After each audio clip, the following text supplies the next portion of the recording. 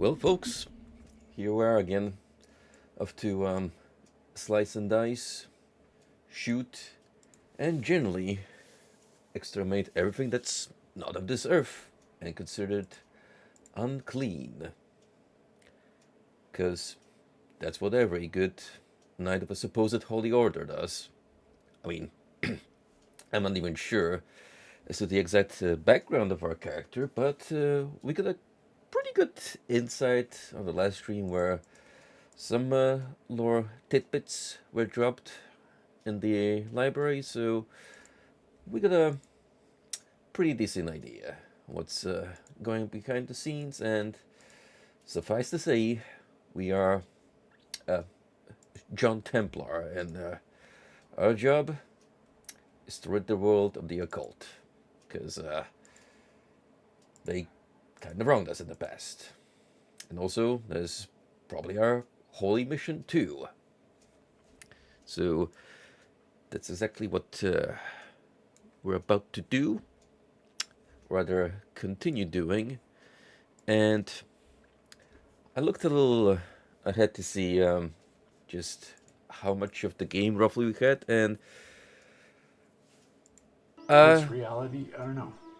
When my bird was looking at my computer monitor, I thought, that bird has no idea what he's looking at. And yet, what does the bird do? Does he panic? No, he can't really panic.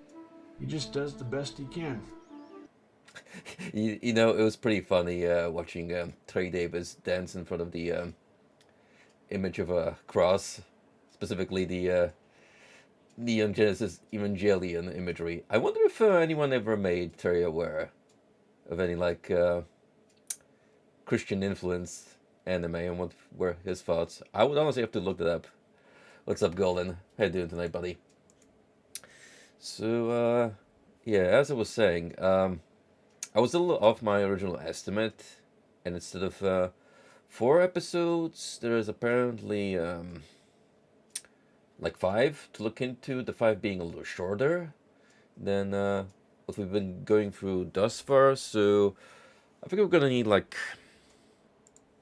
another stream after this one to completely finish Dread Templar, especially since of the slower pacing, because, you know, I like to take my time exploring the levels, trying to find as many secrets as possible, and mind you, some of them are really worth the effort. Like, there's a couple of like decent Easter eggs strewn across.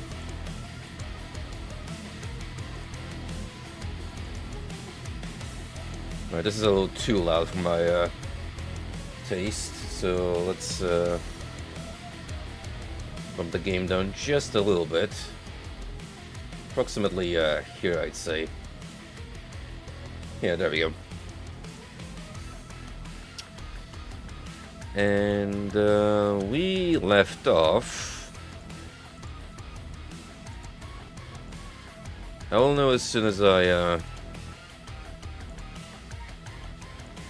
see the familiar scenery. E3 and 3 sounds about right.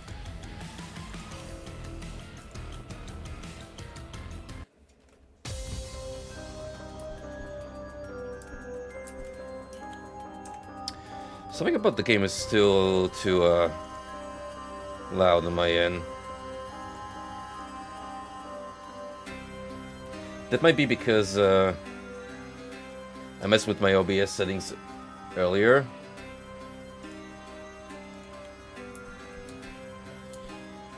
Man, even at 20% volume, this is like still blurring in my ears, but far more manageable.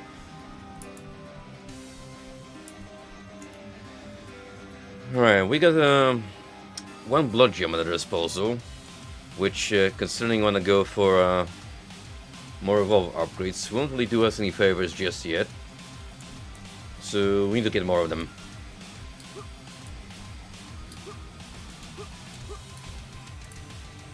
Alley-oop.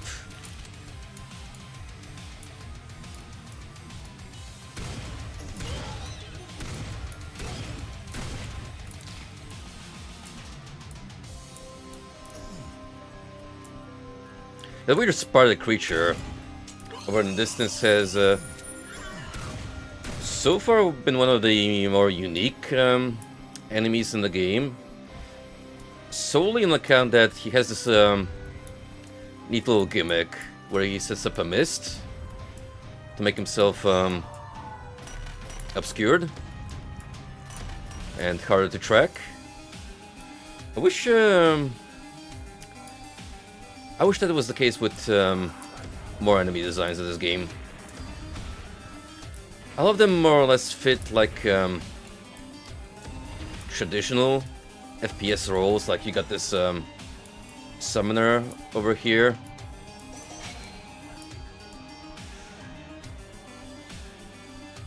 But yeah, I kind of yearn for a little more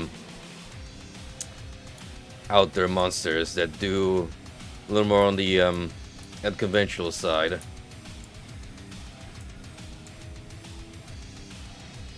Playing it safe is not necessarily a con, but this will definitely add a lot more flavor.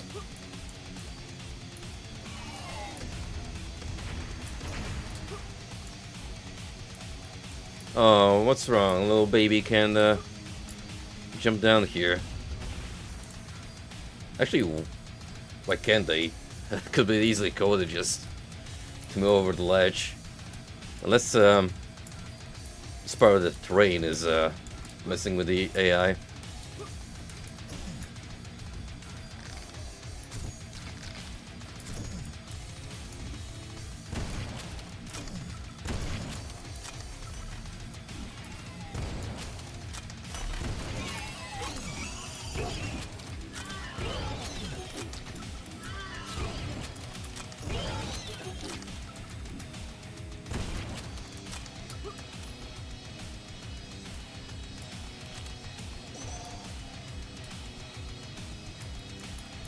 Nope, we ain't going that way just yet.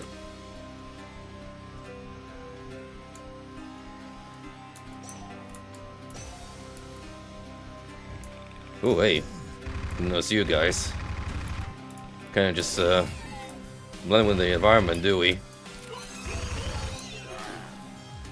Oh, shit.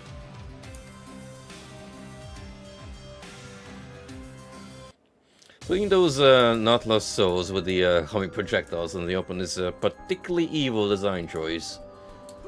Because I sure as hell don't have many opportunities to seek cover.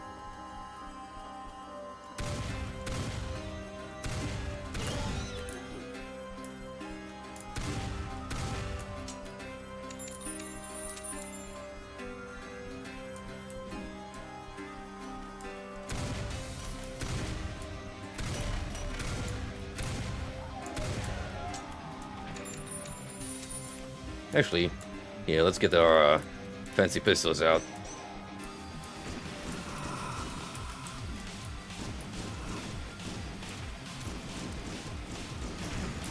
Now, they may not deal as much damage as if I was pulling out the single revolver. But they're not that far behind once you apply the upgrades. Pretty good substitute to the Uzis. So if you want to preserve ammo, they are your friend. And good grief are we burning through these later maps, ammo-wise.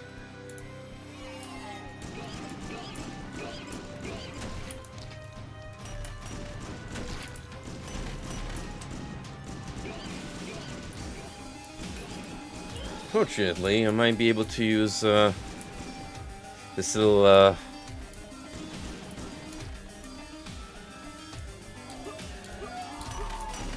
fault in the AI's behavior to my advantage.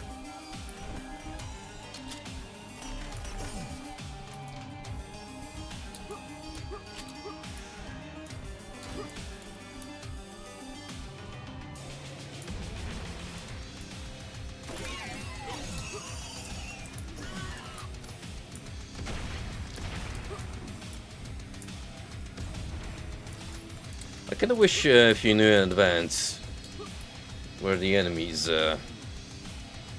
were hiding masked as ice slabs, you could just blast them away. I guess still too much to ask for.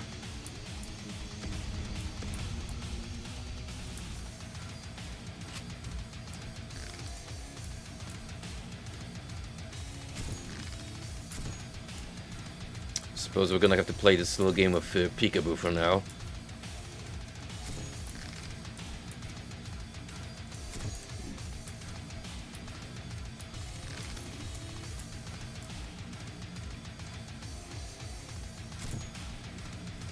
Swear these things are generally more persistent than Revenant rockets. Yeah, like, look at them go.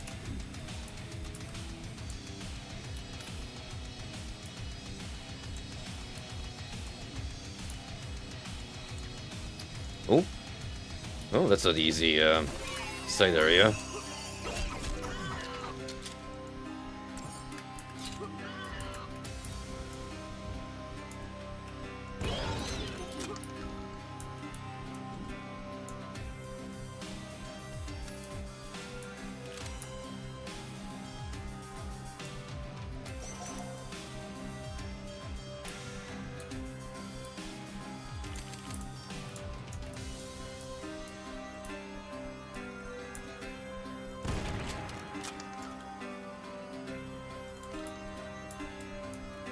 I wanted to manually save like a fool, but then I forgot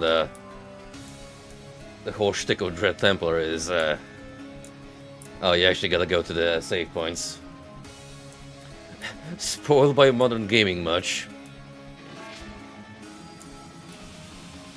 Fortunately, didn't have to wait for long.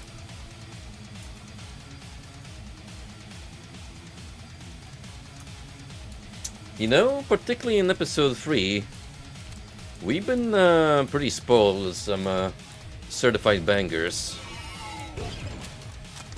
as far as the soundtrack is concerned.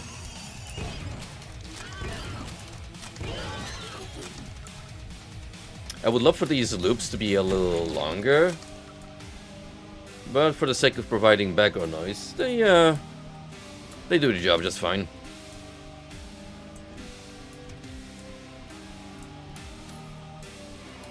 That's right, my boy. Hoard those Cormets. On the off chance that it will come up with a ridiculous redeem that will cost like $1 million of frog dollars. Not that I have any clue. What could I potentially throw your way? But I'm sure we can come up with something.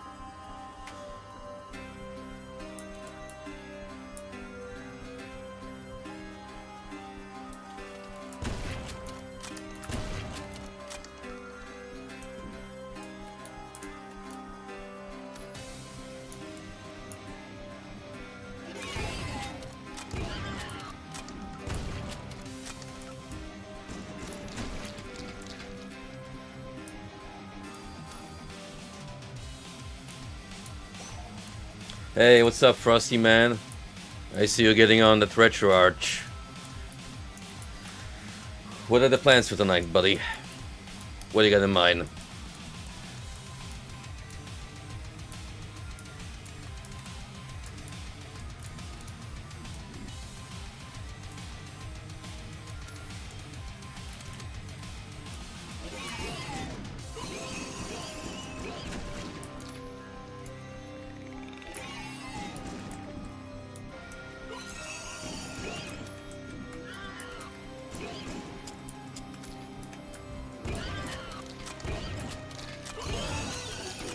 Know how I can tell this doesn't even remotely take place in England?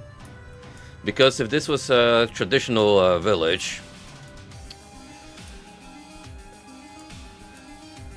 it can do without a shop, any kind of convenience store, but there has to be at least one pub in the vicinity.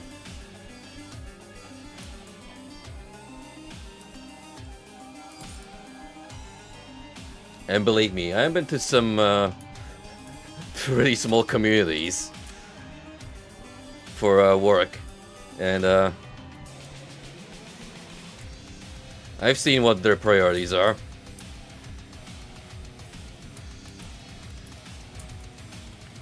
So, because I keep forgetting, we don't really need the overlay on. If I'm playing Remnant, yes. I do need to be online, but not necessarily for Dread Templar.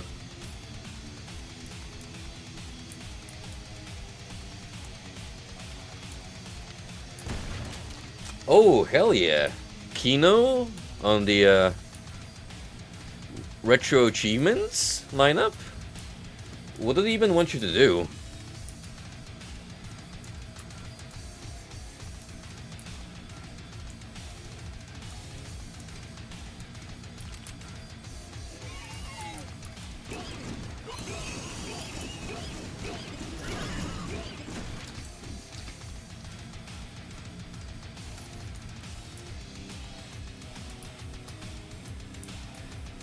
Ah, they haven't even unveiled the goal yet.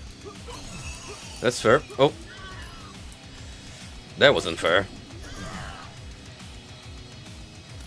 I got stuck. Absolutely body blocked by the enemy.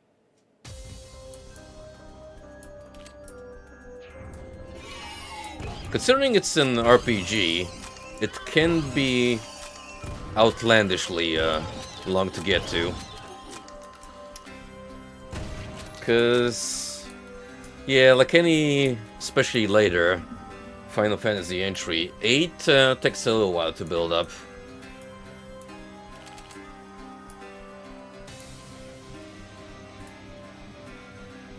So my assumption, they want you to do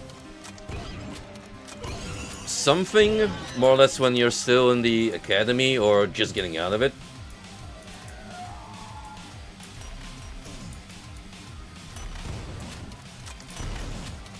Beating Ifrit, yeah, that sounds sensible. It's like one of the first major accomplishments, and your essentially tutorial into like the magic system, how junctioning works.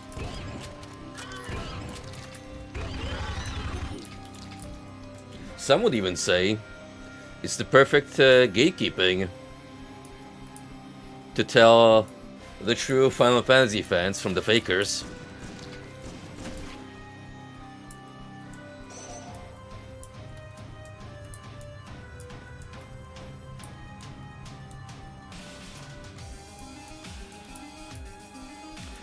Like, okay, I'll be fair in the sense that it is a little confounding at first.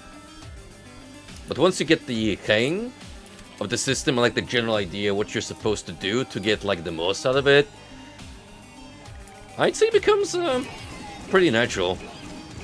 And then you're like coming up with effective combos naturally.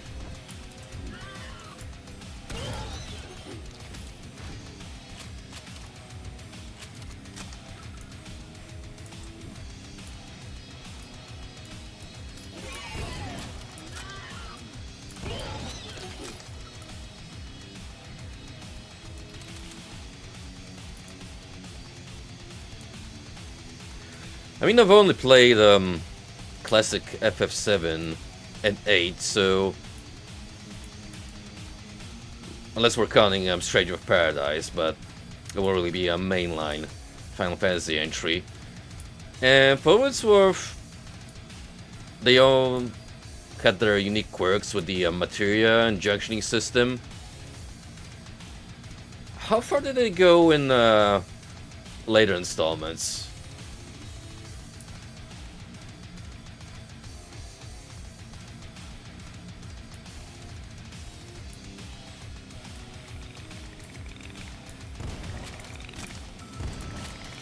Ooh, Lord, there's an awful enemy to fight at low health.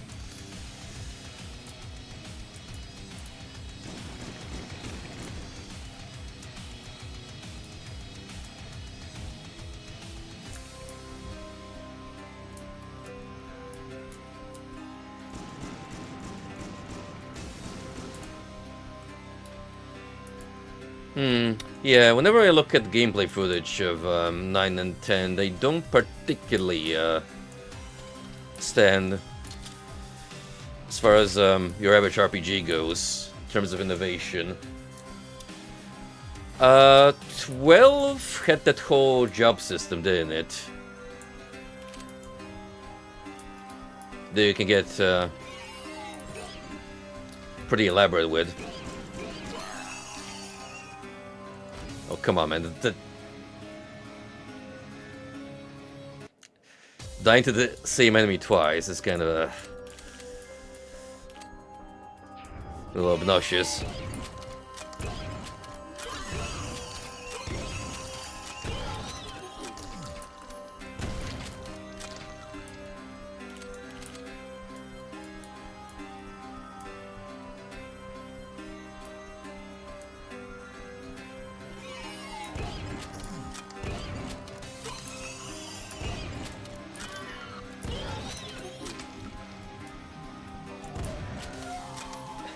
What do you mean British game? That's news to me.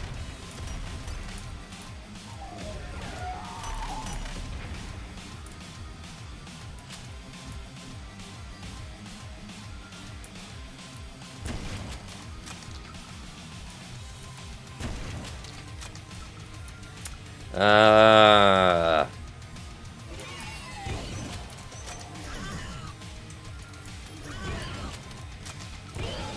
You're a clever beast with making that joke, but in context, yeah, I get what you're pertaining to.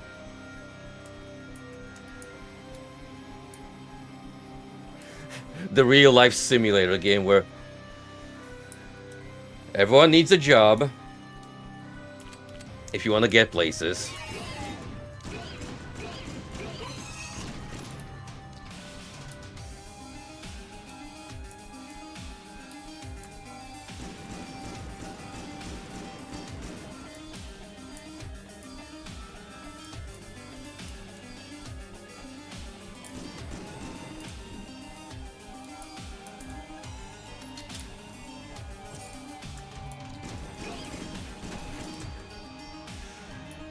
Van, the kind of guy to insist upon himself just to watch TV at other people's homes.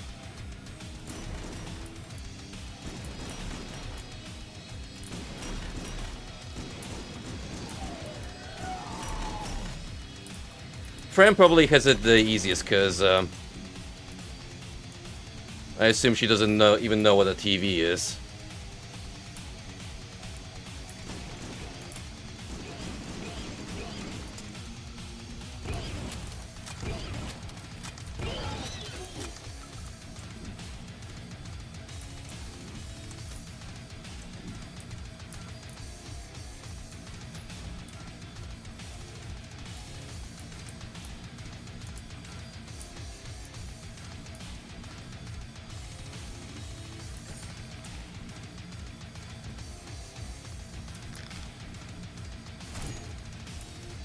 Yo, back to the 1 HP struggle. This side area has been pretty brutal on the health pickups. You don't really get a whole lot to work with here.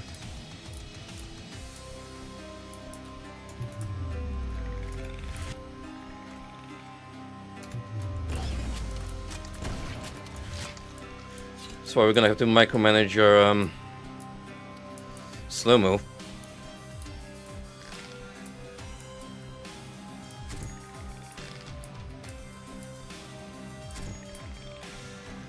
Yeah, when you think about it, bows are kind of an underrated weapon in first-person shooters these days, aren't they? You don't really see them make much of an appearance. This is like, as far as I'm concerned, the first time I've seen one since my Turok playthroughs.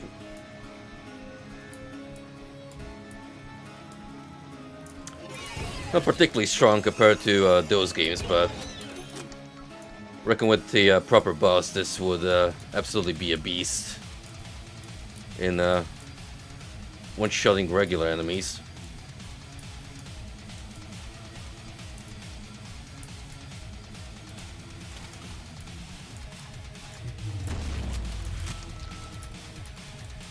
Please, where are all the health kits? I'm dying here.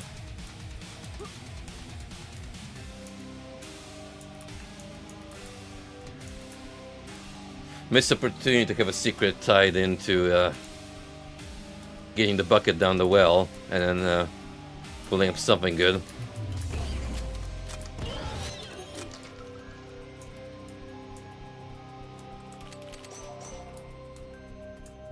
Well, 11 HP ain't a whole lot, but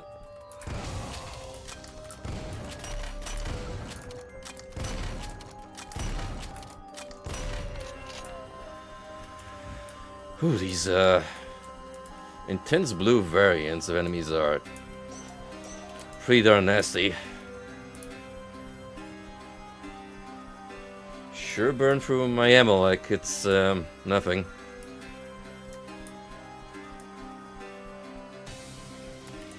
Is there even anything worth in this side area besides me just getting some supplies?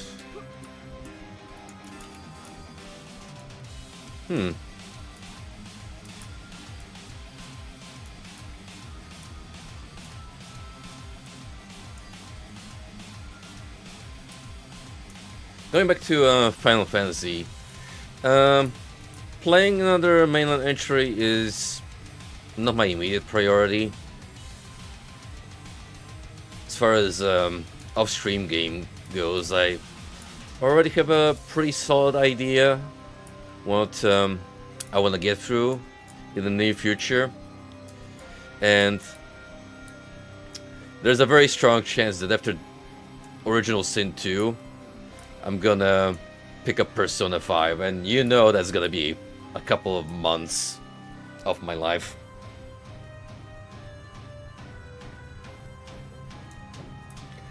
That's easily 100 plus hours down the drain.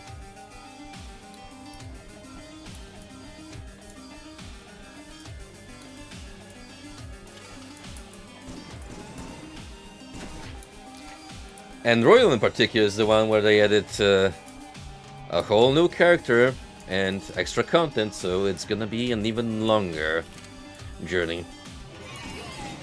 Okay, we ain't complaining about more content in video games though. The year of our Lord 2025.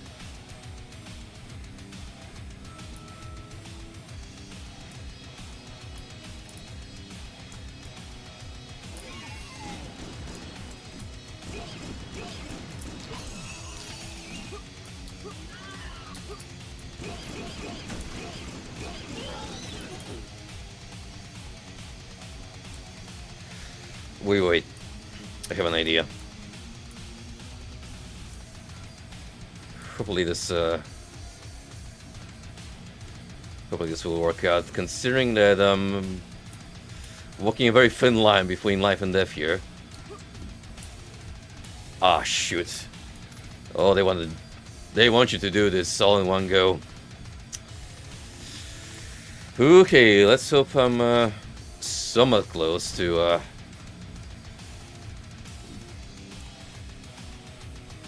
the end of this A psychic. family walks into a talent agency. It's a father, mother, son, daughter, and dog. The father says to the talent agent, "We have a really amazing act. You should represent us." Oh, you. Shh. The agent says, "Sorry, I don't represent family acts. They're a little too cute." Wait, I actually have to read that because I got a little distracted. The mother says, "Sir, if you just see our act, we know you would want to represent us."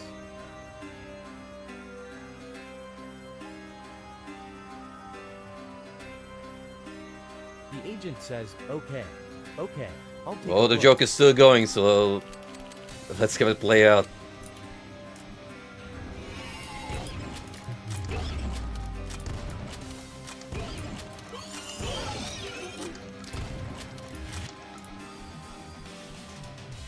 Running is pretty crazy though for having sit on all those Starts koi with my myths son just to and redeem daughter them now. with our dog. The dog is old and he backquote missing all of his teeth. So the way we feed him is that he sucks off my son so long till my son comes God, and injects run his in. sperm into the dog backquote Fuck. The daughter is there to suck Oh, my son no. backquote balls in his anus so that my son gets a little extra out of this feeding ritual as well. After the dog is fed, my daughter gets down on all fours and licks off the dog backquote saliva as the dog fucks her asshole. You know what? It's for the best. Oh, well, This is gonna be a very interesting VOD to put on YouTube, isn't it?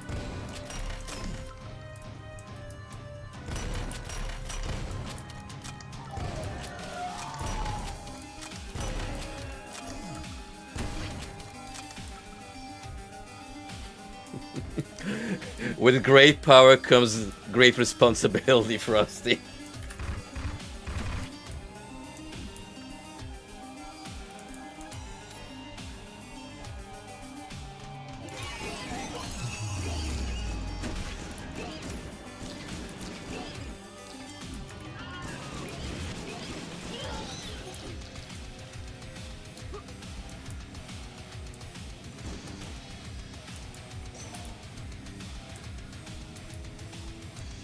Gotta remember about this blow up that renews my bullet time.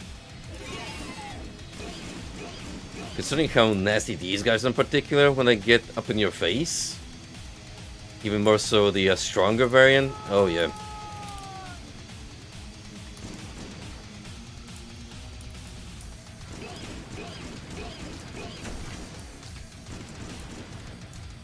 Wait, how many redeems would you require to finish the joke? Was it just one? That you got a blue balled on?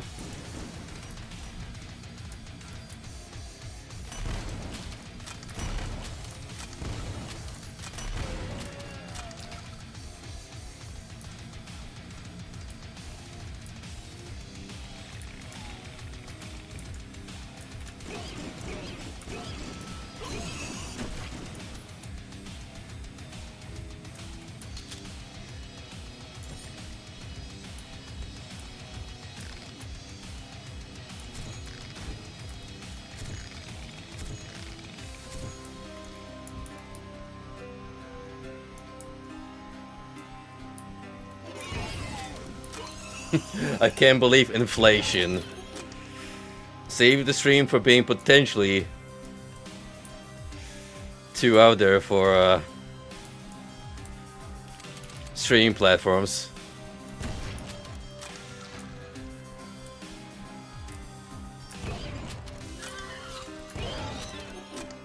I miss Gilbert Gottfried, man. What a legend.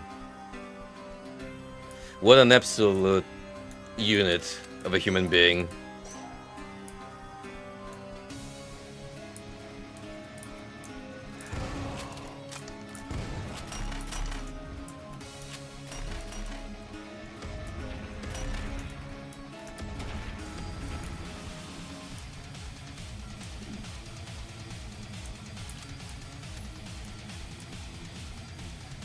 Hey, this is going much better.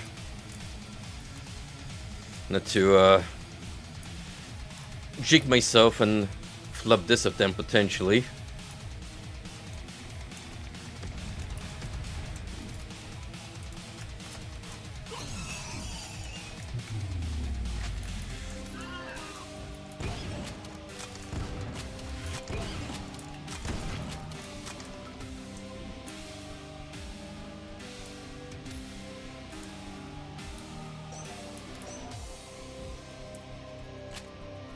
Oh yeah, Gilbert Gottfried was one of those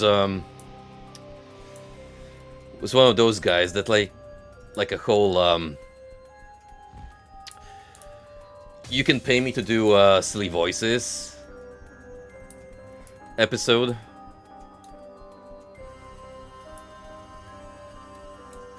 Basically, like the whole deal, Tyrone became popular on their internet.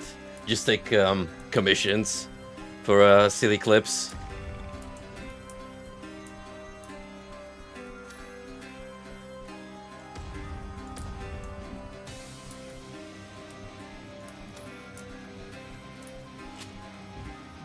I know we live in the age where AI imitations of popular celebrities are becoming more rampant, but I wish more of them would just do that earnestly, of their own free volition, so we could get like the authentic experience of popular people just saying ridiculous shit online.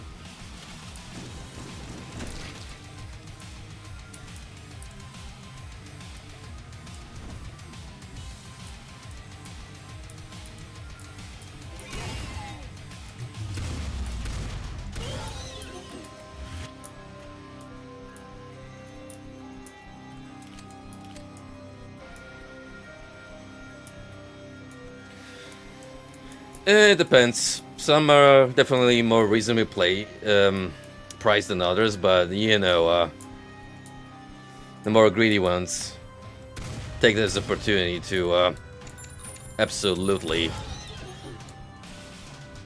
blow the price pool out of the water.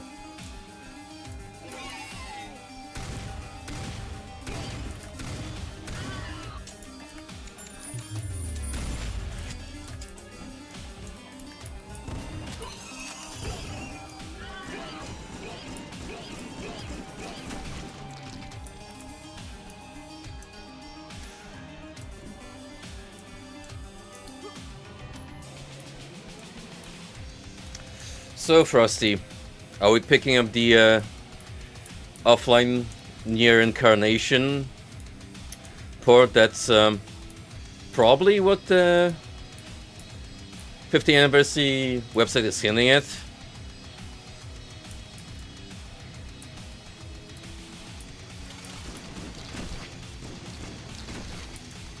I bet you anything. I'm gonna go to that piano concert that's early January, and I would not even be remotely shocked if Yoko Taro happened to have another cameo of his, and he's gonna say, like, yeah, Nier Incarnation coming soon to major consoles and PC. Have fun. Anything but a new Nier game. You gotta admit, though, he's been living pretty comfortably all these years, cutting coupons off his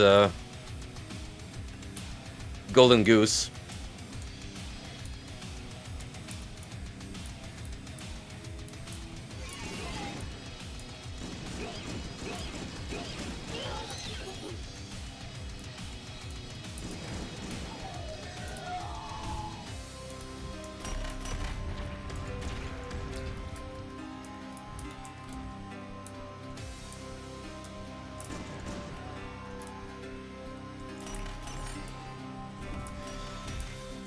Sure, have the rocket suspend.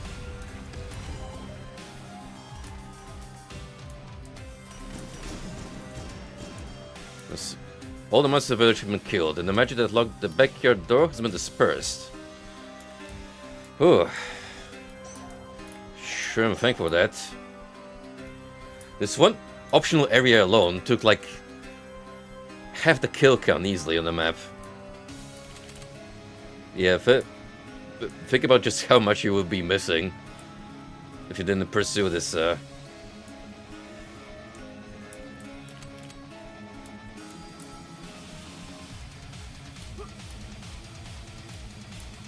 do want to try and explore the village more in case there's a secret somewhere here, but I'd rather get a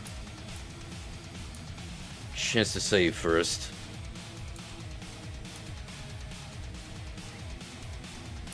It doesn't appear that you can enter most of these buildings, which is kind of a shame.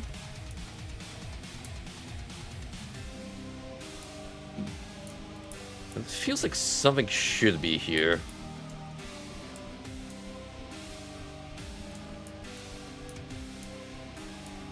We got 8 secrets to uncover after all. That is quite a number.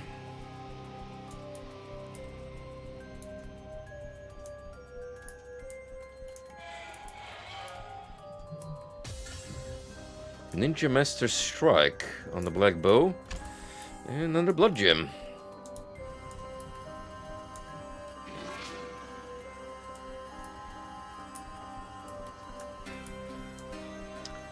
Alright, that put me before the side area, so in that case...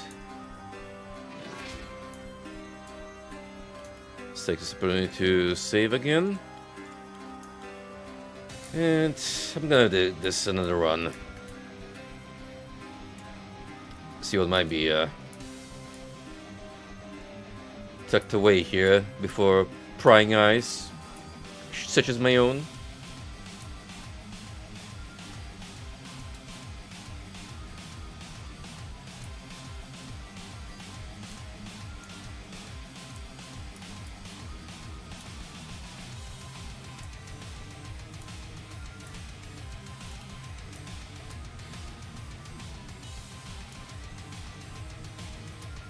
Looking for in particular objects that might be placed in the higher elevations, like say the rooftops, because in this environment that would be like the more obvious choice. Does the water kill you?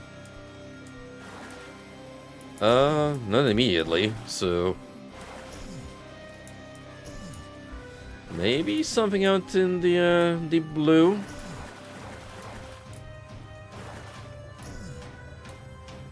Oh.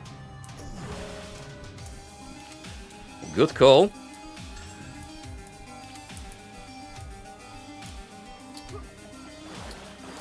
And I'm pretty sure this is our first rune for the gauntlets. Certainly gonna come in handy. Get it, because gauntlet, it's what you put on your hand. Please laugh.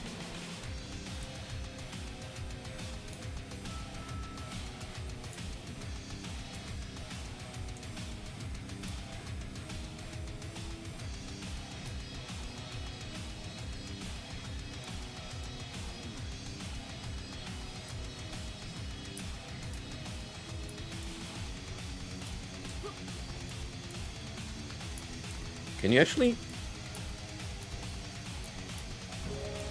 I was onto something.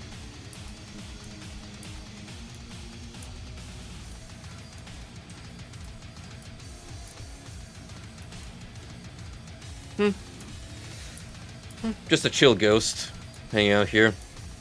No biggie.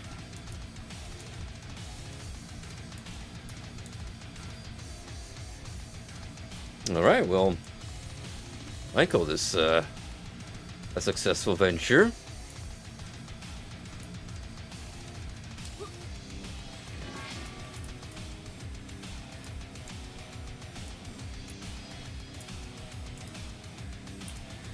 Right.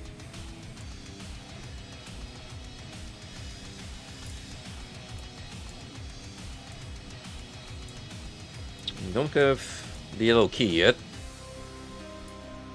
So, the only way to go is this way.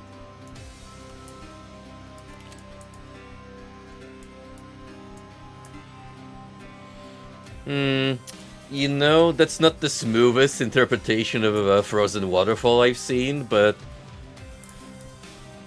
I'll let it slide, because it's like classic Doomcute levels of yeah, we have this limited engine and we're trying to convey something a little more ambitious.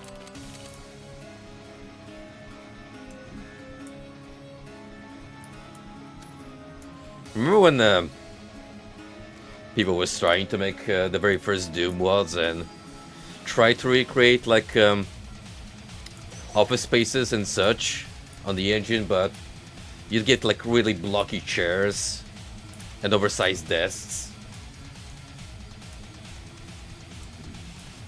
because people were still trying to figure out what kind of models and textures to use.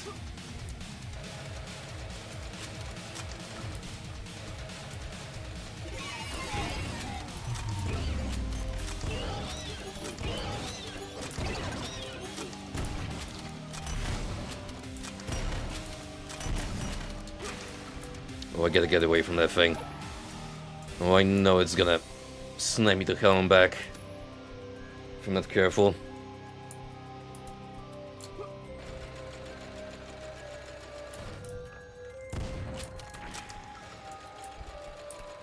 Alright, here's what we're gonna do. I have 4 arrows. I'm gonna make good use of them.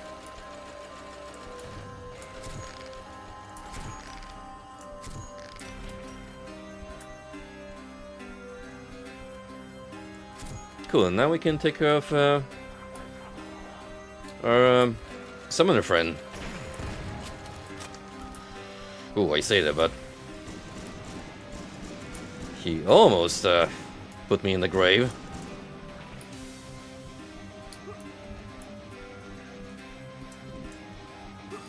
I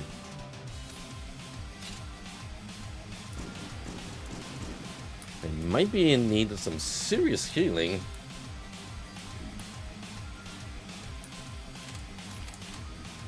And armor, while I'm at it.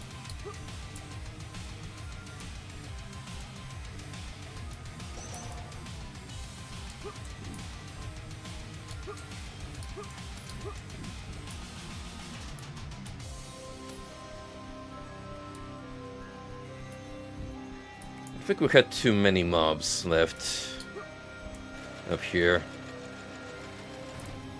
Yeah, just a summon and that fell over there.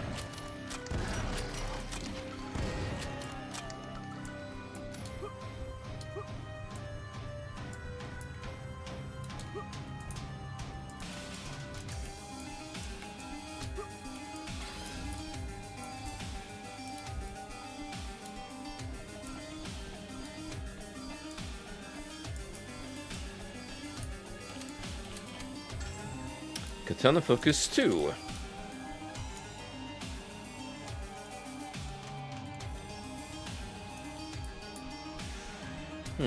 What's that red glow over there?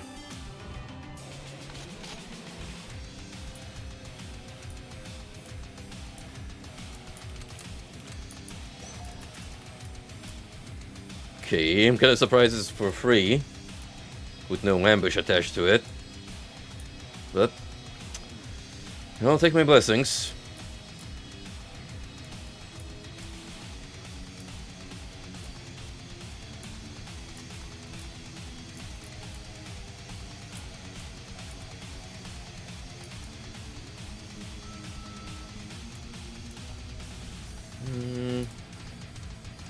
Anything unusual? Oh. Speaking of spawns.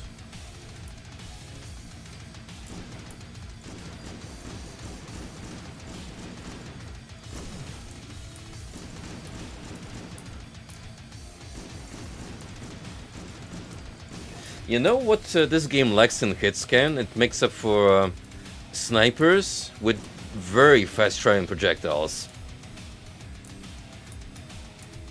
Like, generally speaking, the average trajectory of even the starting zombies gunshots, you gotta have some really good reaction time.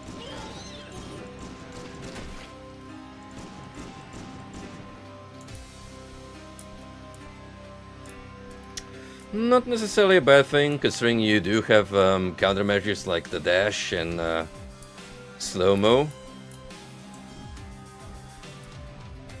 But it is a little wild at first, when you're still getting used to the game.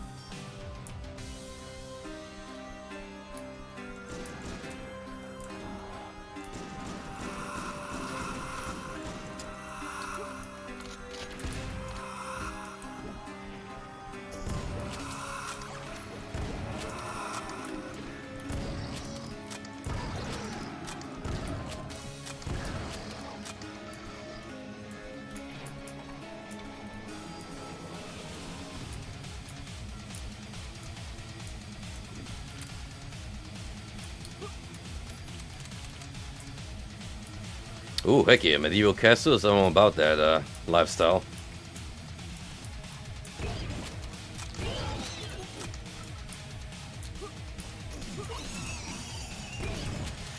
Whoa, whoa, whoa, gentlemen.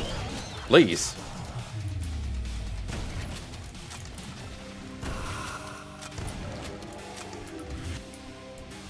I only peeped the corner and already the whole welcoming committee ran into give me a warm welcome.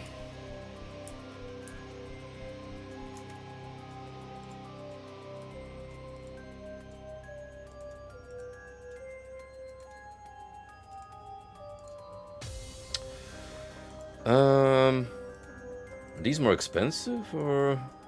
Oh yeah. Starting from the rocket, you actually need more blood gems. I mean, makes sense. This is the most powerful weapons in our arsenal. Hold up. Maximum Inferno Gauntlets and the pistol SMG ammo carried. Why these two specifically? It's a little weird of a decision, but I mean, thanks?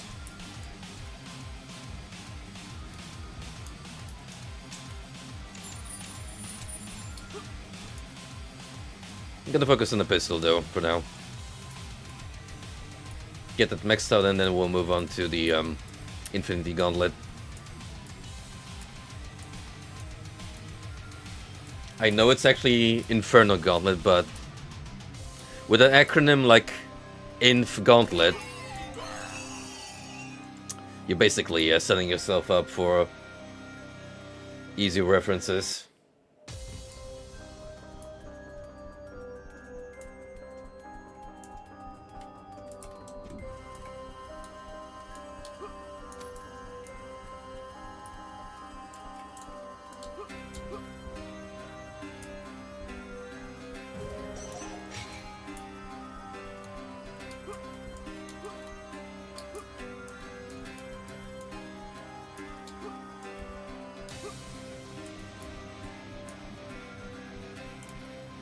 I hope there's something up here. That was my first thought when I saw little walkway.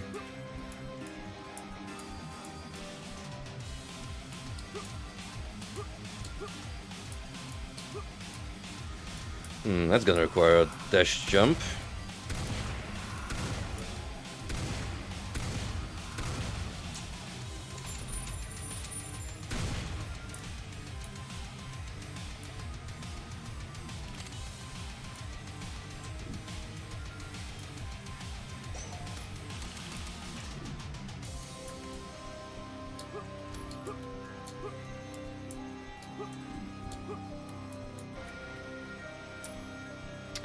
I could technically make it over here.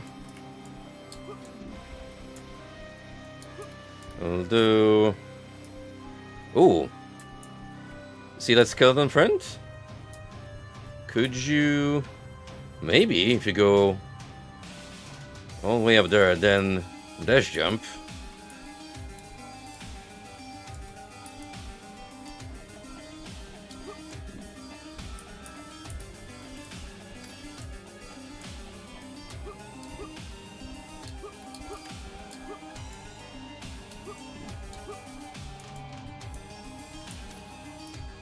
You know, I've been so hooked on the latest Wendigoon upload that I basically breezed through the entire 3-hour video. It was actually my first time hearing about the King in Yellow as in the short stories. And man, I didn't even know about the King Jeremiah being a reference. You know, the character from Dark Souls. It makes so much more sense now that you know the proper context.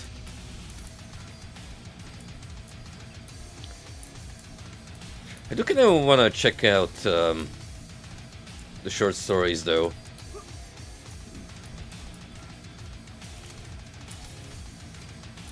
Eva was found. What do you mean, Eva? Oh, whoa, wait. Wait. Remember the ghost in the well we saw?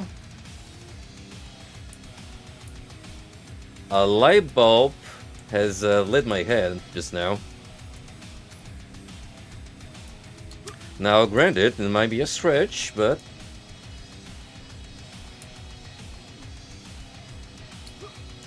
we shall see.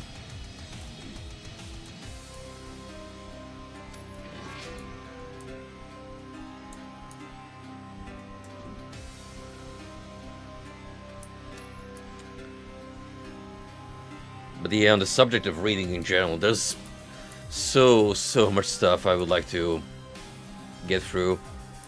I still barely touched the Vampire Hunter D novels they picked up on my Kindle so many years ago at this point. To be honest, I keep forgetting I have them because I barely touch my Kindle. I've just grown accustomed to picking up literature in hardcover format, because, yeah, the convenience of having it digital is a big selling point, but on the flip side, holding a book firmly in your hands and flipping the pages, it's got that special kind of touch, quite literally, that skipping through pages on your Kindle device, it's just not able to replicate.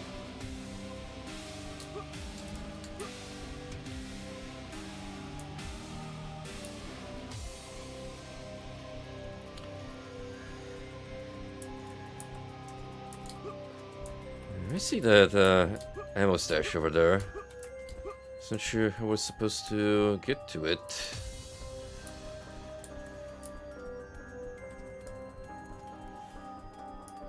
You would imagine it involves some sort of wacky platforming.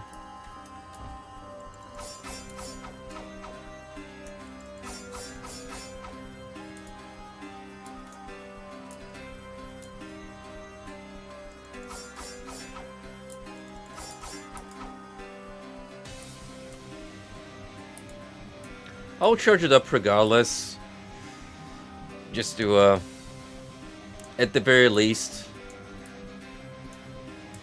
get through another novel or two before I get distracted with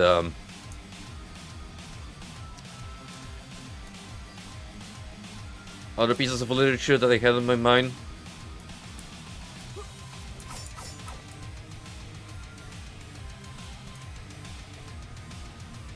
Because those Vampire Hunter D stories are pretty damn good. I just love D as a character. Pretty much prototype Alucard from the Castlevania games in many aspects, when you compare the designs side by side and their personalities.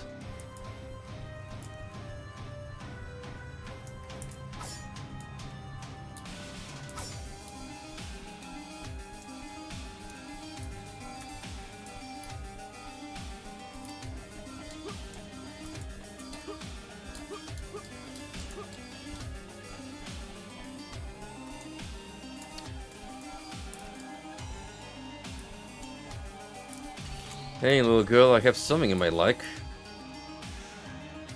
Thank you, good sir. My dad went to find Eva. If you see him, tell him I'm safe now. Yeah, about that. A strangely shaped keycard was obtained.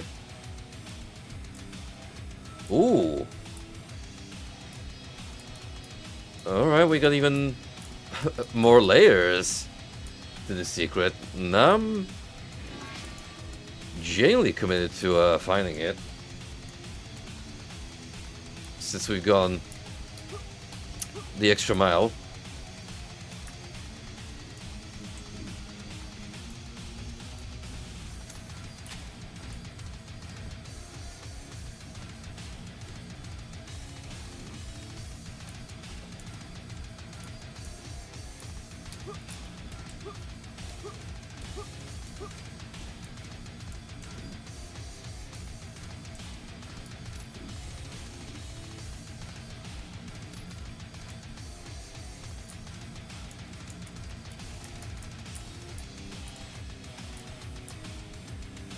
I would say this requires some weird jumps to make it work.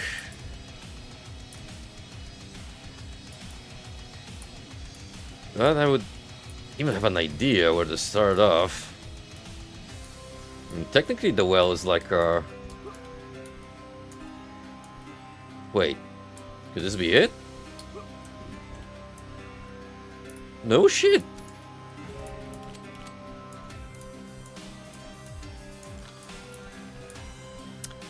That is actually crazy.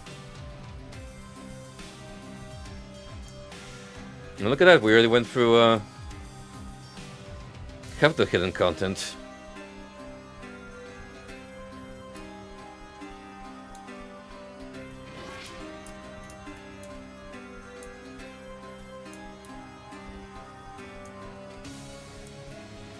I don't suppose we have to return the keycard to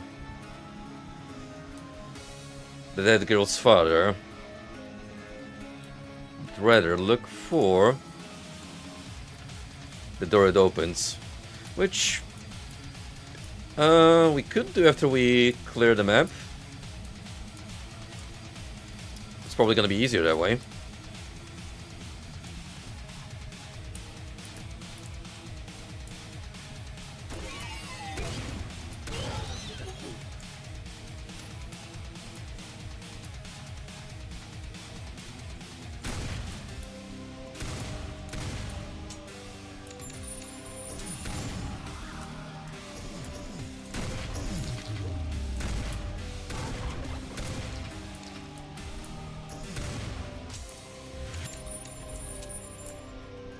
God damn. That projectile barrage.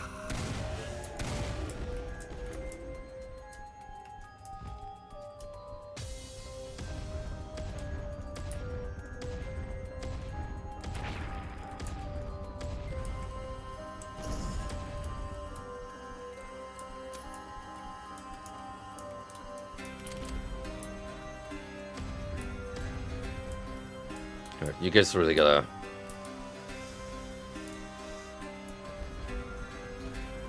You really gotta stop that nonsense right away.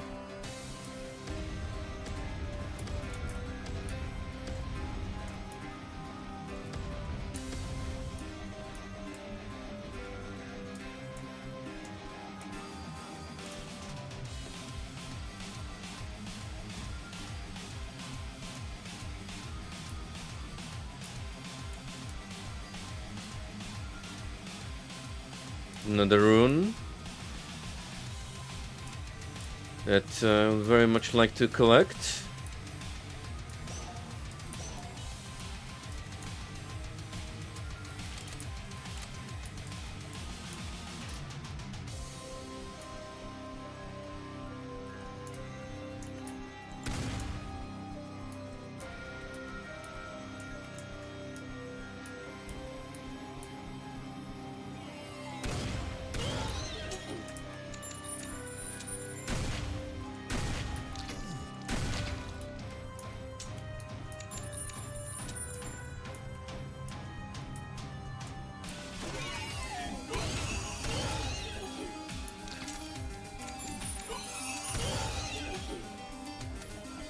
No, these guys don't particularly scare me anymore. Once I like bait them into doing the spike spray around them and just dash away in the nick of time, they're well exposed to getting taken down swiftly.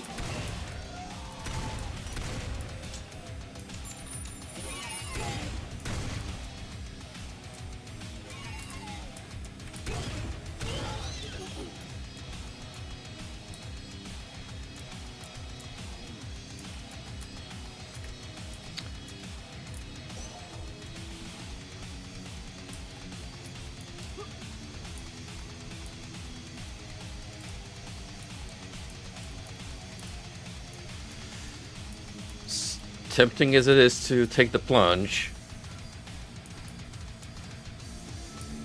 I'm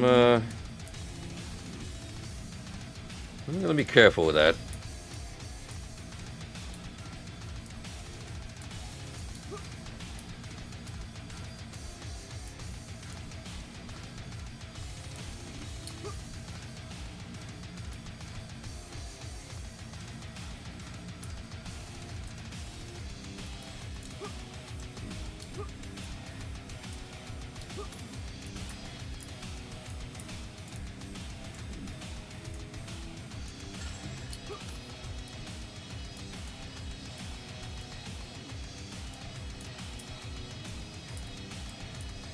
I've already been here? Yeah, I'm pretty sure I dropped this way. Towards the red key.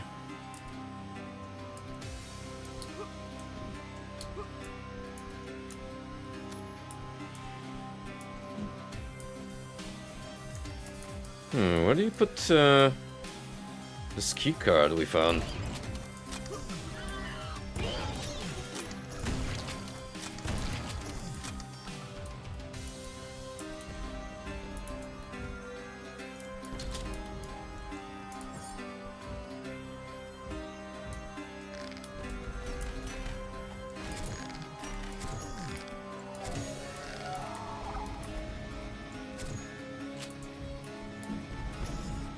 Oh, no, no, no, no, no. That is insane amount of splash damage. I don't want to die stupidly on.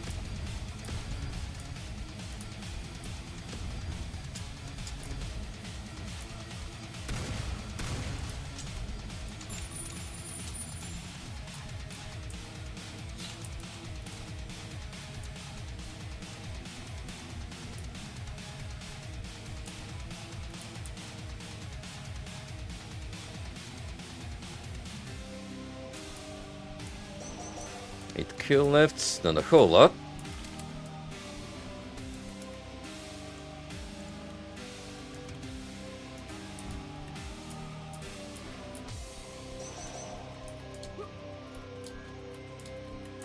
Almost done with the level from the perspective of shoot everything and move on.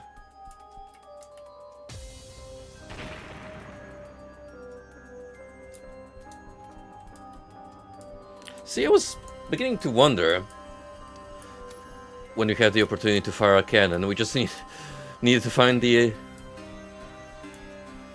color-coded one.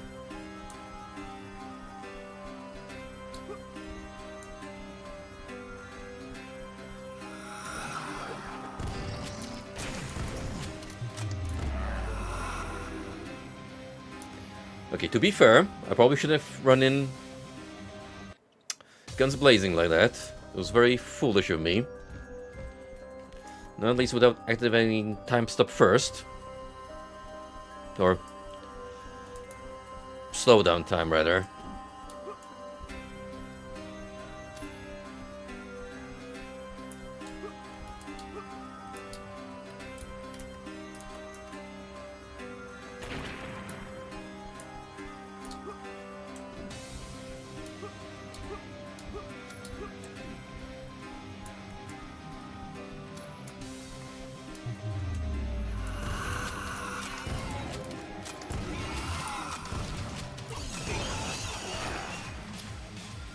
Man.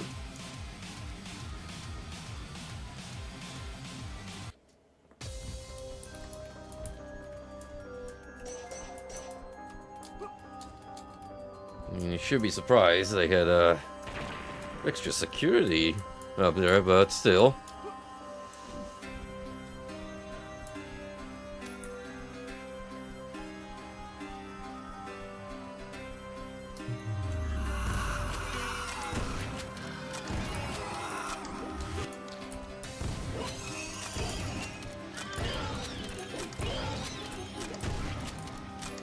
There we go. Way smoother.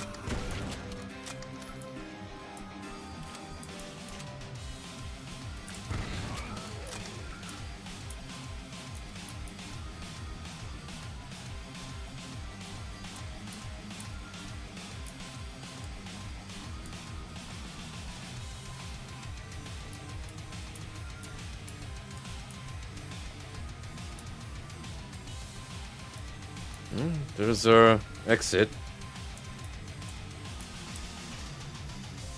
3 kills remain out in the wild.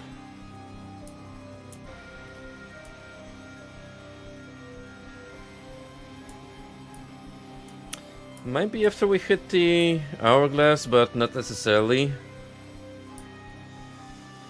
In the meantime, I would very much like to look around and try to figure out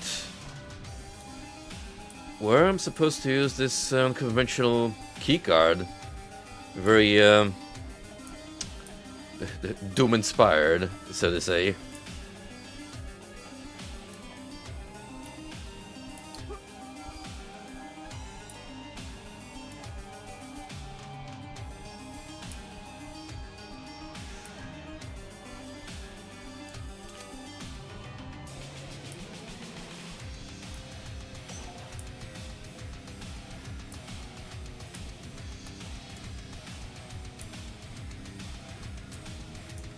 I've really seen a lot in this area.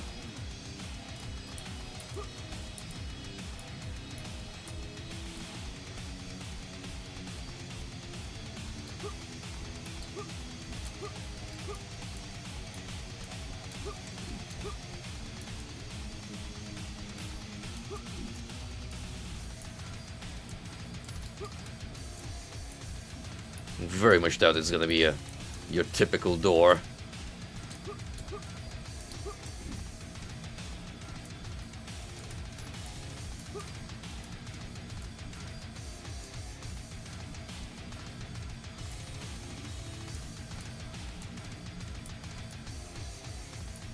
The only issue is I don't remember seeing anything with an unconventional design.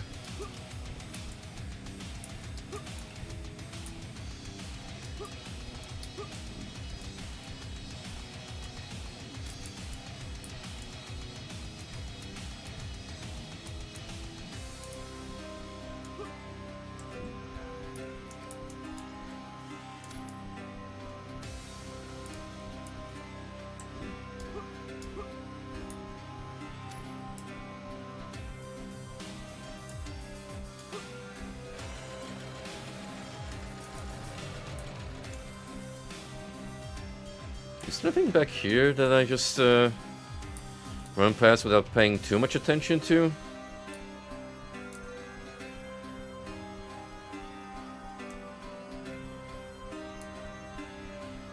Yeah, not really. Same for the village. The most devilish thing the dev could do is place this super secret like near the exit. Oh, then now that would be cruel indeed.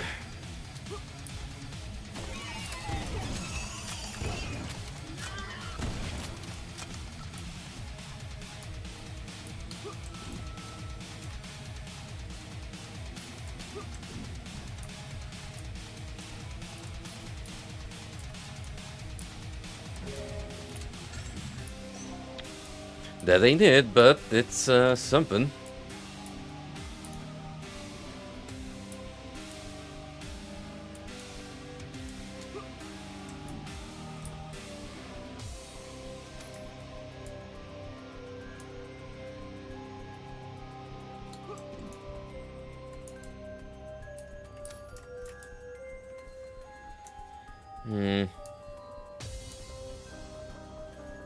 We're just gonna have to explore the keep.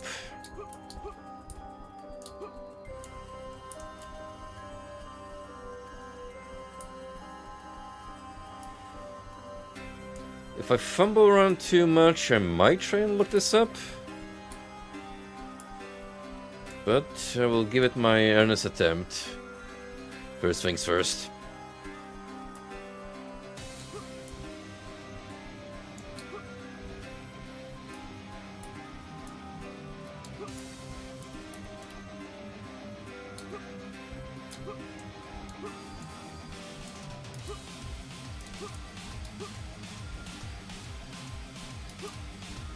Well, you can see the starting point all the way from here. Good environmental storytelling.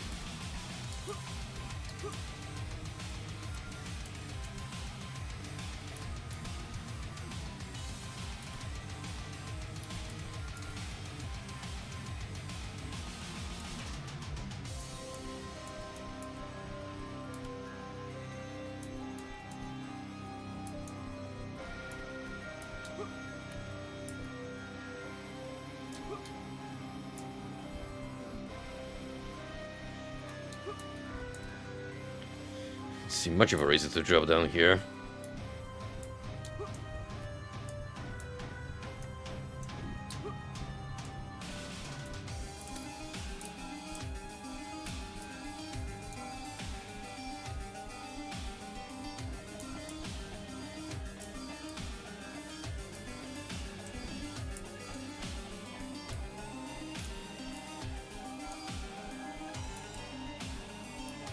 Gonna go save at this tower and then continue searching.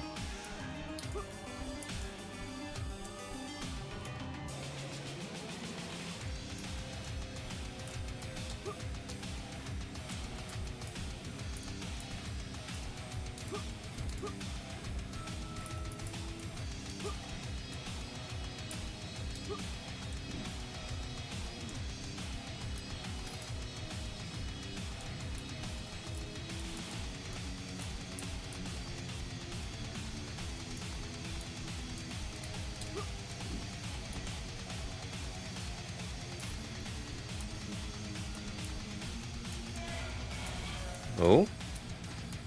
What we got?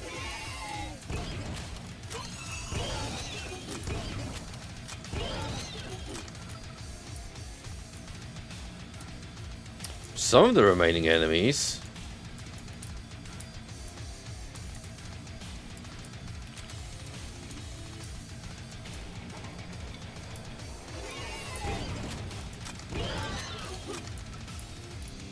And now none. Oh, could this be it?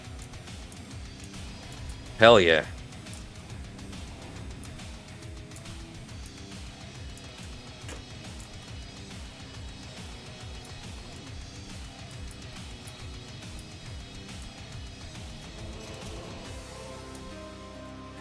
That is a super secret, alright.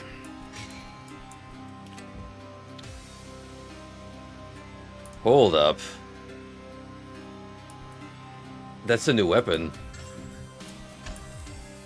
I am not familiar with this design. It's vaguely reminiscent of the rocket launcher, but just a bit different.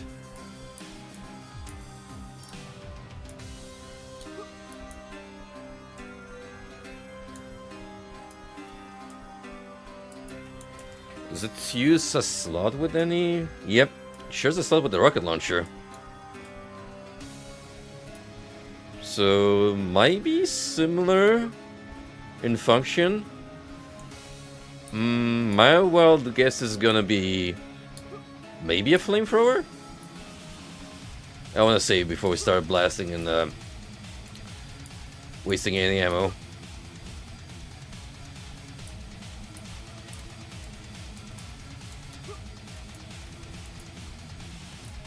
Alright, I gotta make the dash jump. How silly of me. Also, have I tried going over here? I don't think so.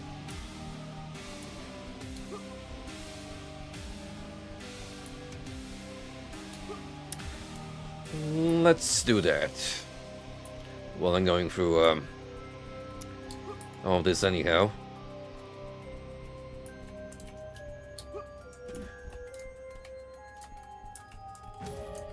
Brilliant. And a convenient shortcut. Phenomenal.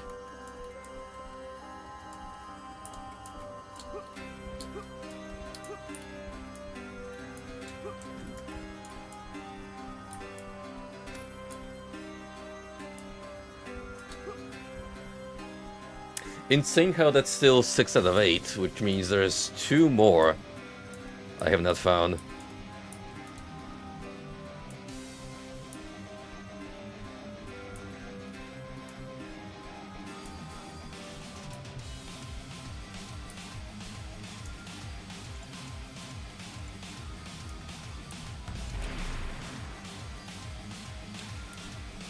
It's a triple spread.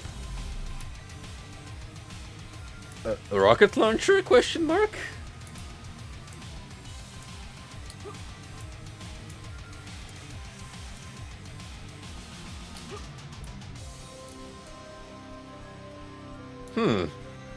Well, we'll see how it handles in crowd control scenarios.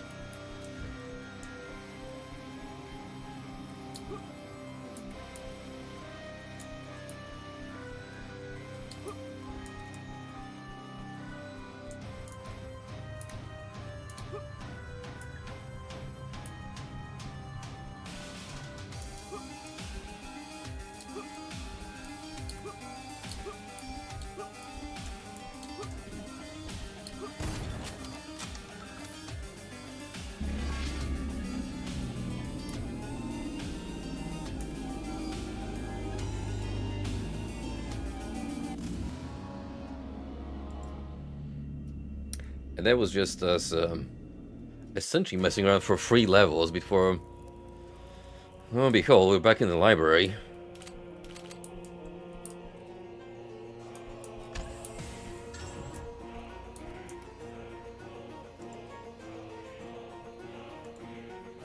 Right, so whatever we picked up classifies as a rocket launcher in terms of power-ups.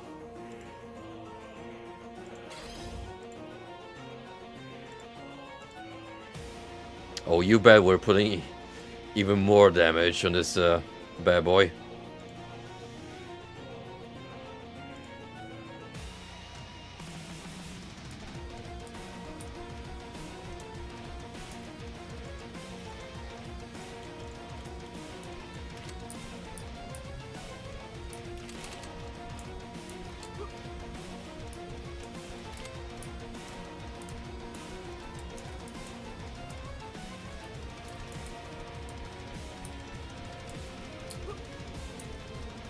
Shit really hit the fan when we left this place.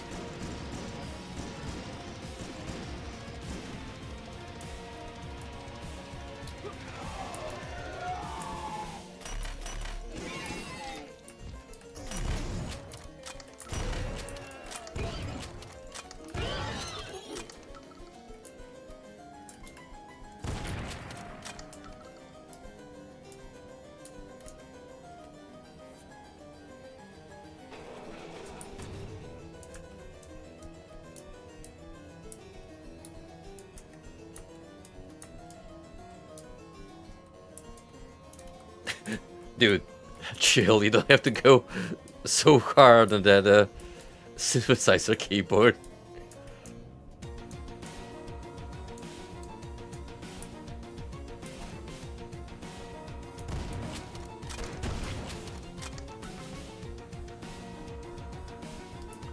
But you can tell someone had a lot of fun composing the OST.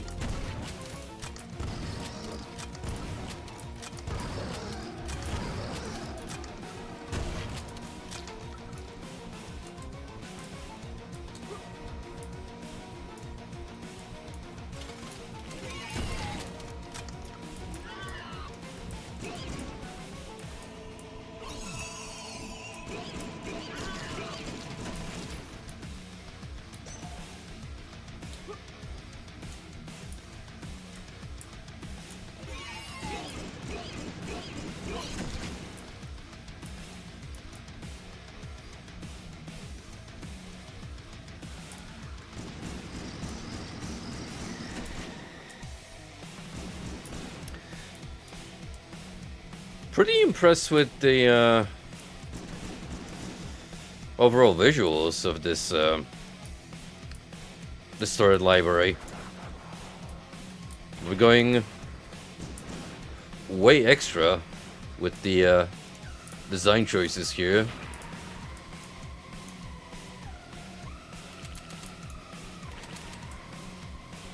Now, is that a bad thing? No, because anything that makes me feel like I'm playing America McGee's Alice, that's leaving a solid impression.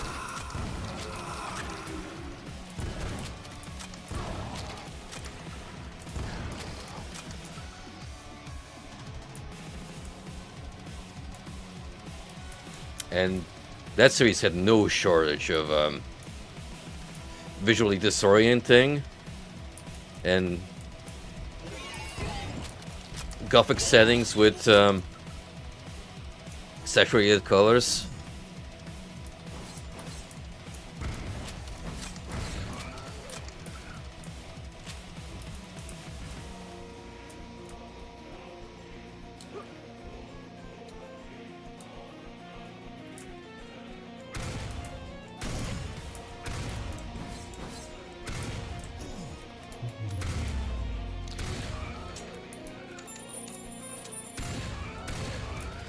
Head back and try and find the side area first.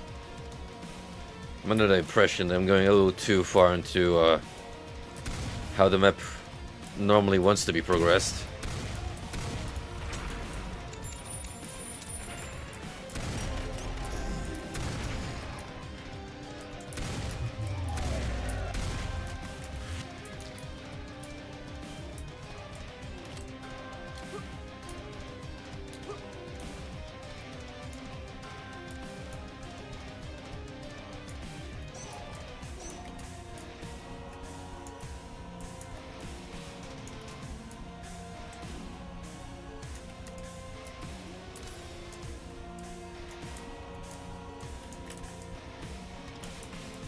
You know, one of these bookcases might be special.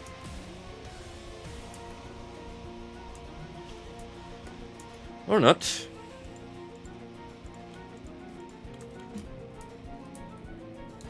Could be all a ruse to swindle me and waste my time.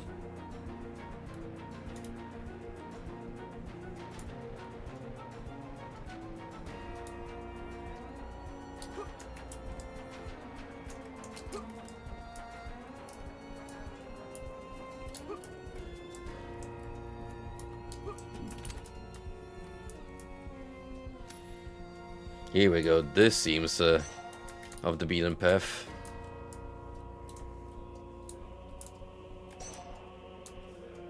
What's happening with the texture here? It's freaking out a little bit.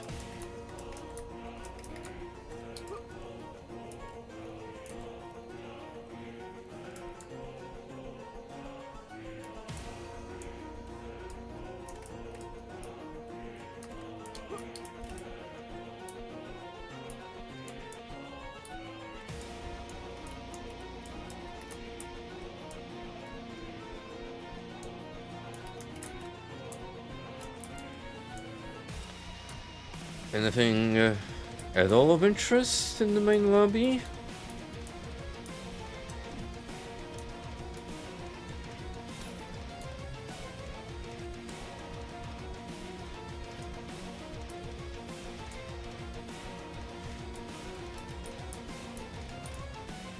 This room is so robust it could easily house 2 secrets at least.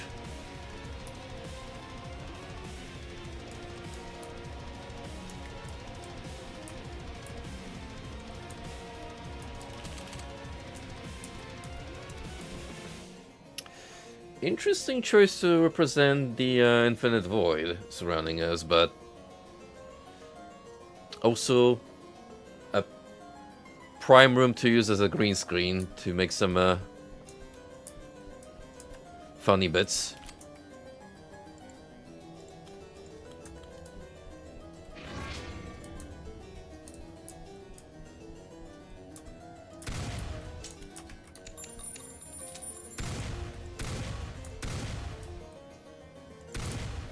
I think they can reach me. Or maybe?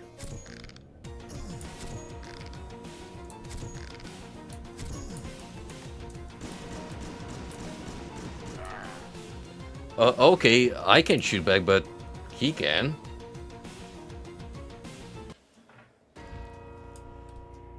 A little cross with that.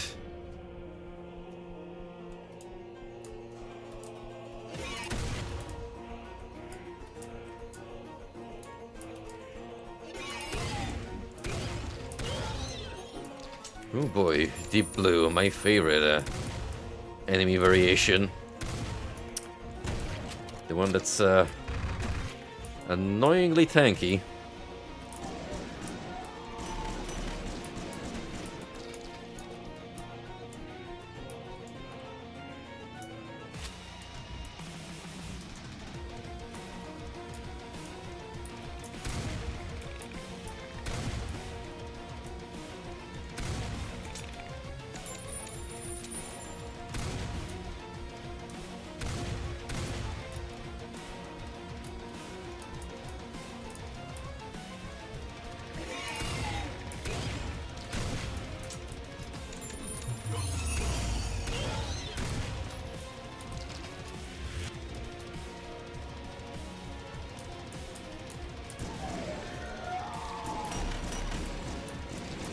Wait, it's a good opportunity for the triple spread to show off.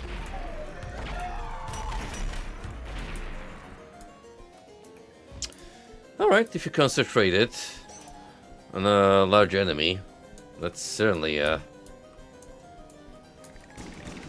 worthwhile.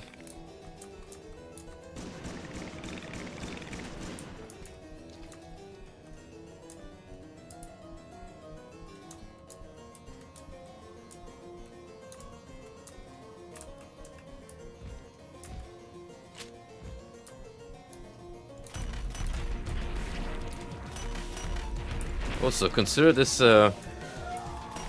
really fast rate of fire.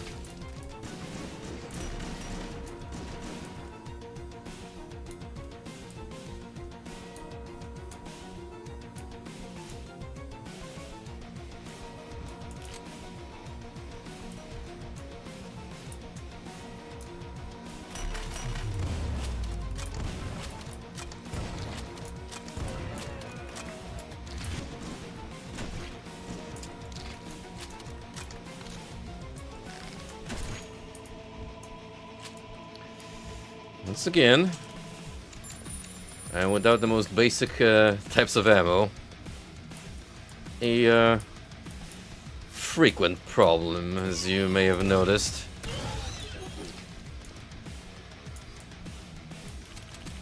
Thankfully, putting an extra point in damage on the revolver, smart move.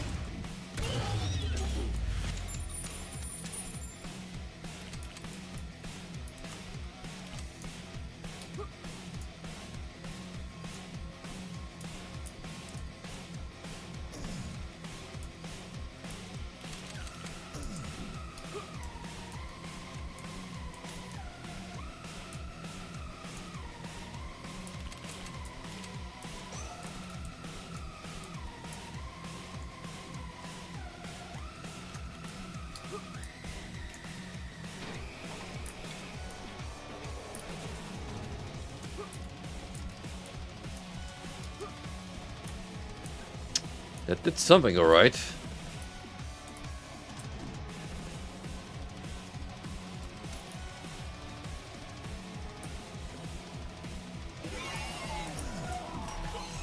Oh, goodness gracious, we are getting very spicy here.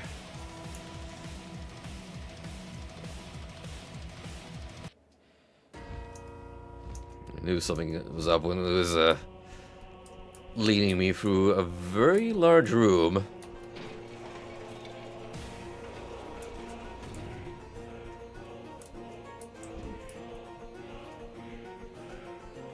Be ready to deploy the bullet time.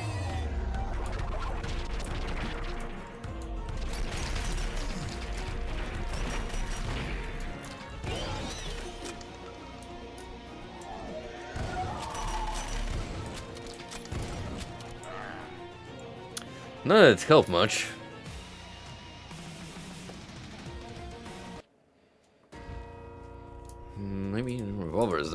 because I have it maxed out for ammo. Oh, shouldn't have done that.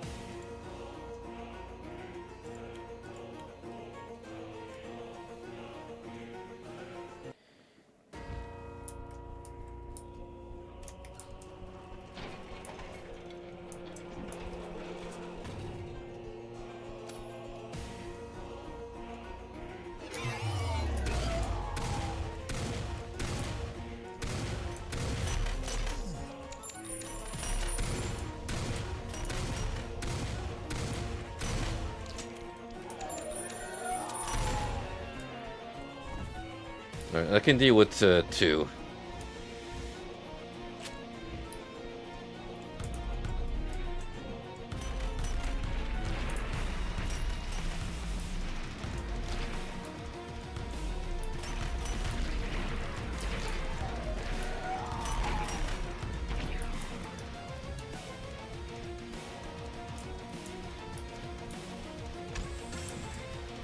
Frost Banshee on the shotgun. Super shoddy. Maybe it's more efficient against these particular enemy types, which, well, in this setting will be a very welcome addition indeed.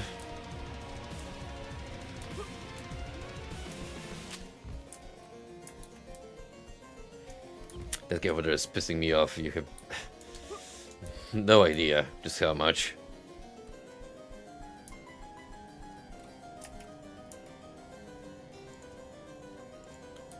Still gonna need 2 more blood gems to max out the revolver. I suppose I could take the teleport and then run back here. Just to have another look.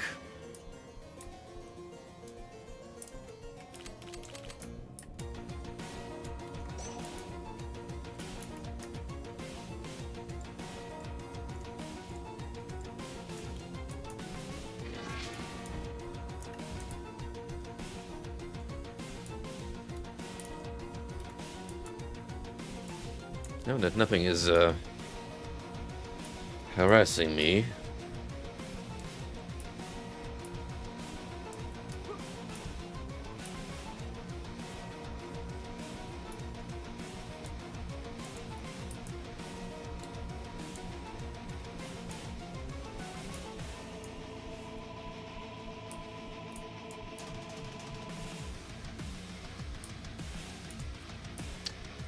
This side area is way smaller than I anticipated.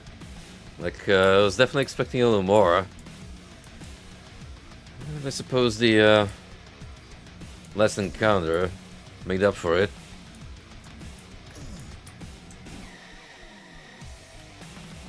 That guy sucks though, so I'm not gonna take that extra damage. If I were able to fire back at him, sure. But if not, then screw it.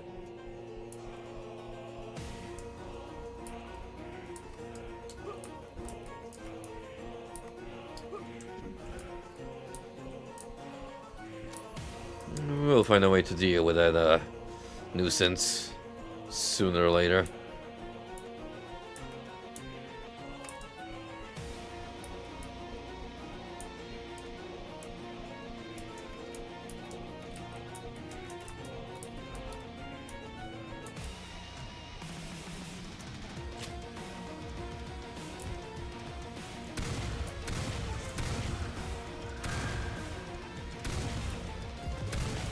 Speaking of, it was that easy.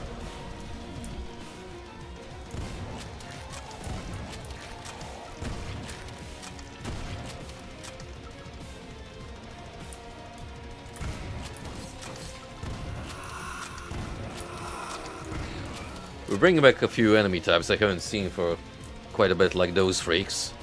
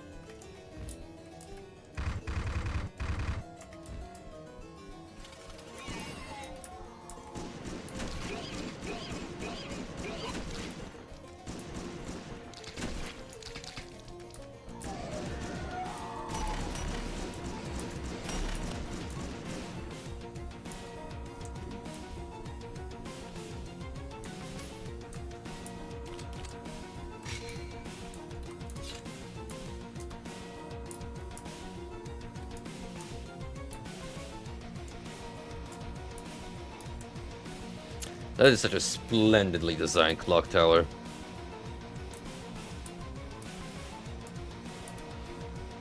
Something about the red stained glass. It's a little more chef's kiss.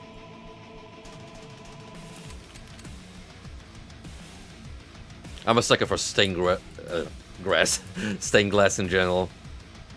It is a very strong aesthetic.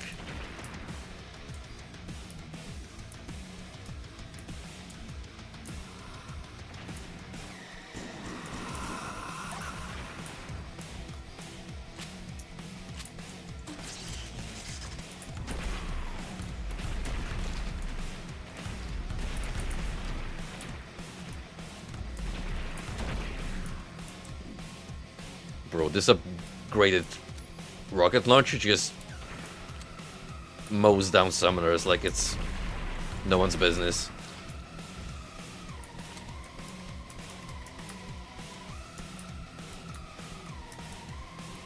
Might have found the perfect counter for him.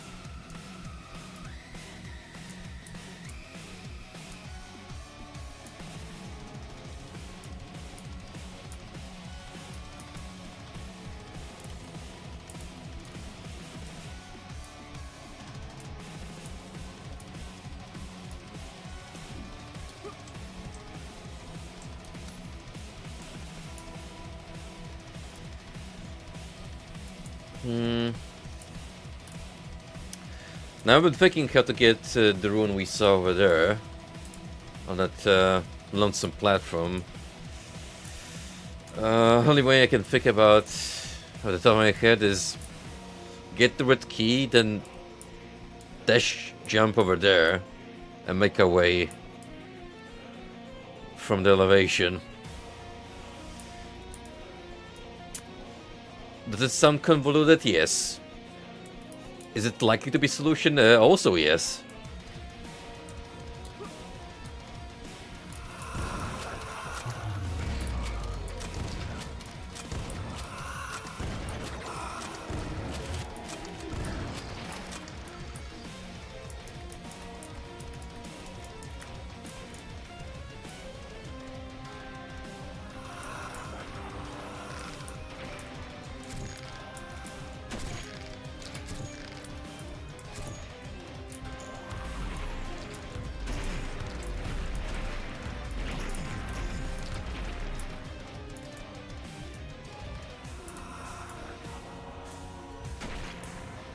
Is that the gun we found the super secret?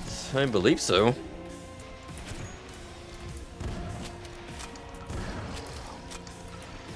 So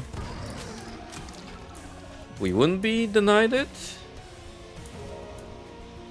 but because we went the extra mile, it was way easier to clean up the side area, and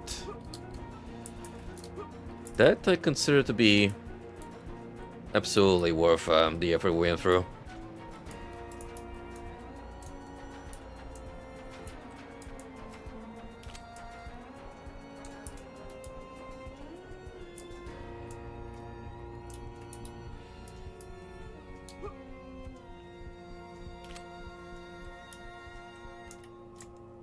Oh? Hey.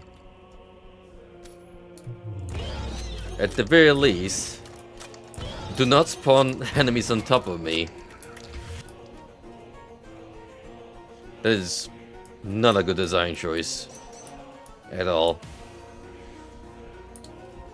If I happen to be on low health, pretty much insta-death. No chance to react whatsoever.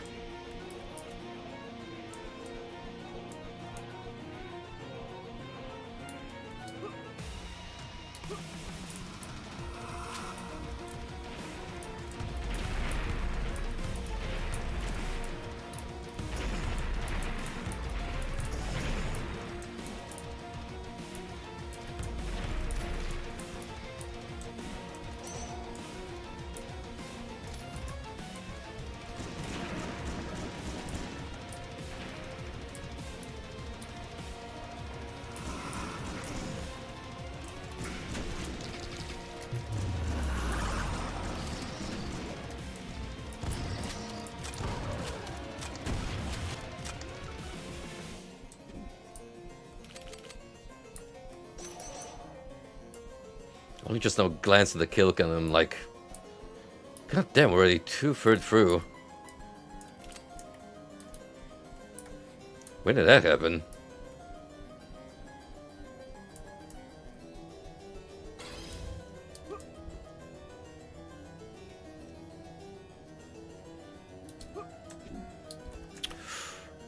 Wow, just barely.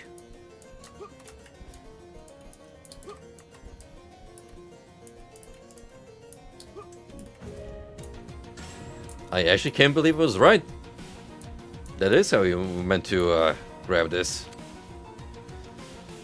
A torch was obtained. Alright. I'm curious. These item-based puzzles are quite intriguing.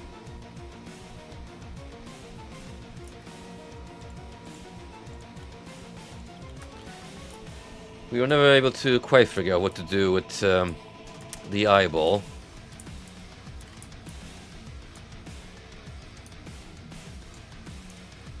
But I'm glad I saw the keycard one through to the end.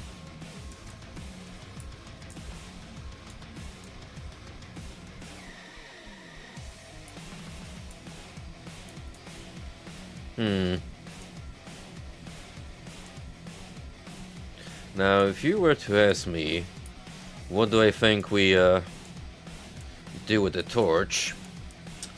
I'd say we either have to place it somewhere, or, I don't know, light braziers with it.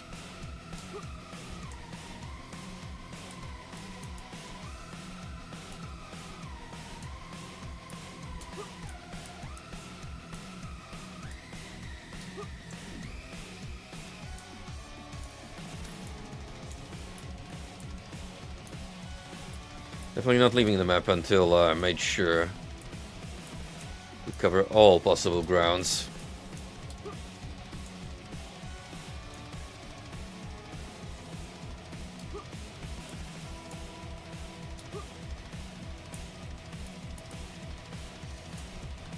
Actually, let me save here. Now we have that item.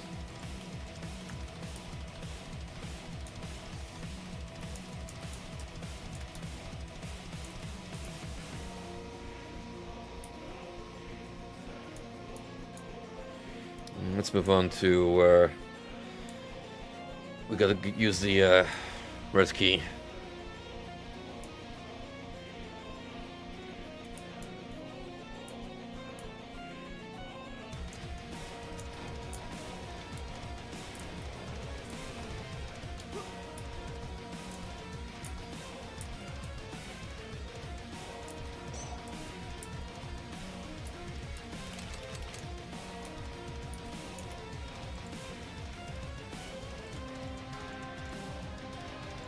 Not yet. 2 more blood gems.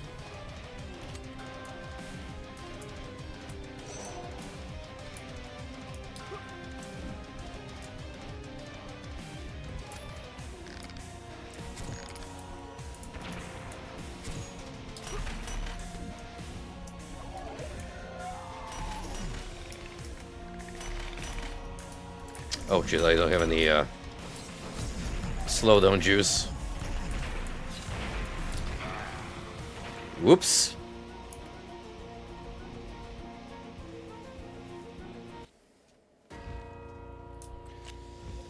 Okay, so we're gonna have to walk in with the heavily artillery ready.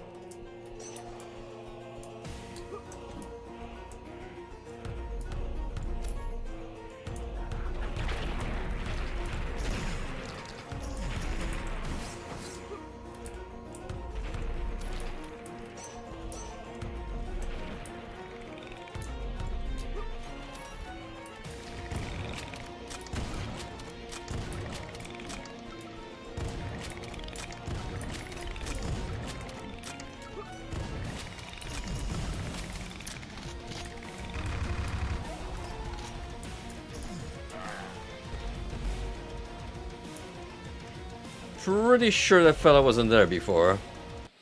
I just got spawned with combat.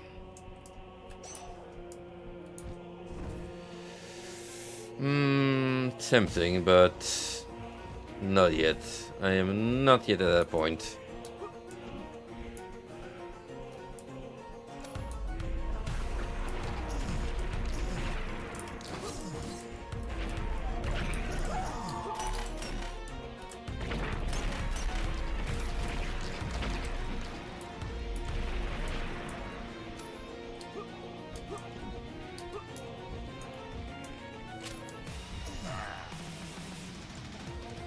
Gosh darn it.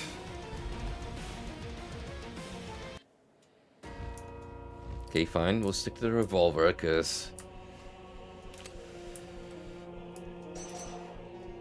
it's never failed me before. And if it has, well, it probably won't. Do it again.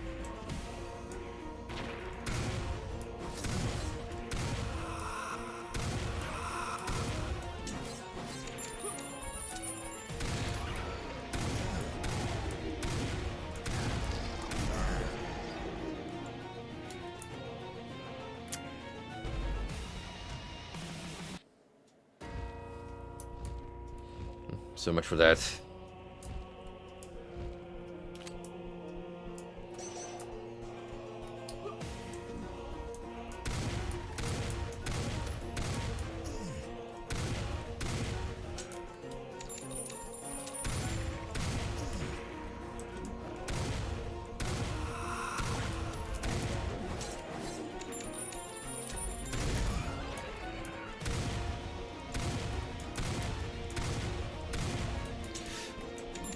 What is happening with all these shots? Why are they missing?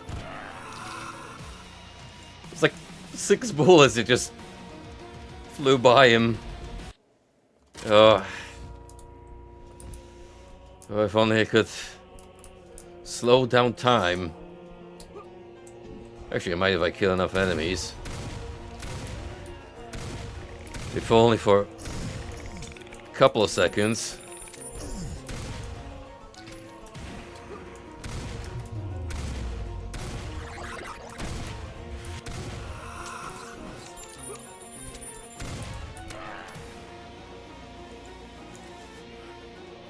This is tough.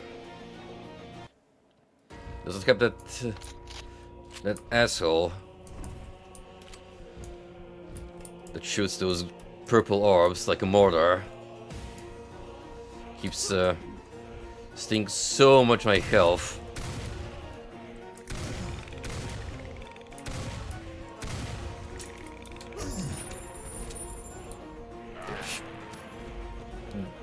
Yeah, the moment I basically just lose all my HP, no freaking way I'm making it.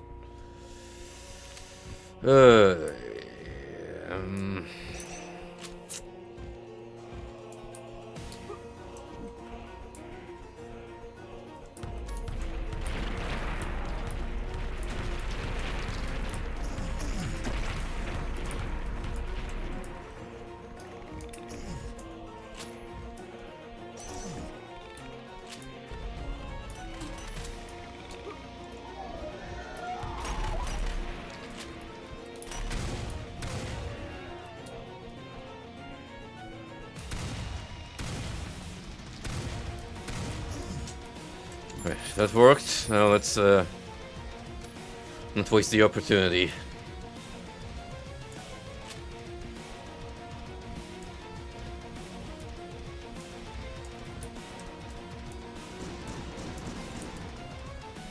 I don't have enough health to afford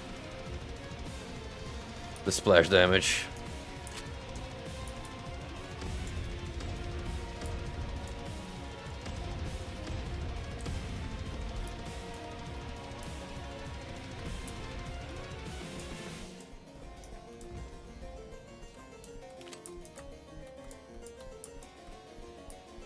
Man, what an encounter. And Lone took several good attempts. Appreciate the medkits though.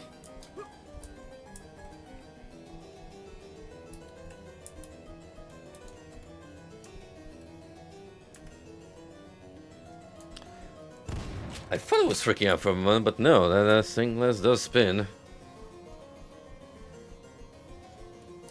Also.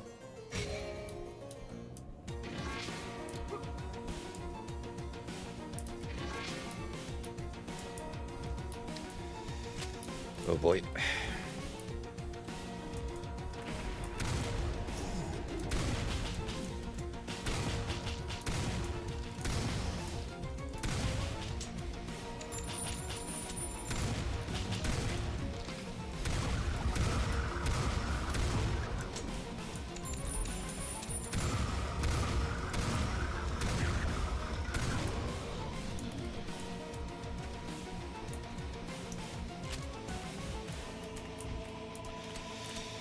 That burned through all my revolver reserves, but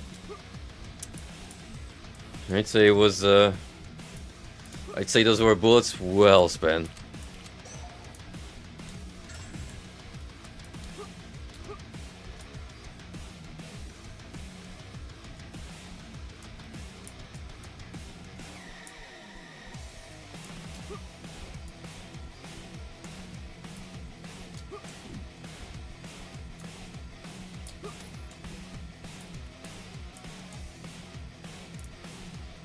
Yes, I almost completely forgot that we have a torch on us that we gotta use somewhere. But, we'll get to that, still.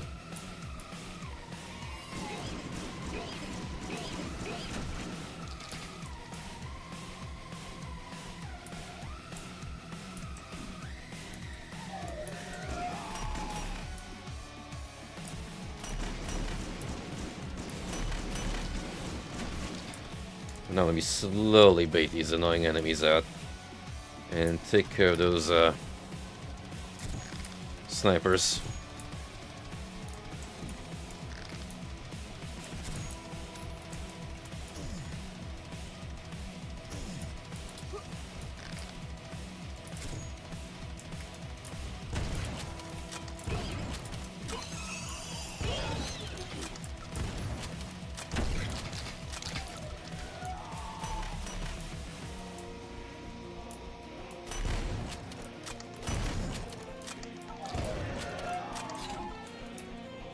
Might not be the fastest way, but it's the safest one for sure.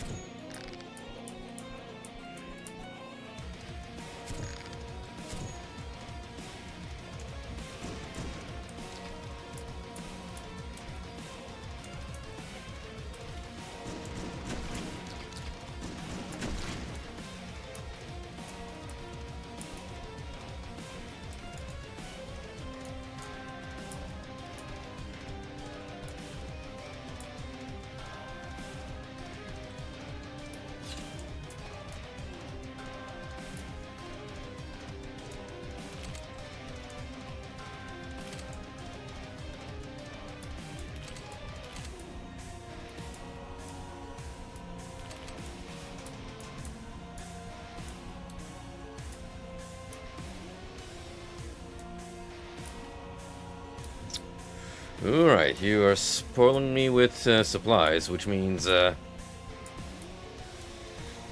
we got another challenge up ahead of us. So, I shall take this moment to take a quick break, and I'll be with you back shortly.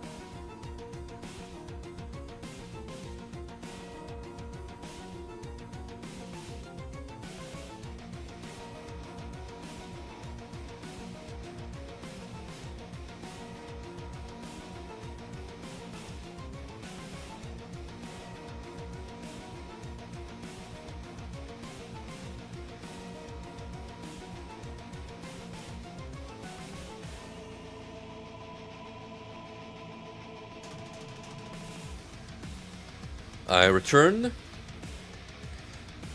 Just took a glance at my Steam page for Dread Templar, and that achievement that we got for the super secret in E3M3, only 4% of players have it.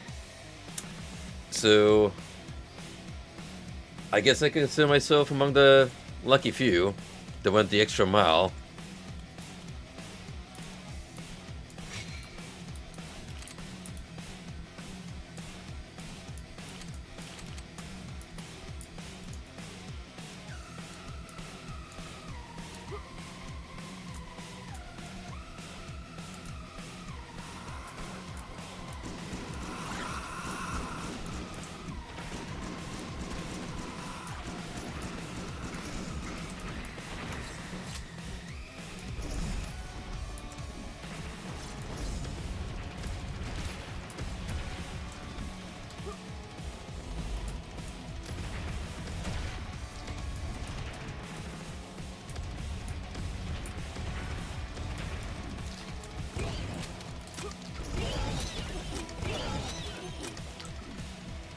Oh, all this going on while more enemies appear.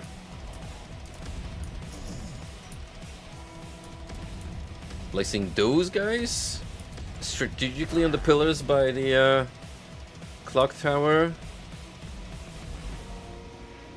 Delightfully devilish. Maybe if I use my slowdown powers, I could take them out and save myself some trouble.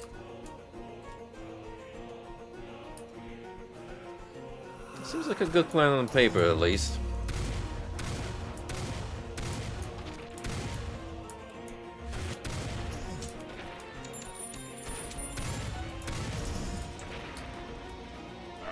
Or I could fall down like a dummy.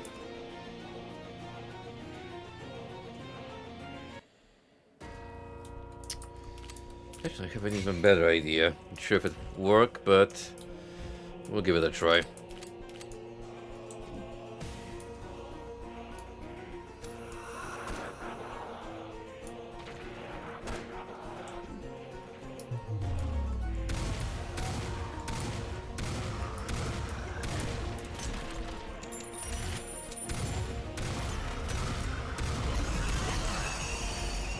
No. That is not happening. You have to do it the slow fashion.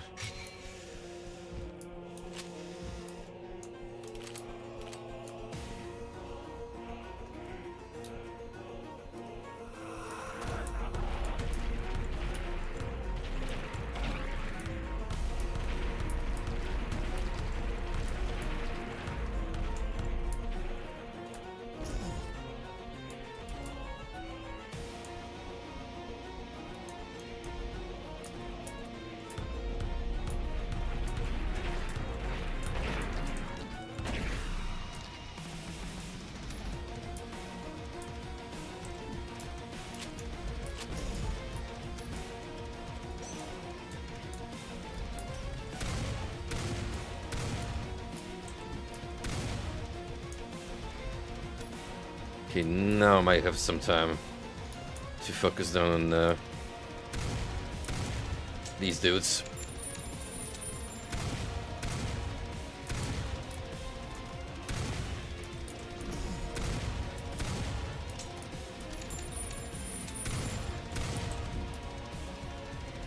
Oh yeah, even just getting rid of one is already a lot.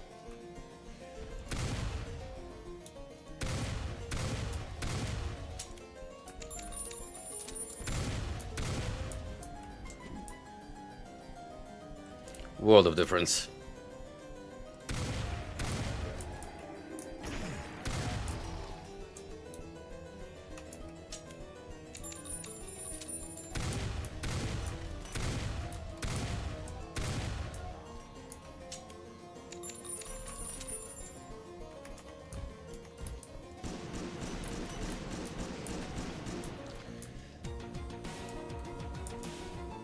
It's definitely two more spawning in, yep, these platforms.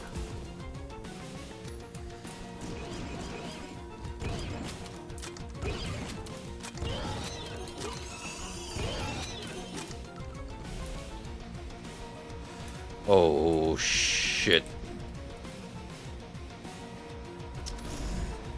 Oh, all those flying enemies. That is plain cruel.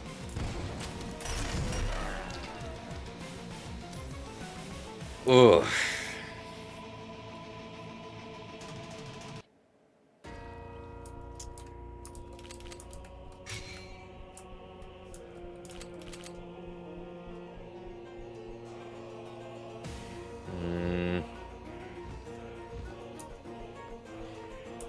For the first time, so we'll stick to this formula.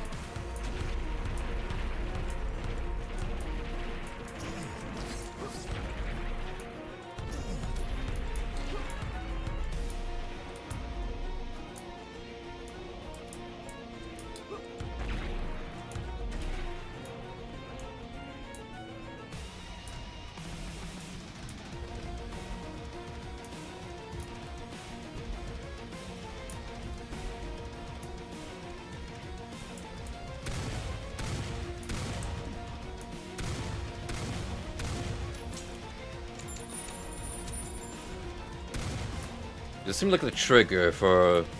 Oh, now they're spawning in. Still gives me plenty of time.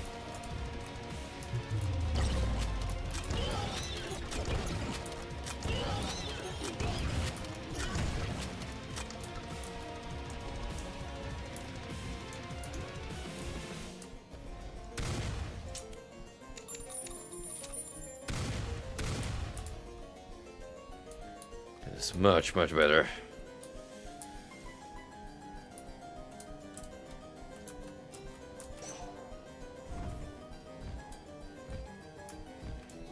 Let's conserve our ammo if it's only one of these.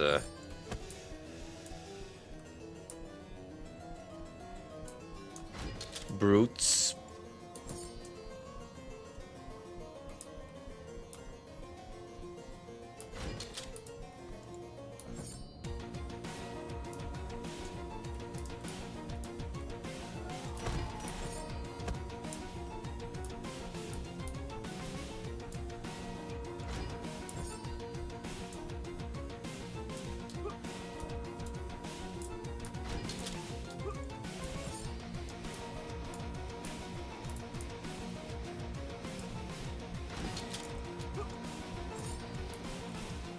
It's gonna get hectic once those flying sentries appear.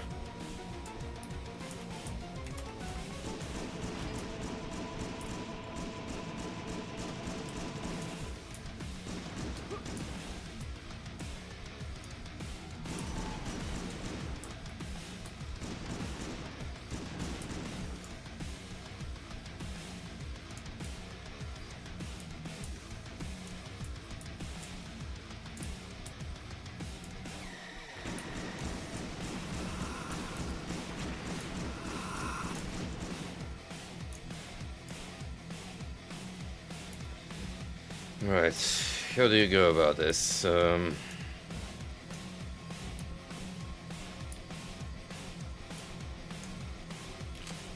Definitely want to restock on pistol ammo for sure.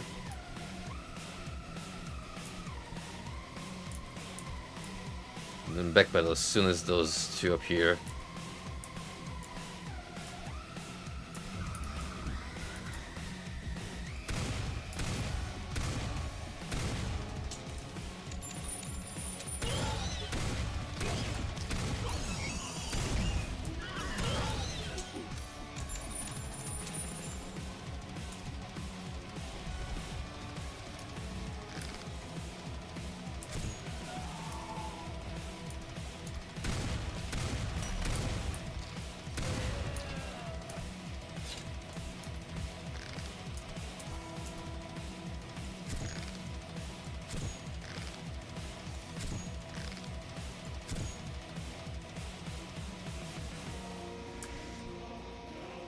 Well, the problem is I'm too far away to snipe those things reliably.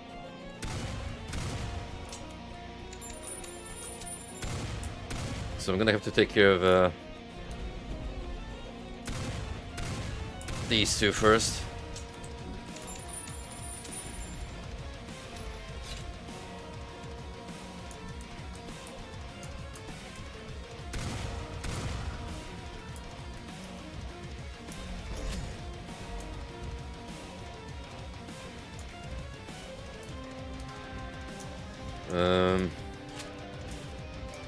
Yeah, we want that concentrated fire.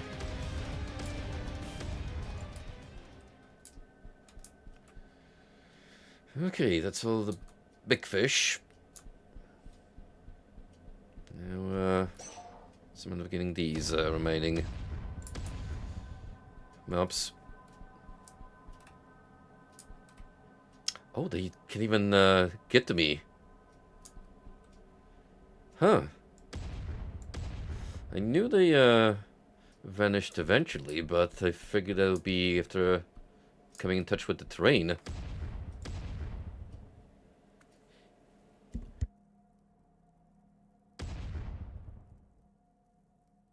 I'll probably abuse this a little bit.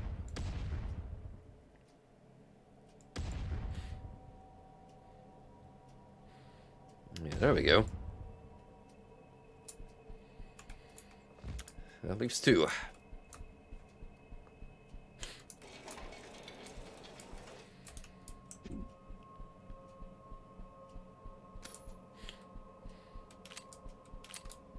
Atmosphere sure got spoopy all of a sudden.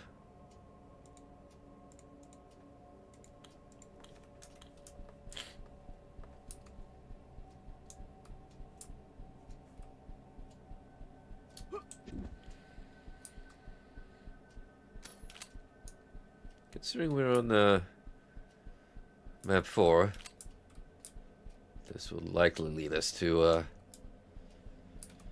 the boss chamber.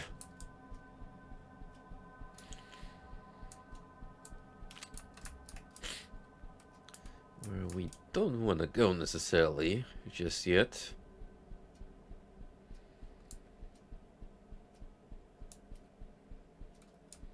Yeah. Especially since still two enemies somewhere slacking off.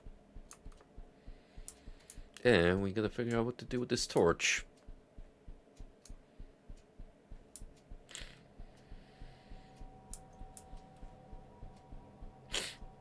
You know, like the tree on fire or something? Whoa. Whoa.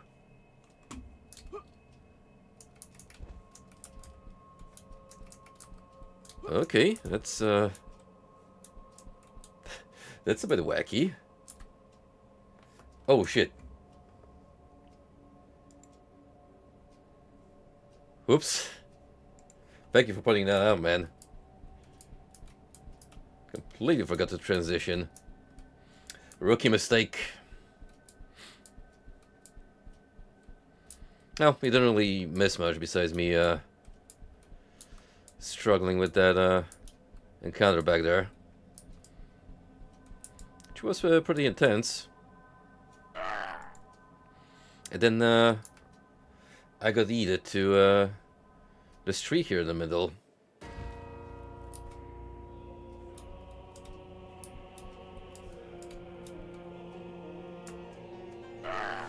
Yeah, see how that force field works in bizarre ways?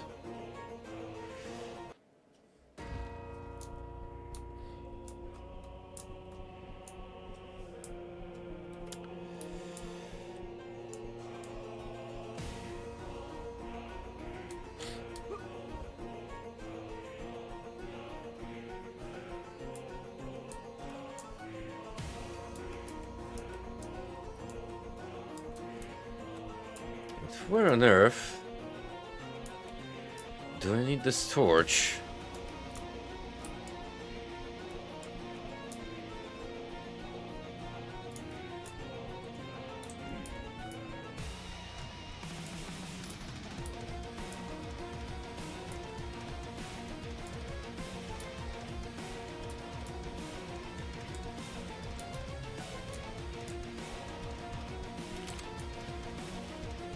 Gives any opportunity to run back and get some ammo going.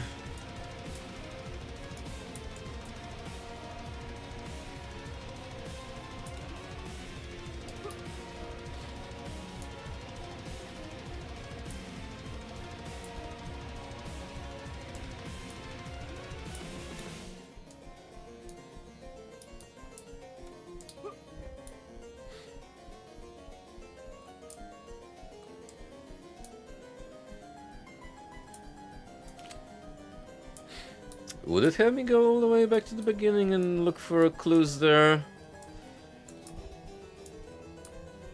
Frankly, I wouldn't be surprised.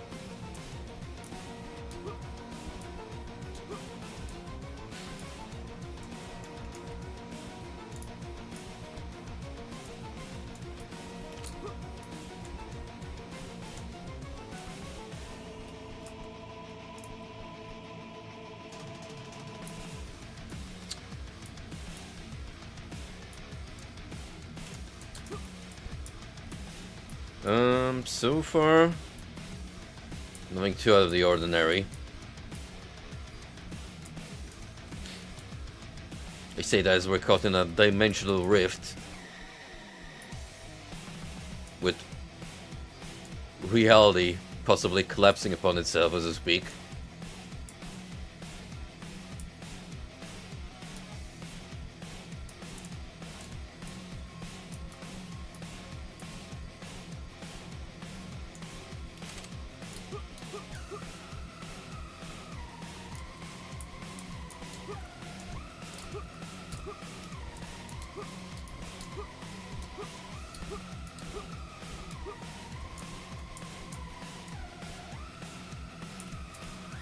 Oh.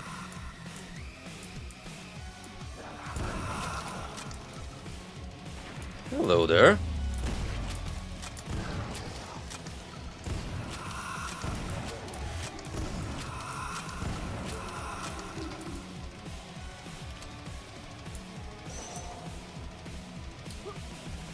Found my missing kills.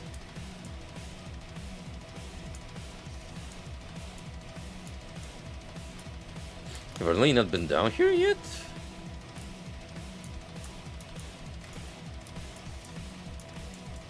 I could have sworn I've gone through this part just a dozen times.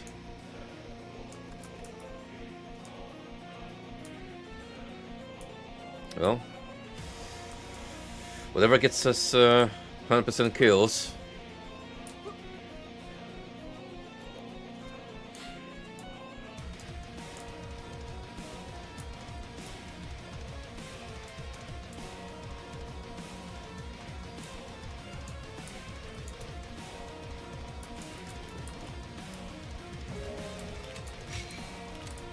I told you one of them was gonna involve a bookcase.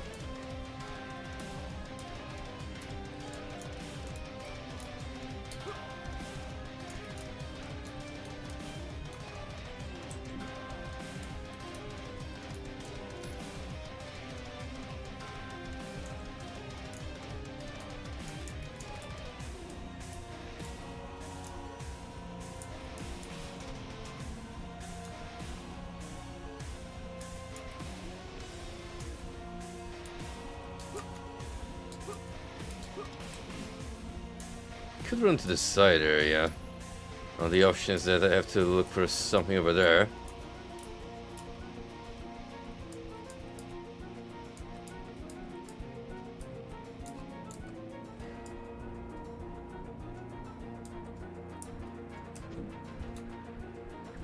Quite frankly, I don't have any other ideas.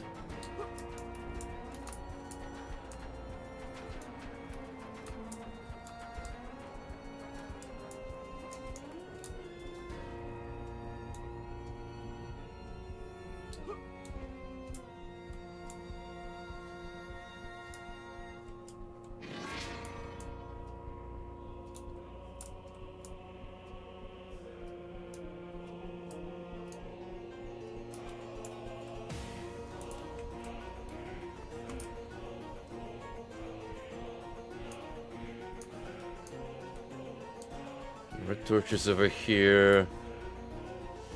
None of them is missing.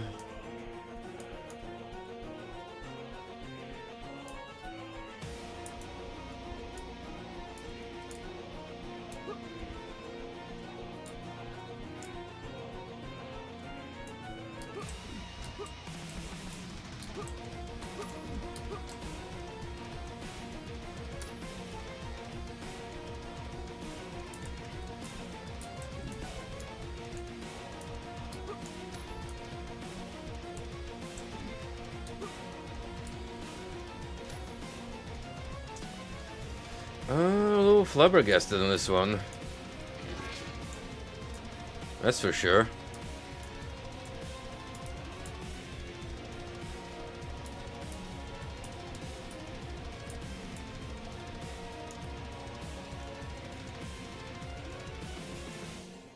I would love to see what it does, at the very least.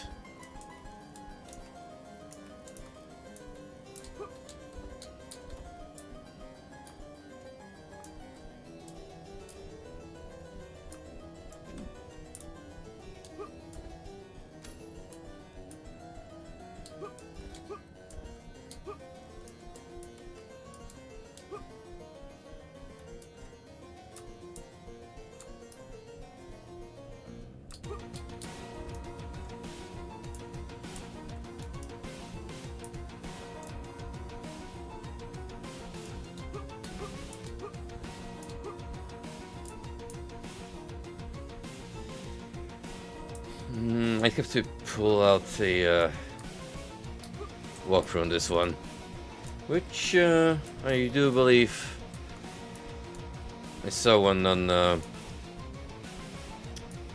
Steam community page. Someone listed all the secrets you can find in the game.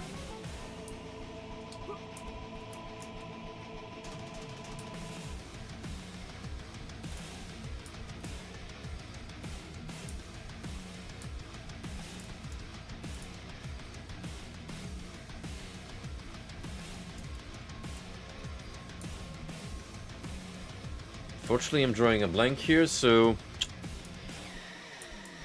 might not be able to find this on my own.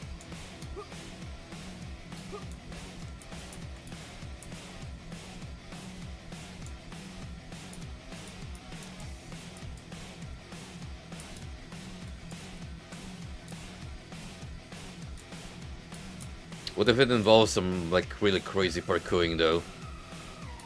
Across all of this.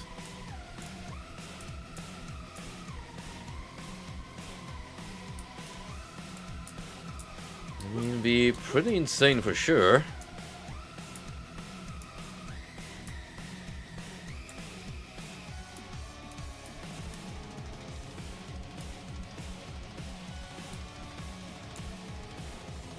But I believe if you told me you could traverse these walls somehow.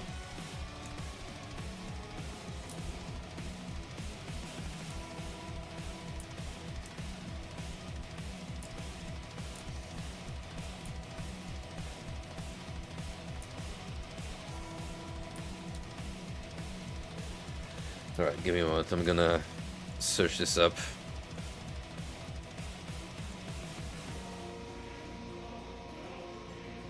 That's episode 4.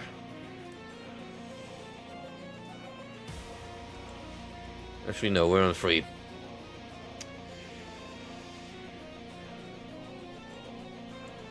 So, the started time.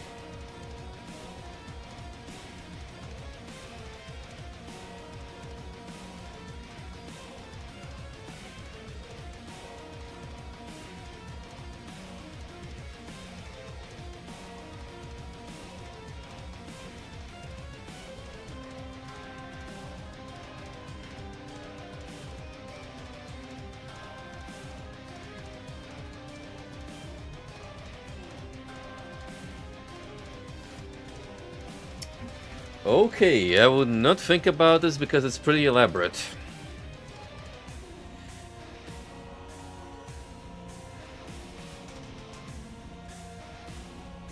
We have to look for books that have special symbols on them. And set those on fire. Of which there are 4.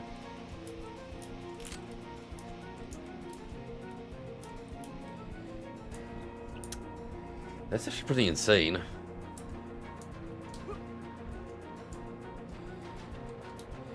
Well, if they're in libraries, there are a couple of them on this map.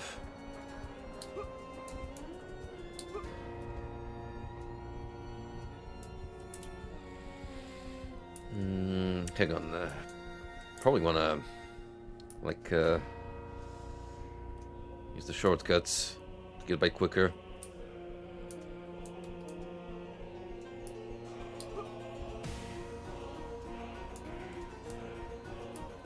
Run back here. Do you have anything that stands out?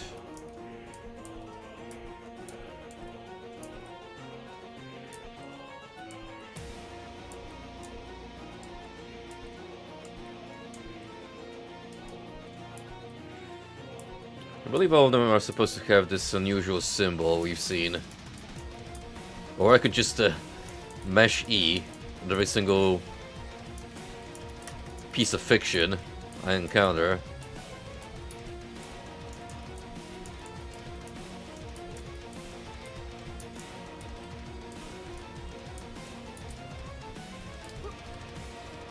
These do seem rather easy to miss if you're not paying enough attention.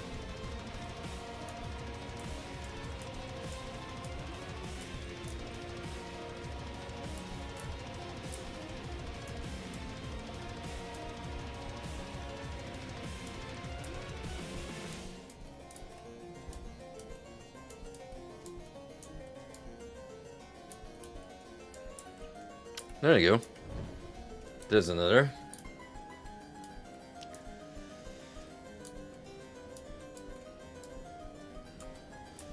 Oh, there's definitely gonna be one in the main lobby. And that is, looking for a needle in the haystack, jeez.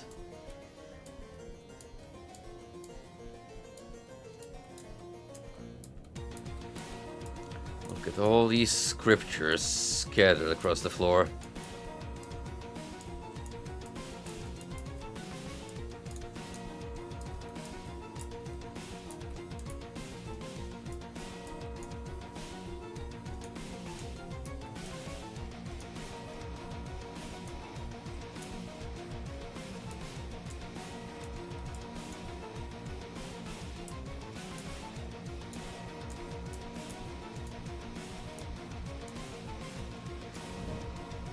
Found him.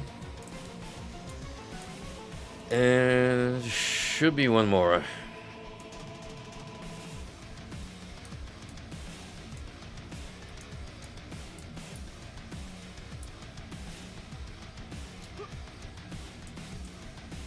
So one here. One over there. One the central part by the tree. Maybe one along here as we make our way.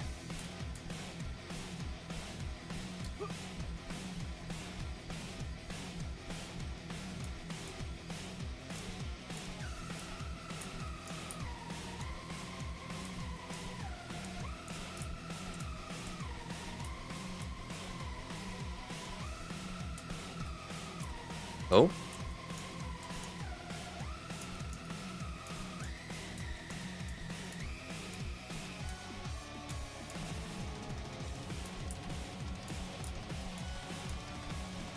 Oh, I see. This is supposed to be your clue. So you look for each of these special symbols on the covers and make sure you got all of them. So we're missing just one.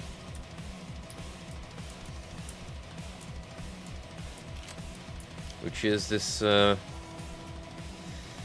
half circle with like 3 darts poking out of it.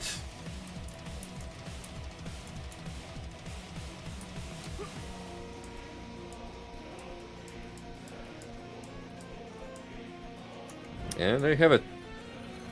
The rooms that seal the secret entrance in the floor of the Red Moon Hall have all been opened.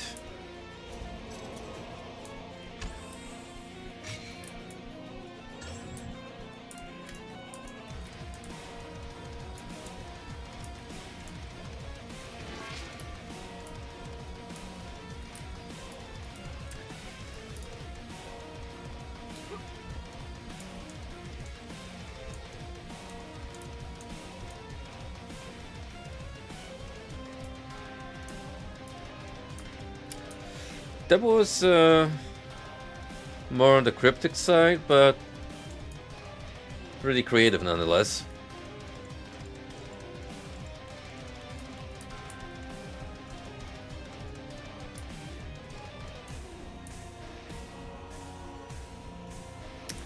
I do believe we are ready to face what's coming up ahead. Whatever vile creature might be behind these gates.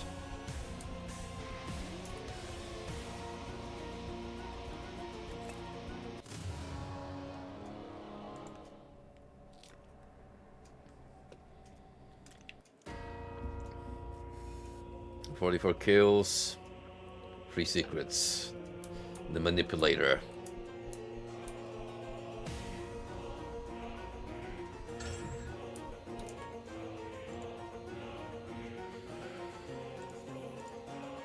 Still showing 1 blood gem.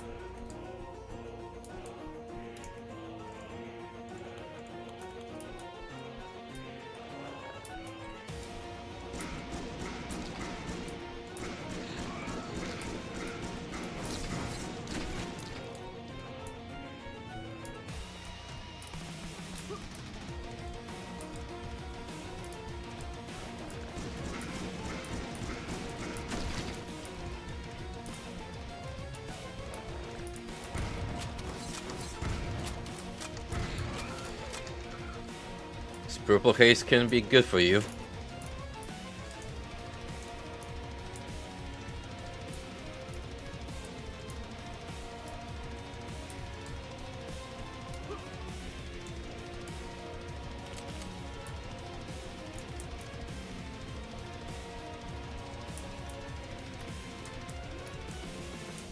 Alright, Red Templar, how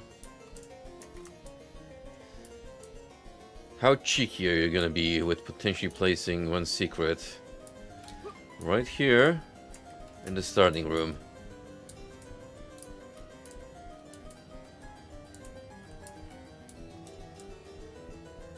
It's 3 total, mind you.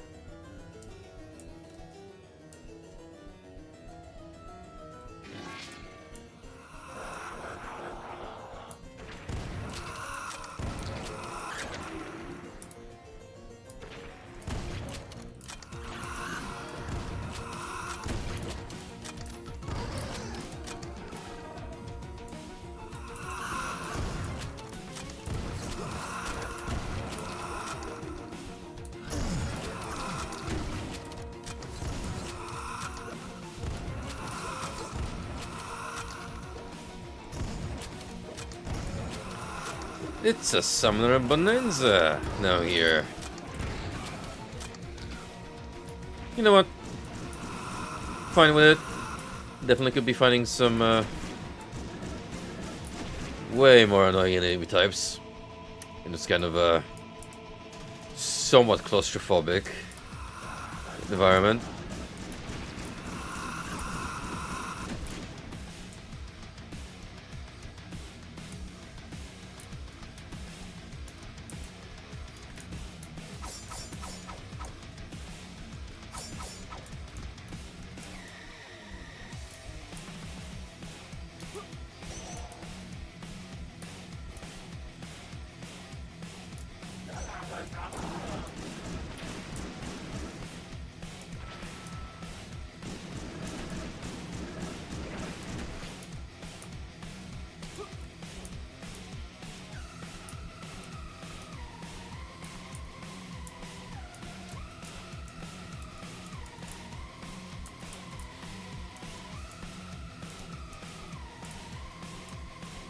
No, I mean, just taking a shy peek between these gears in case there's something valuable stuck down there.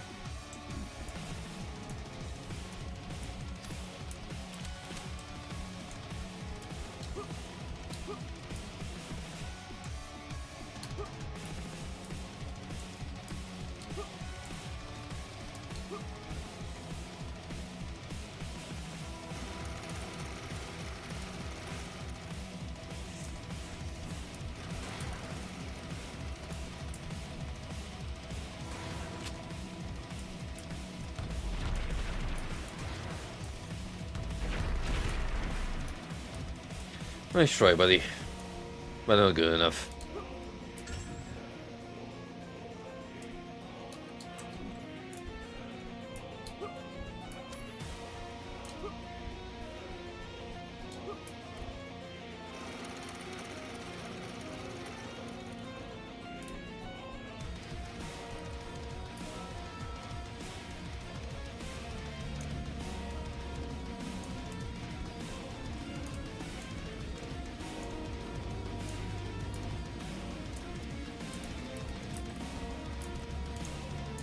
Really, you just want me to casually step into the red-looking orb.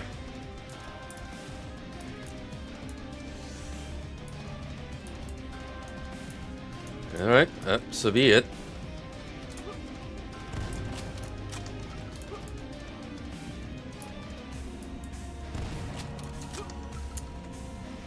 That did nothing.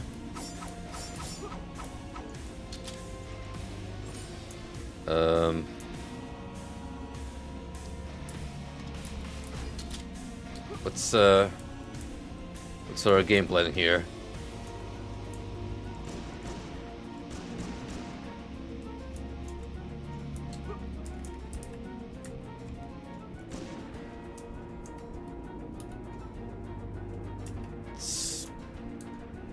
Neither walk into it nor shoot it. Oh, it's just supposed to press E.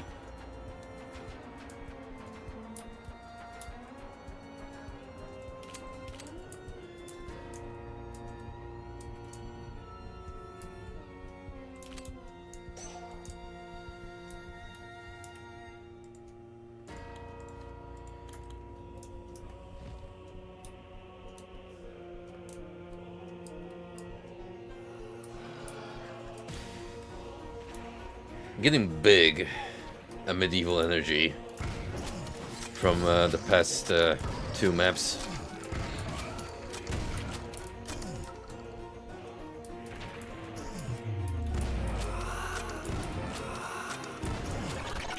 We'll play through Black Labyrinth someday. No promises though, I just keep forgetting about it, to be honest. It got lost somewhere between my backlog and all the other games that came out in the meantime.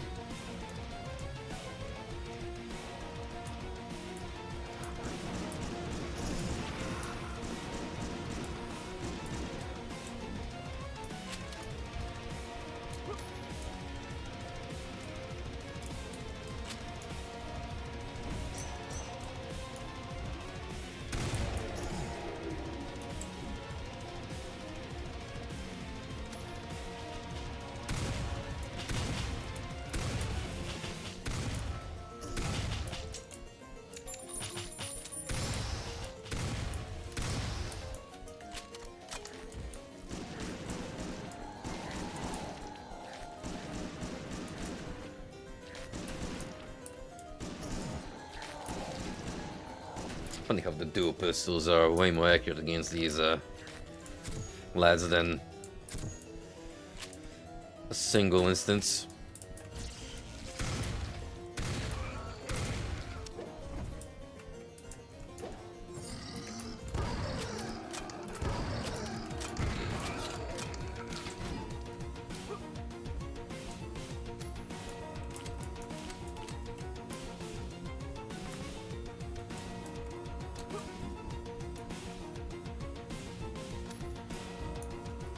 Oh, hey, one of you made it alive.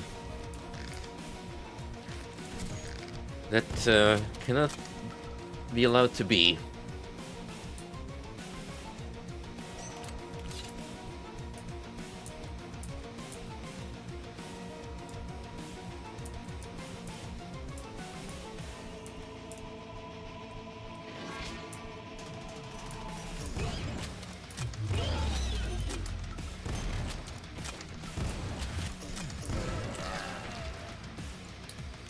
What even happened there? Did they just get stuck on the ice? Shit, maybe.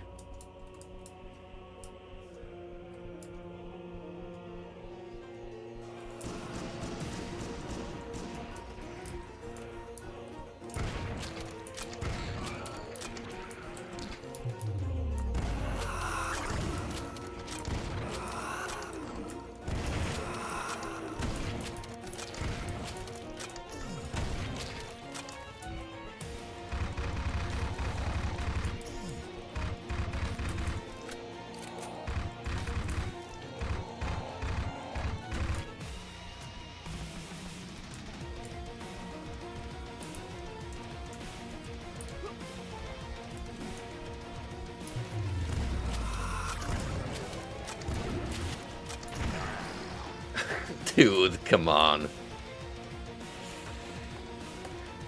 That was just plain old mean-spirited. And you know it.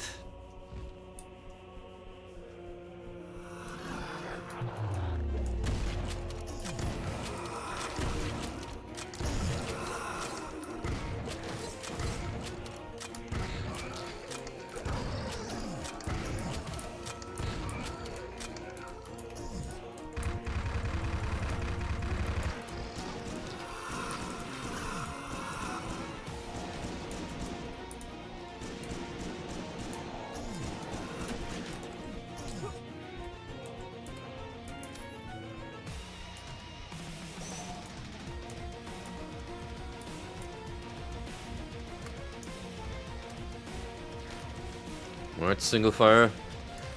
Now's your time to shine.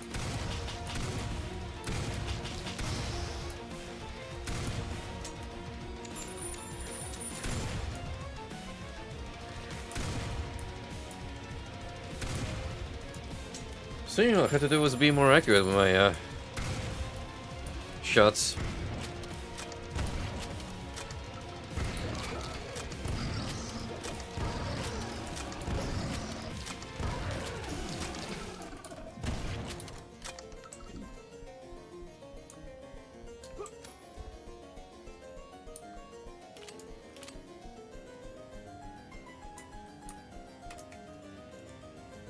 You're most certainly safe scamming this. As a precaution.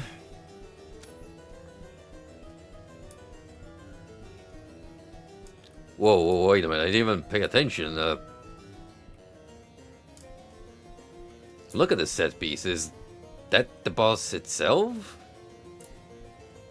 Dormant as we speak?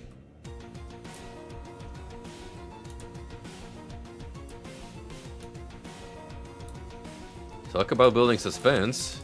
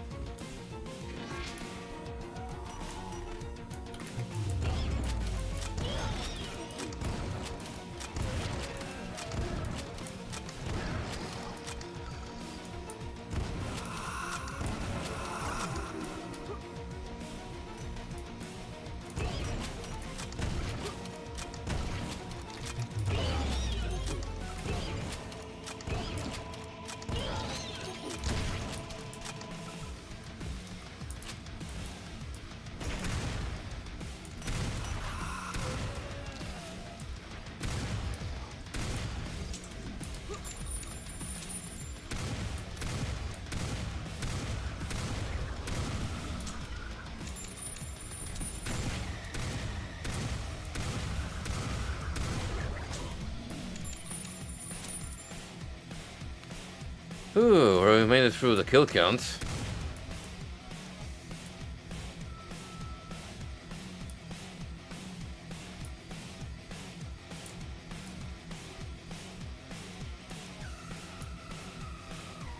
Still in the distance. You see that? It's like a little speck floating.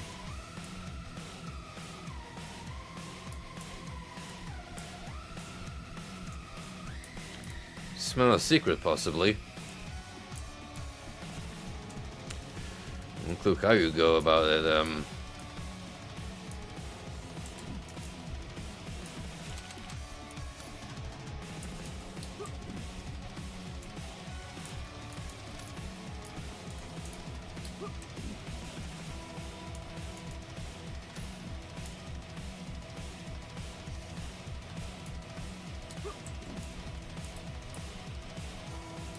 It's like Freedom is stole.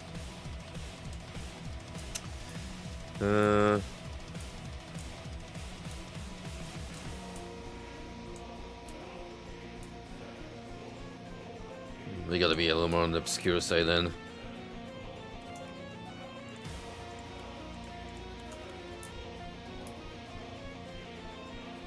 Might be able to get a better vantage point when you're higher platforms. See what you potentially skipped.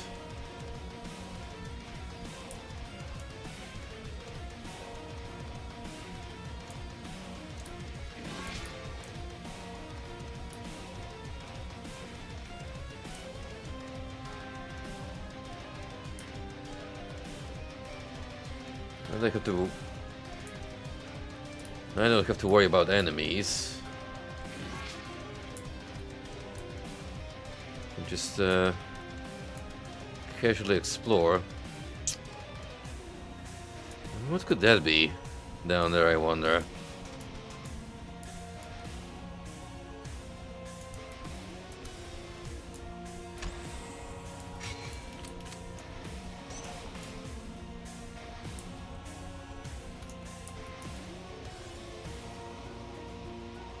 First things first. Revolver maxed out, and I'll get Fatality. That, even if slim chance of insta-killing mobs, sounds pretty darn good.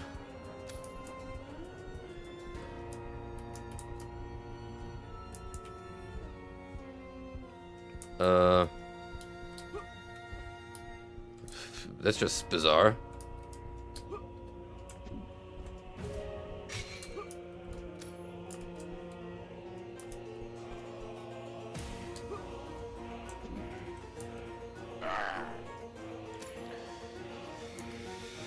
Alright, it's gotta be a better way of coming back from that little trip.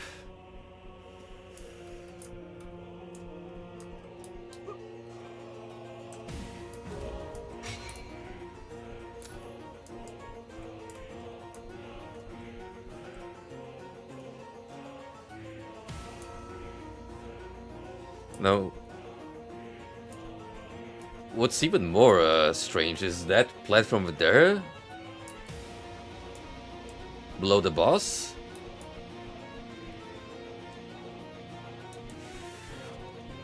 There's certainly some bizarre ongoings on this level.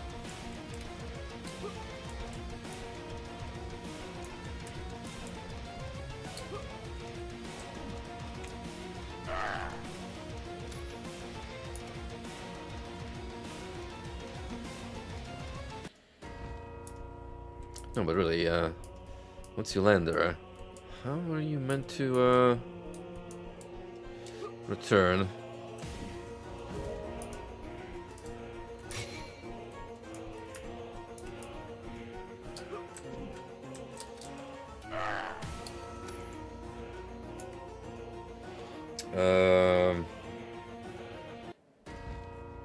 Hang on, maybe you need a better dash for it?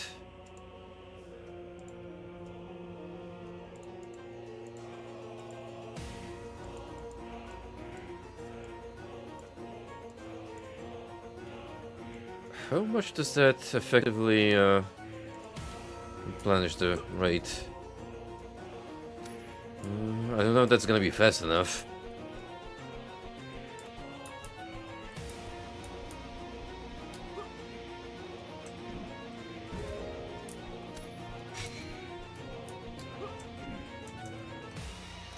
Oh, absolutely not.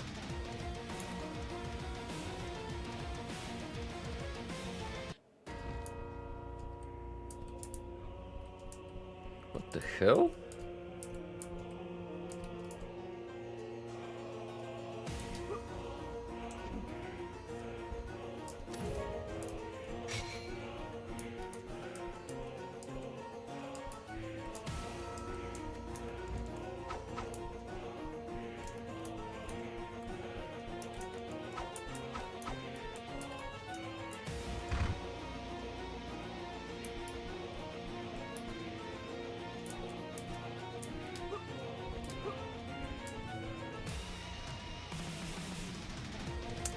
Putting up a secret here with no immediate means of return is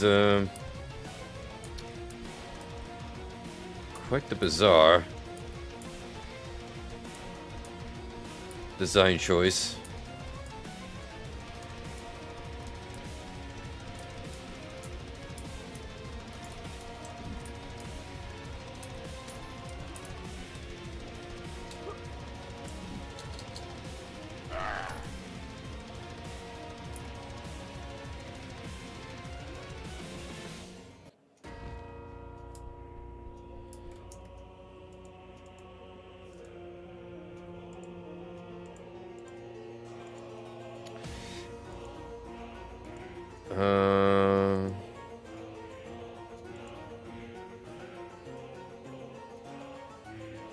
Slightly increases the movement speed. The moment you activate dash, you'll be immune to any damage.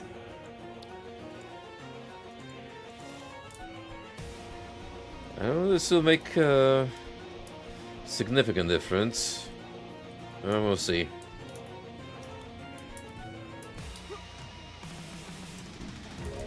Maybe it's a question of building up enough momentum.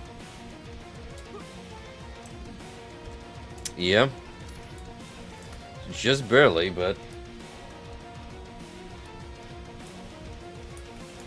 that's what they wanted you to do.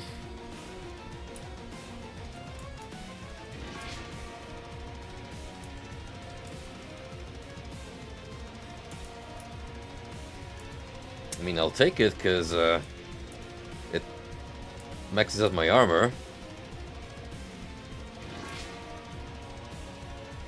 There's one other thing we gotta try though. Namely, what the hell is going on down there?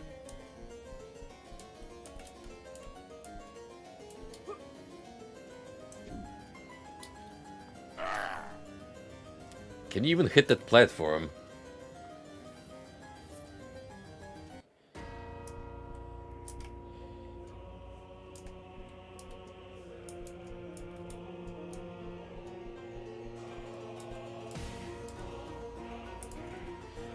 So weird and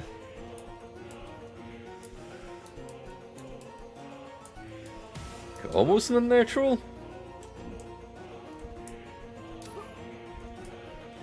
Seems like we got a better chance from here. It's a little bit closer.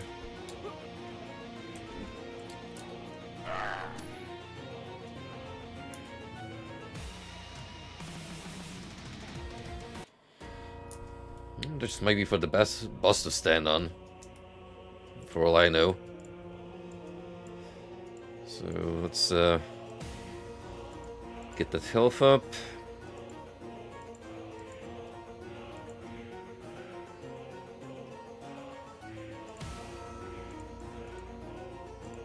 There we go.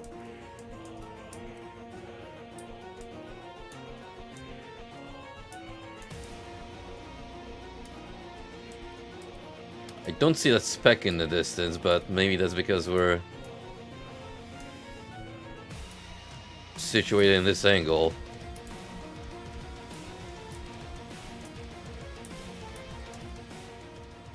Anyhow.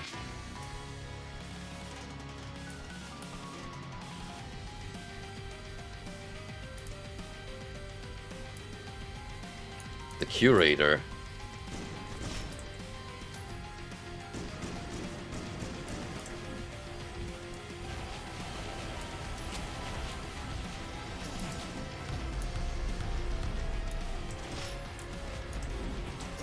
Very, blasphemous-like, as far as the general design goes.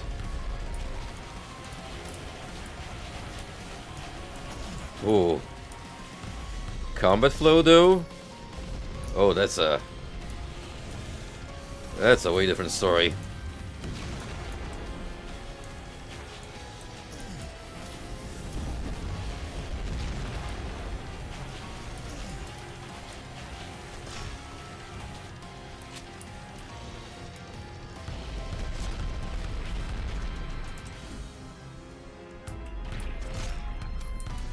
Most importantly, can you kill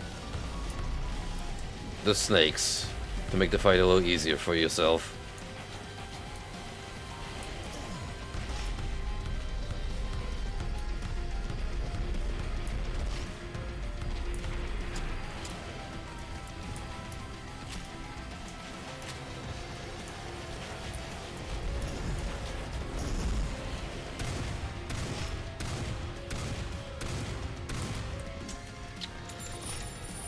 I do not believe that's a thing.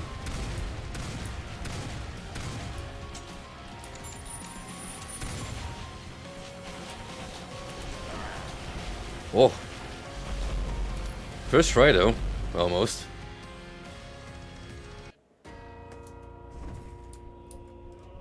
Get some good damage in with the gauntlets.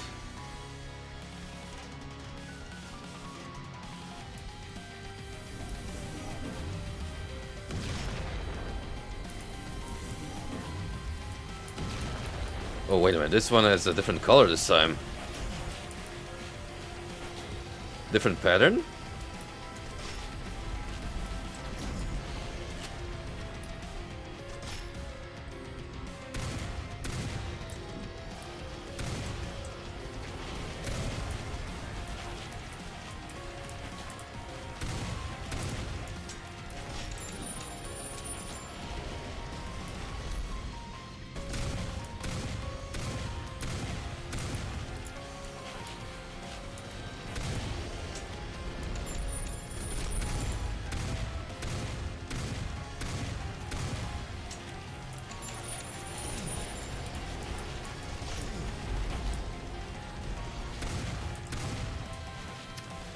Pretty fun idea.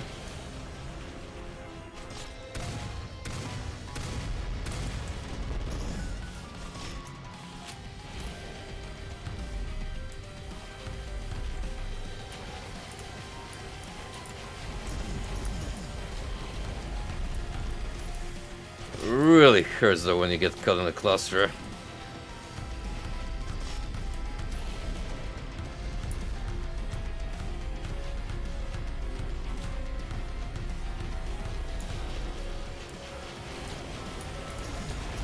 Oh my god, like that?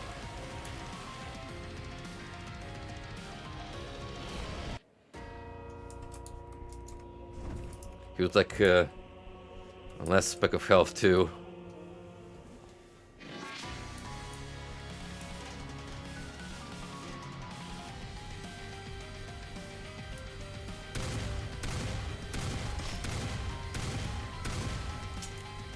Most reliable strat I found so far, just keep moving back and forth.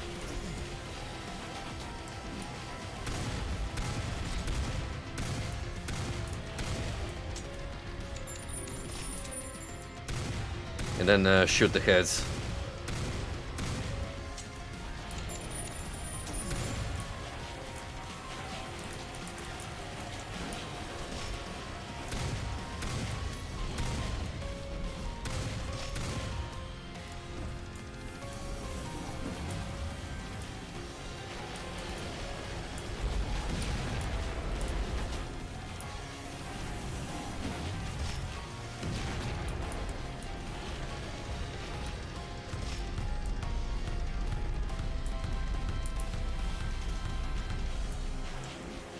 Keep going. Do not falter.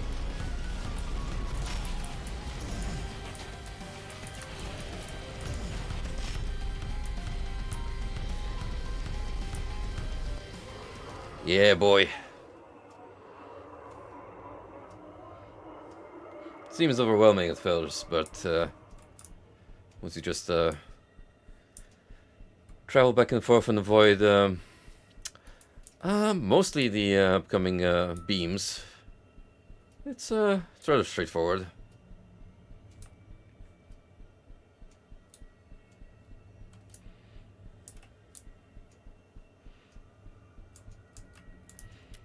I do appreciate that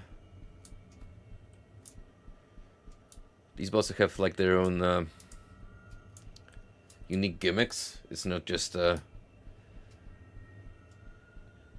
shoot until it dies, straight up deal.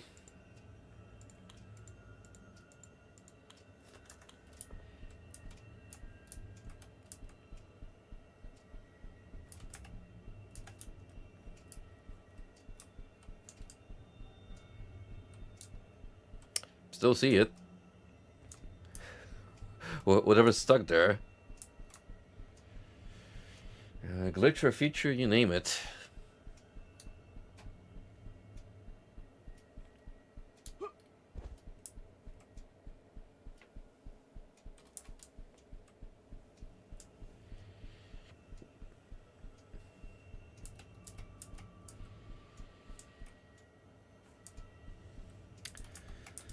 Backtracking from here, it's only one way forward.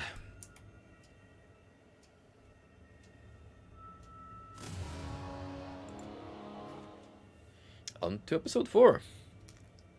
When Lord's blood entered my body, the world turned scarlet in my eyes. I hallucinated and felt as if my body was torn to pieces by countless vicious wolves. Those 10 days felt like eons. I woke up from this ordeal. The blood seemed to have chosen me. I didn't die. I became Dread Templar. Trademark.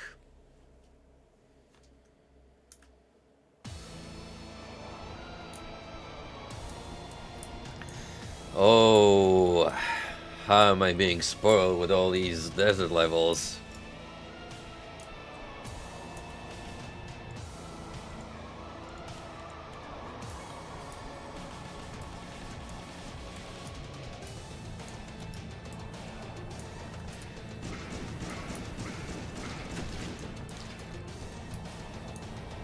Looks very much like what we've been going through in Remnant.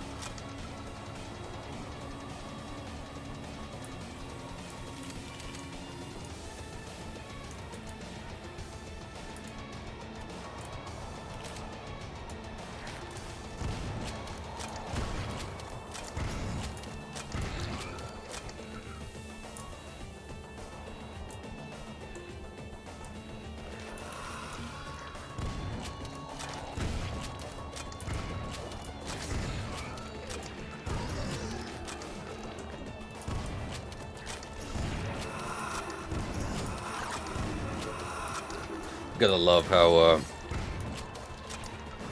the composer, which I'm gonna have to look up, who worked on the soundscape for Dread Templar, but they had a pretty good sense of what kind of extra elements to add to the heavy metal tunes to make distinct themes for all different landscapes we've been traversing. This kind of has that Mick Gordon flair from the Killer Instinct soundtrack, the new one specifically. It very much reminds me of Conrad's theme.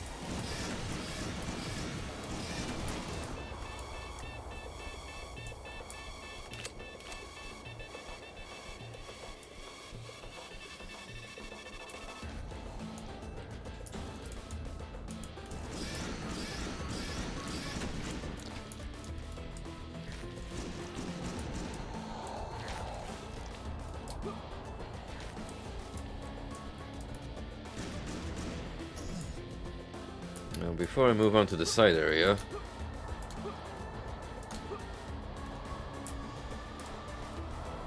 a little disappointed. You can't really climb up that structure.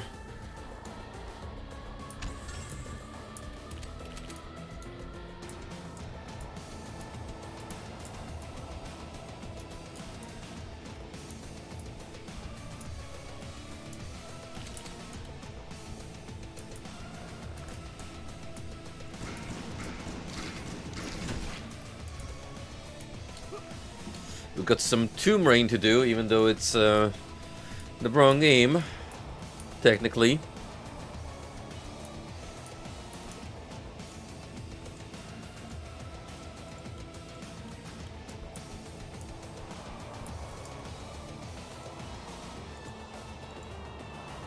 I think it's time. I think it's time to start working on those gauntlets, even if I barely have anything to put in there, points-wise.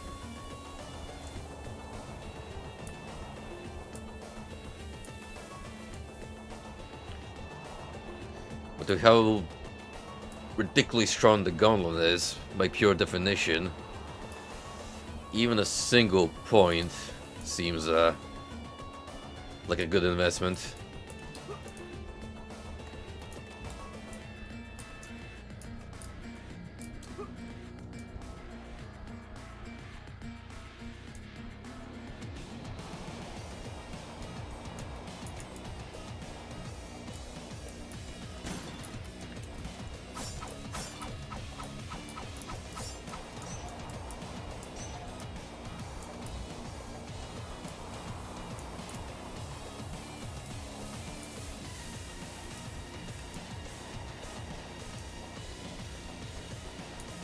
Red and purple key.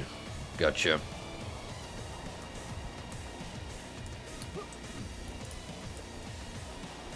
Oh, that's some prime bull balling here. Deny the potential secret.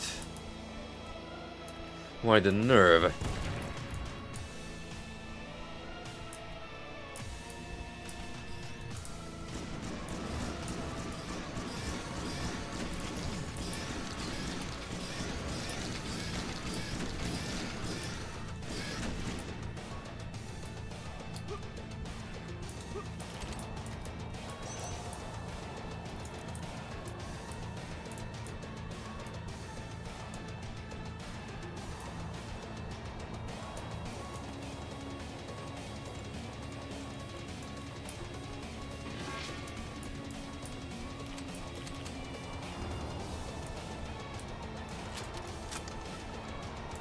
Good love how it took this long for the game to confirm, yeah, you're in the optional part.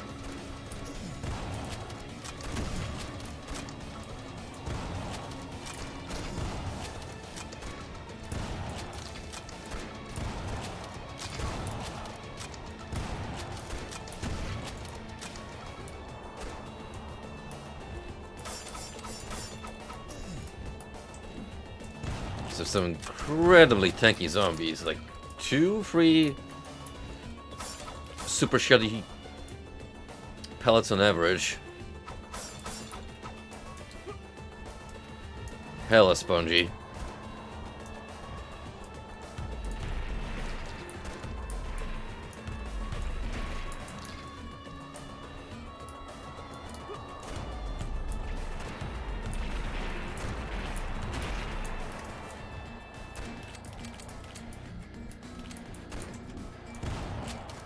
Wait.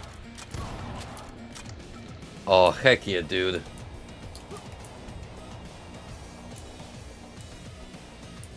Referencing good games?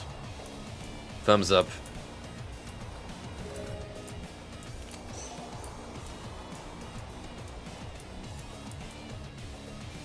We love Maximilian Payne on this here Twitch channel.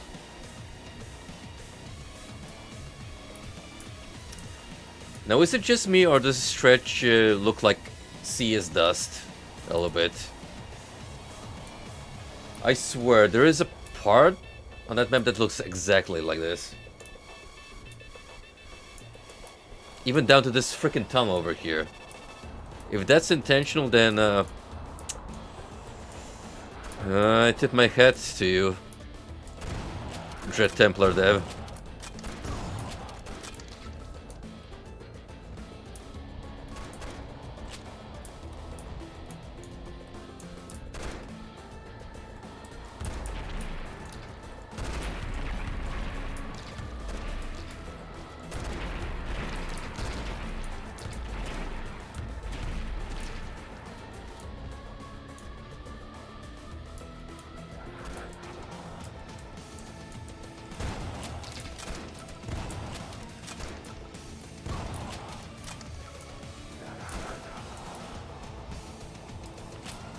On the one hand, I'm glad it's only these zombies.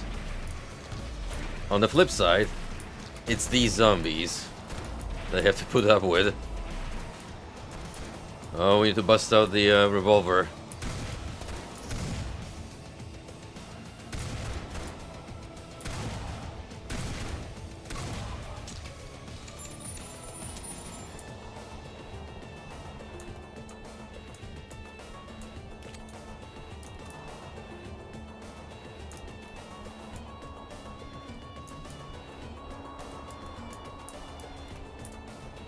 These claw physics look a little off.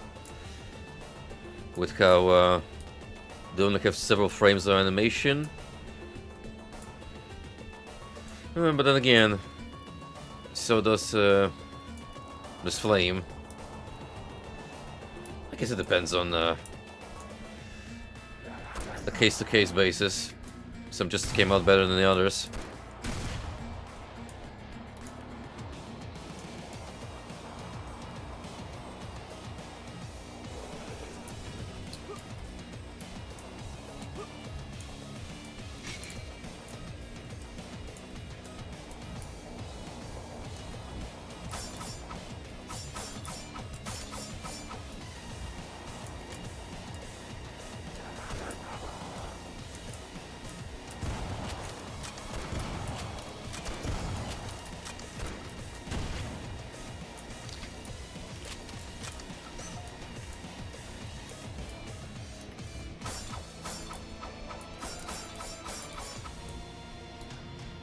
Stick to the chemo pistols, since we have loads of ammo on standby.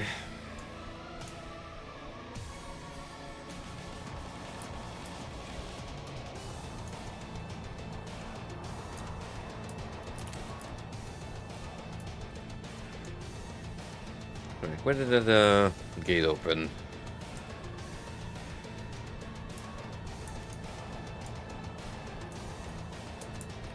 Where we began our exploits.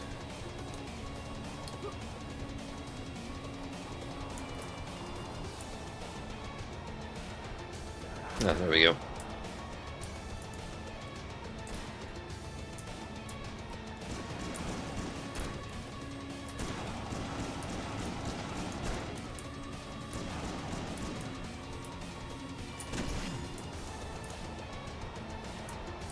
Bro had the same idea as me.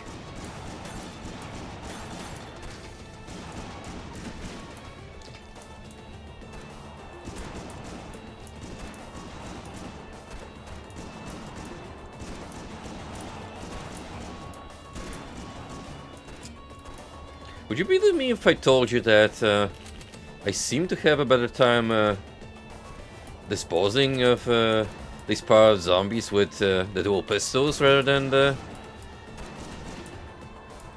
super shoddy?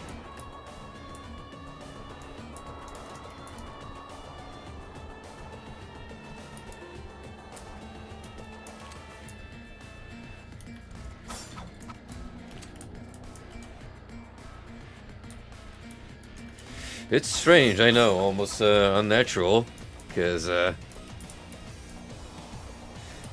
barely ever should a pistol outclass a shotgun. This is a Magnum type, of course. Those are the unspoken rules of first-person shooter development. Well, usually.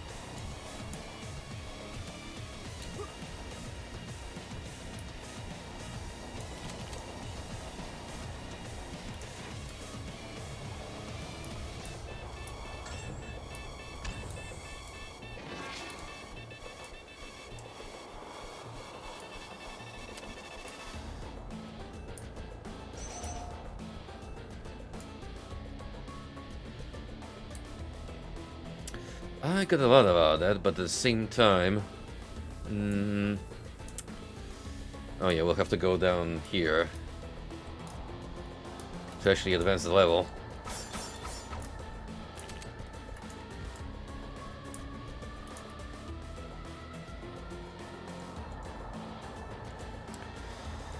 Rockets or gauntlets? I'm more for the rockets.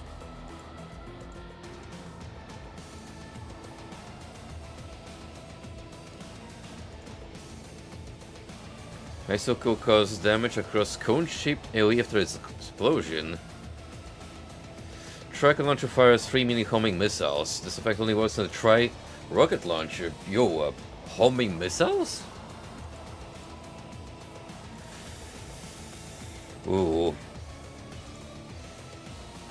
A little torn on that.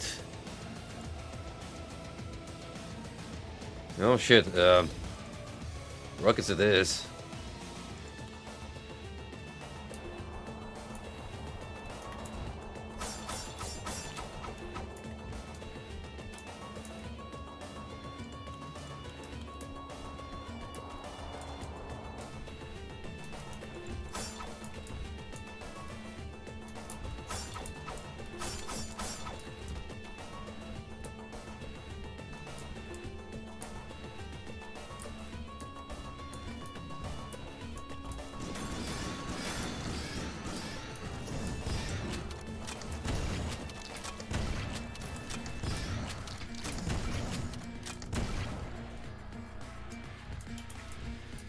There we go.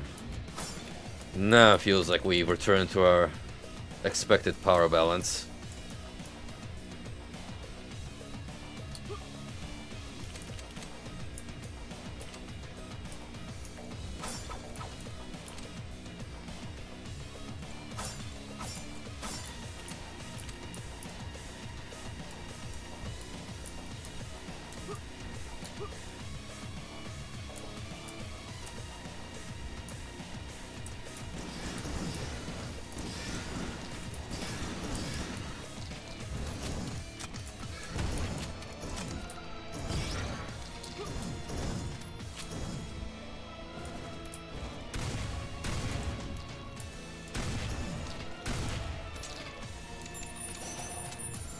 It almost cost me my life.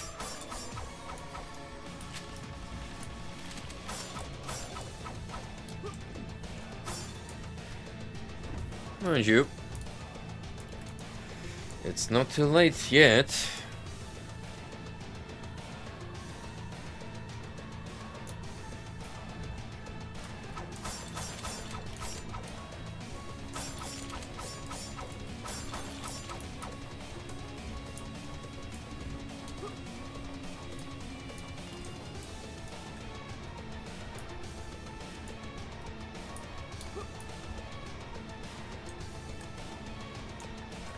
Well, these felt like you should have been able to enter it.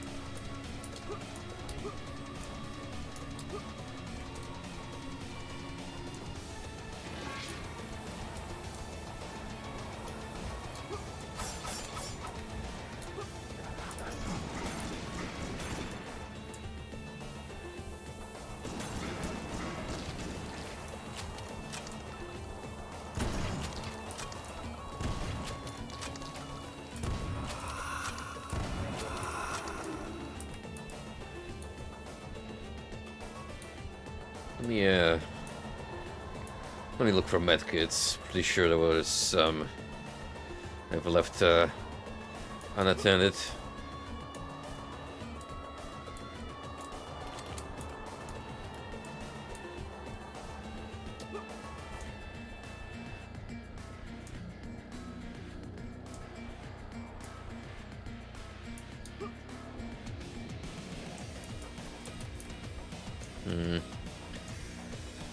Unless I've already eaten them all like the glutton I am.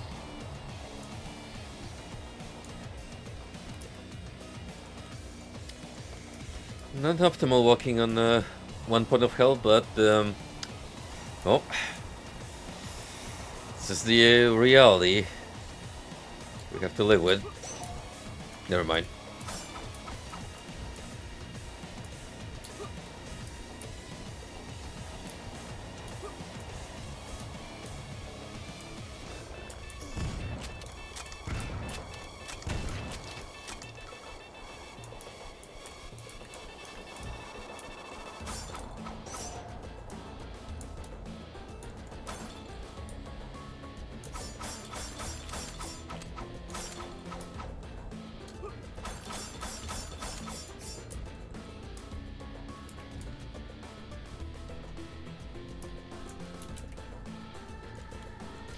Don't mind if I do.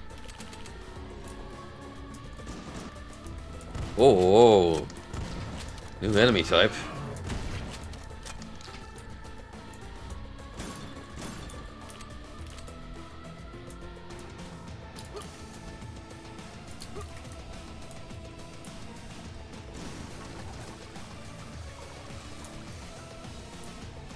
I knew that did something. Just wasn't sure how to interact with it at first.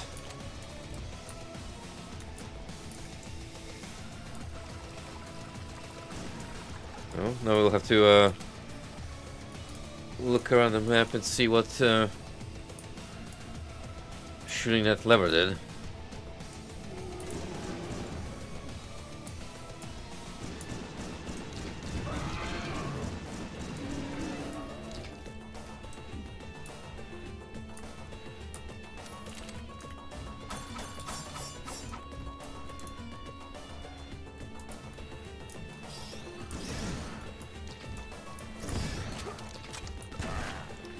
What the hell? That one was like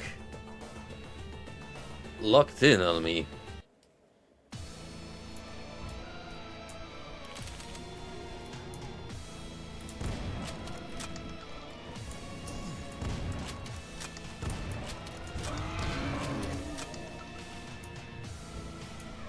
Looks like we're gonna have to go mostly revolver.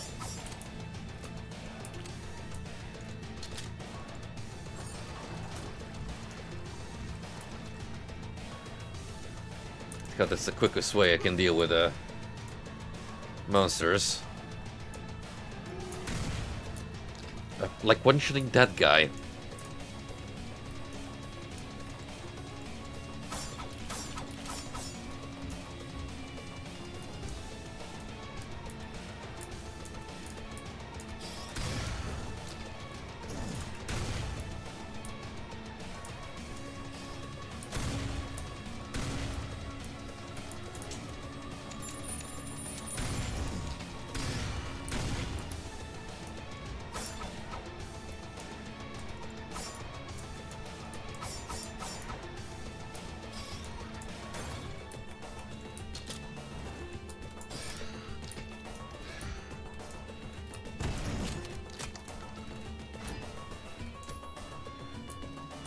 There's just a tiny bit of splash damage on that projectile they fire, which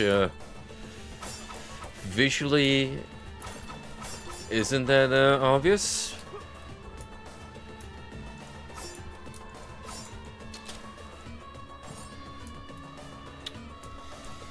Oh, wait, I think I get it. We gotta do this in some sort of order, right?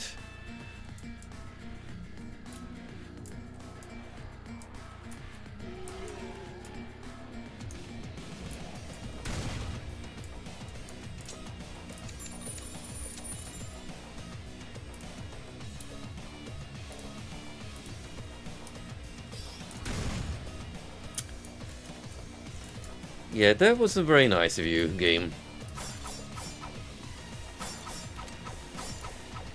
One of those instances where turn the corner and immediately eat a projectile in the face. No time to react.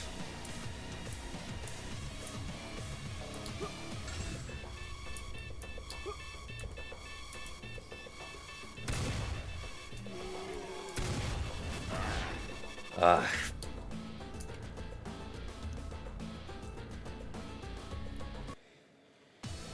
Very, very evil place.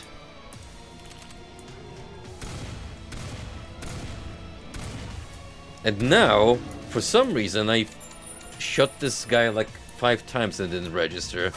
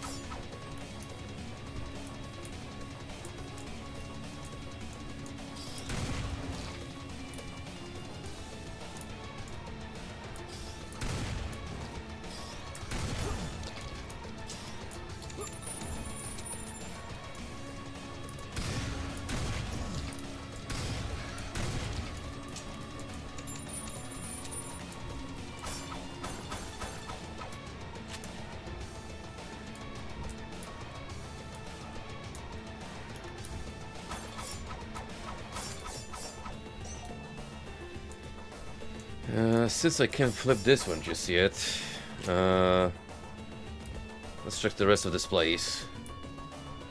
In case there's gonna be another one I need to press in sequence.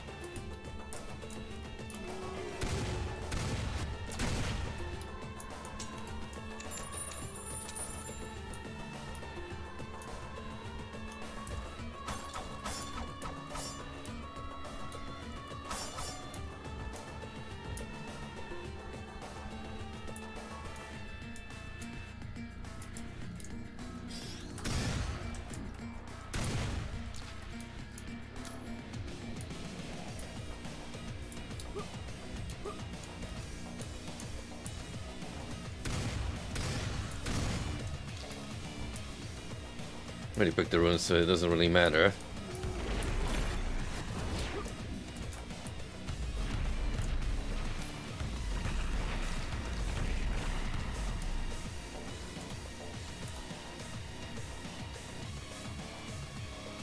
I wasn't even sure if I killed that guy myself or he just fell from the ricochet. And, yeah, suffice to say,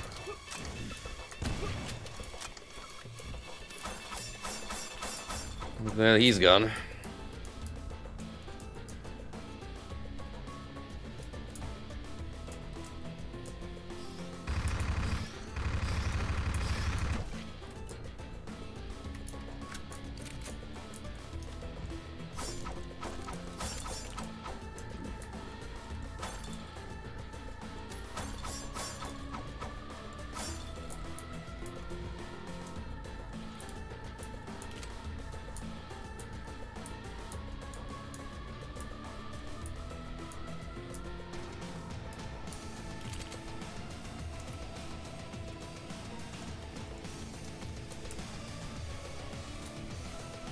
Okay, we made it here.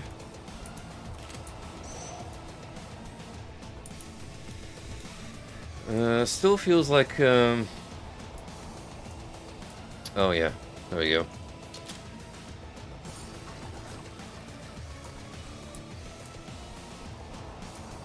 Maybe now I can hit the third one?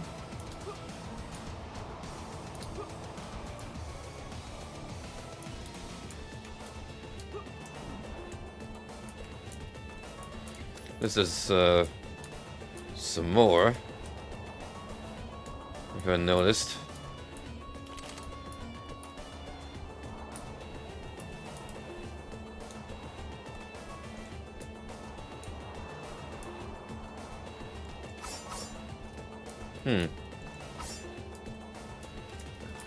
Oh, you gotta do that by pressing E this time.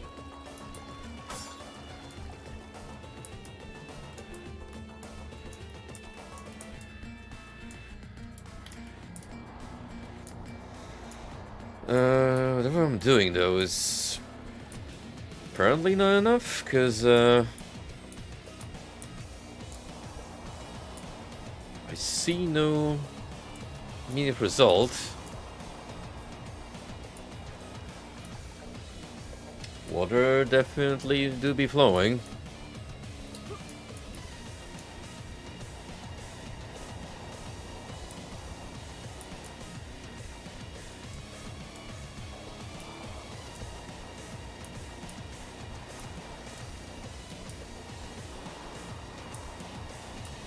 I'm assuming you have to fill up these two fountains for something of note to happen.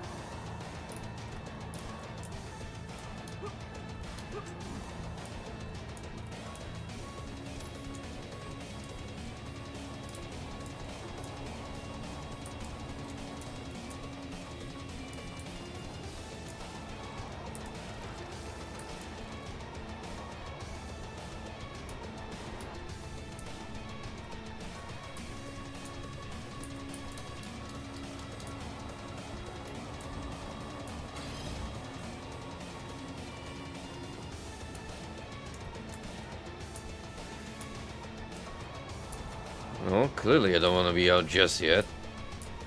Because I'm not done with this puzzle.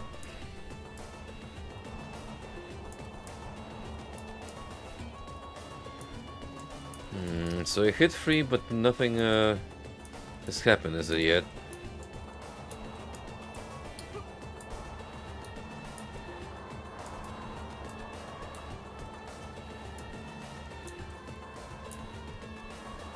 I'd say there's one more somewhere that I'm just not seeing.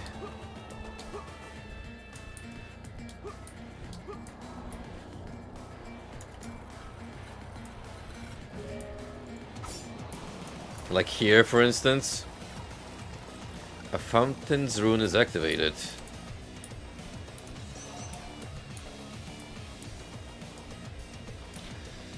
Oh, what did you know? That actually pushes you back to the beginning of the stretch.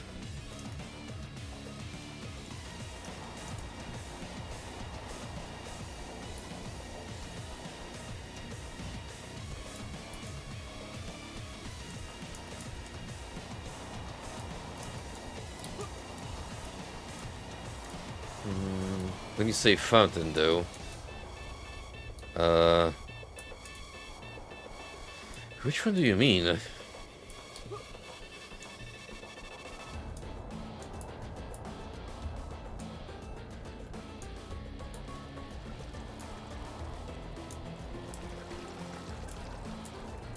would thought it was one of the two in the chamber.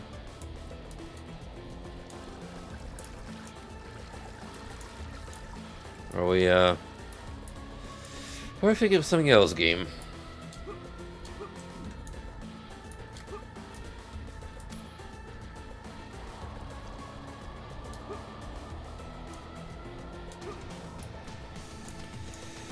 I suppose I'll have to go outside and inspect.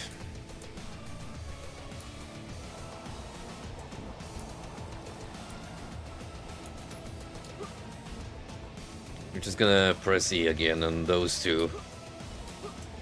Make sure I'm not omitting anything.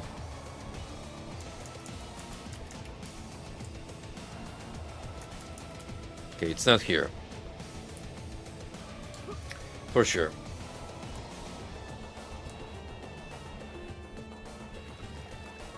Don't remember any fountains outside.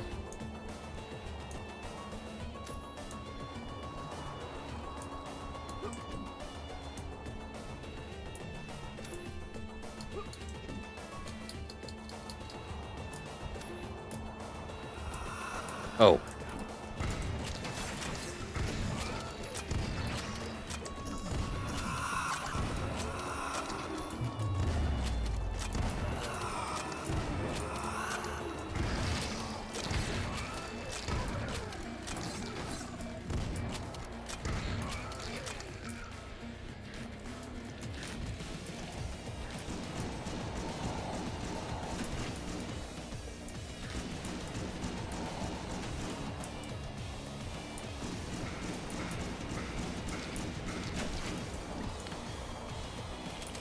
sure though the game was nice enough to nudge me in the right direction.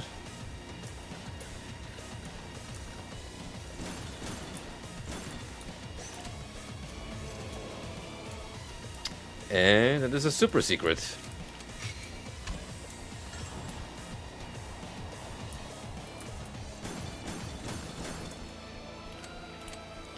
That's free tonight?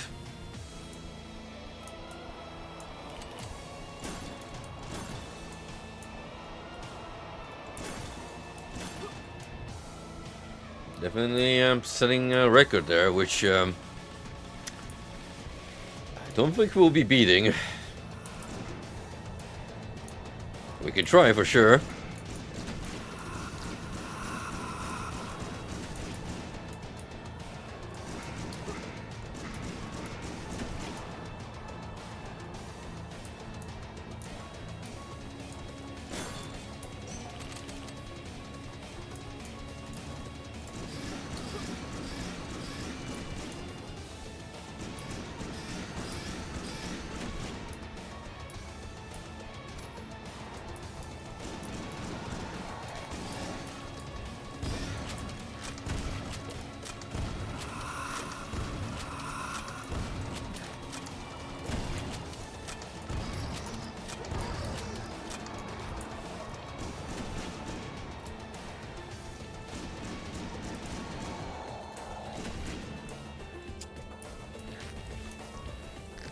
Oh, there goes my pistol ammo. Again.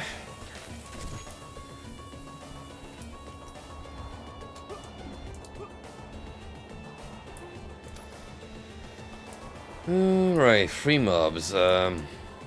Probably, maybe, behind the red key. More importantly though, I saw some stuff over here, like this rune for instance. I very much would like to grab.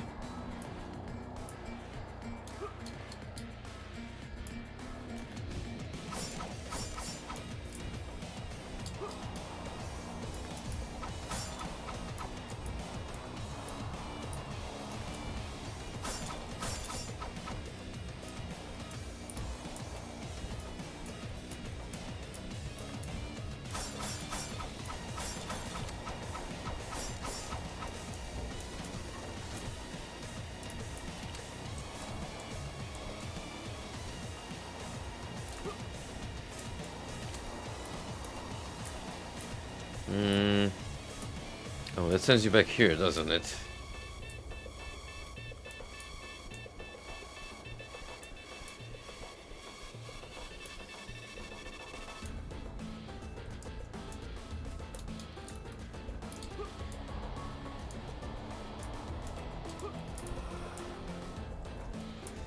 Well, looks like we found our missing monsters. Good.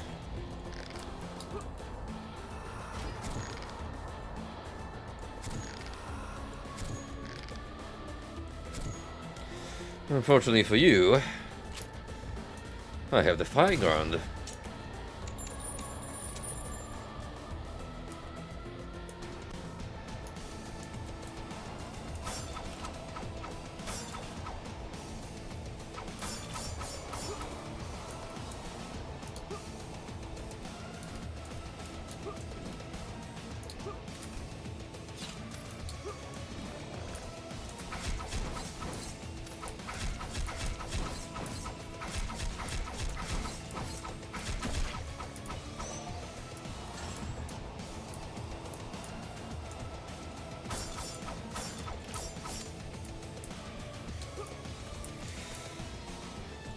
That sounds like a better upgrade to put over one of the hell boots that I already have.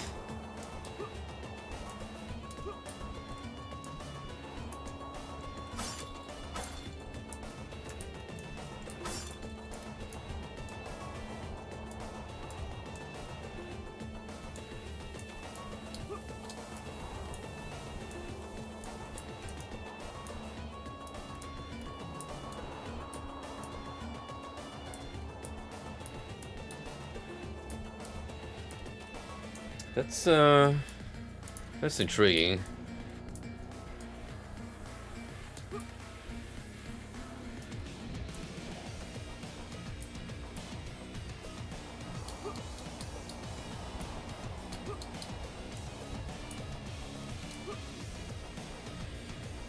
What more potential wacky secrets do we have here?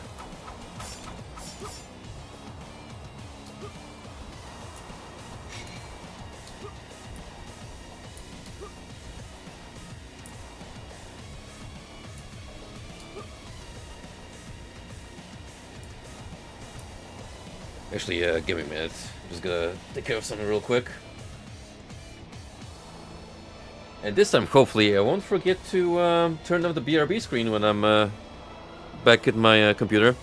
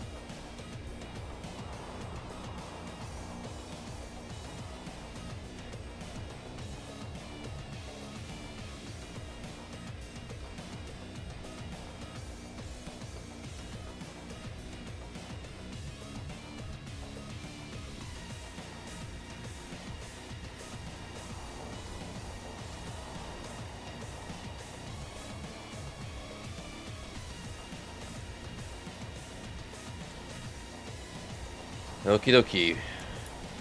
Back in business.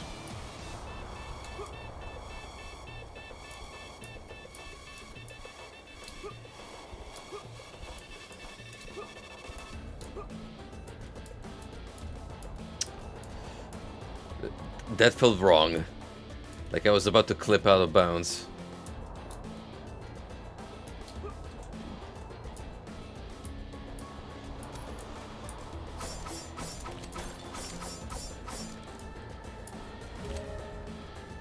Suffice to say, Dread Templar has some very peculiar, arbitrary choices when it comes to allowing you to explore.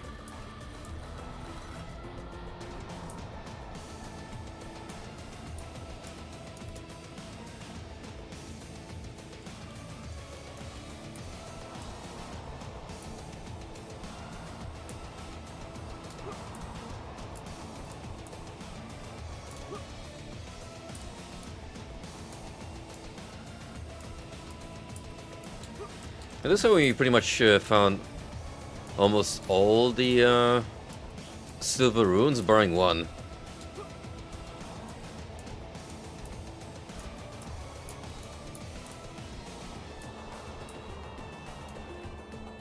And a couple of those were attached to secrets.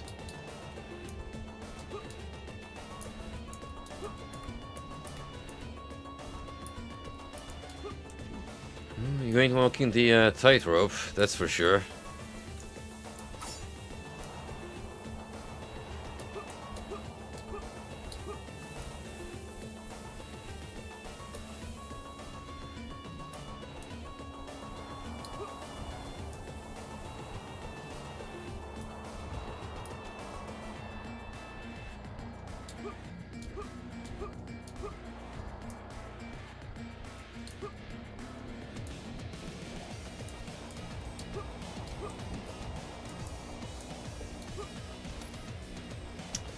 And this is off limits too, apparently.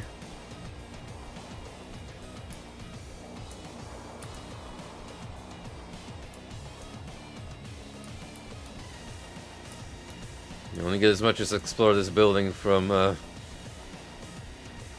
under the foundation. That's it.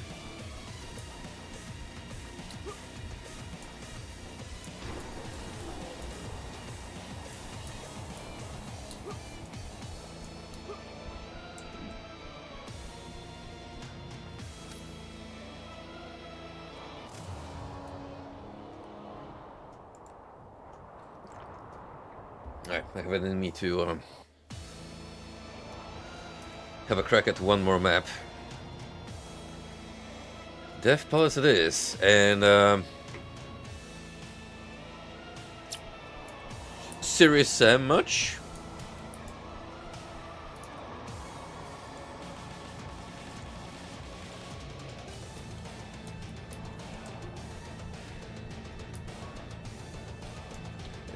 But if it were true to that kind of homage, it would let me go out there into the infinite desert, and there would be like a single health pallet guarded by a dozen of enemies.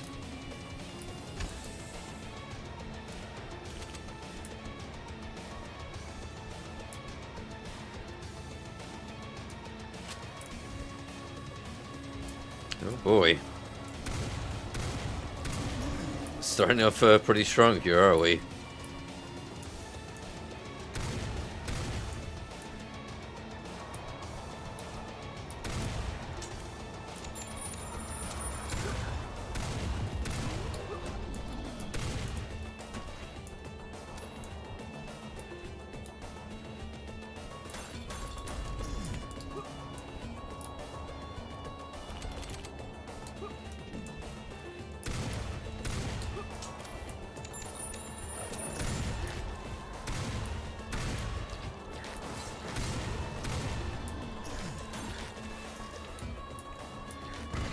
This gun is an absolute killing machine.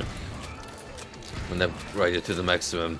Talking about the revolver, of course. I am naturally partial to the super shoddy, but on a power scale in the Dread Templar, yeah, it just seems to fall behind.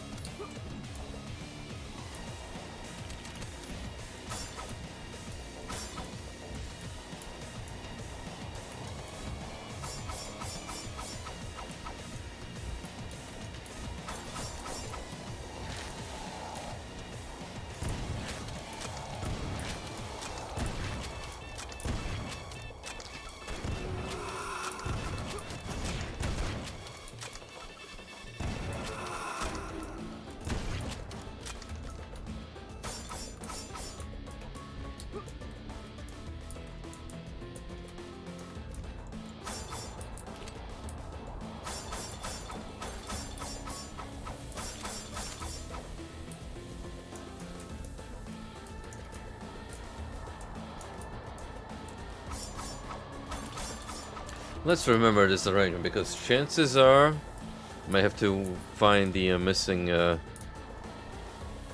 plate and stick it in place.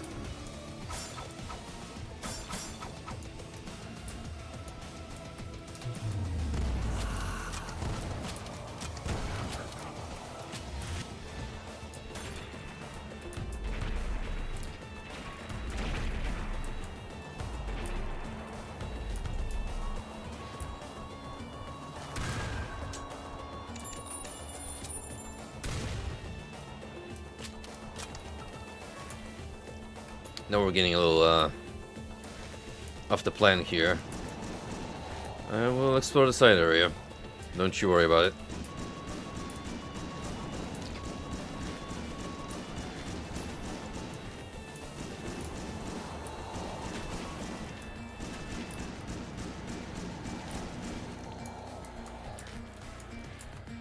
Usually I tend to shit on video games that have this much simplistic color schemes, like mostly just, you know, brown and gray. But here it seems to be a deliberate artistic choice, and it just seems more natural.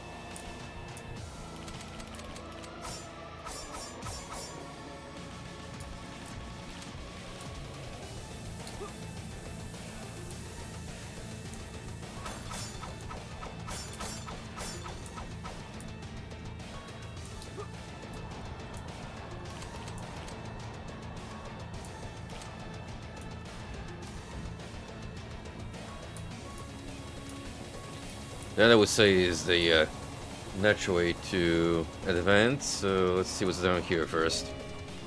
Oh.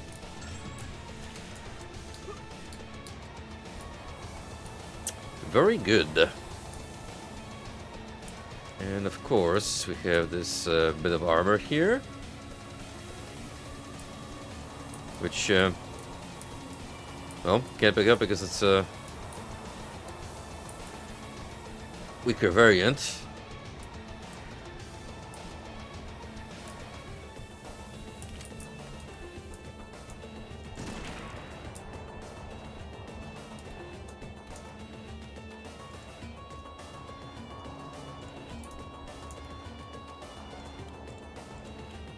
Oh, actually, while I'm here,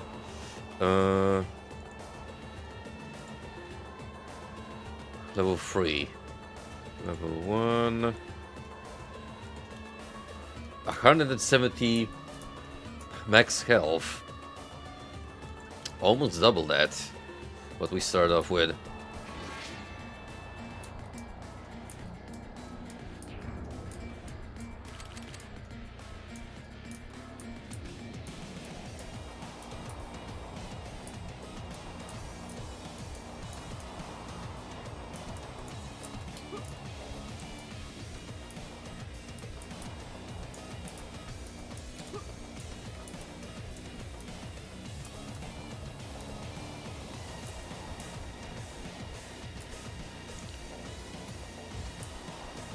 Yo, wave defense?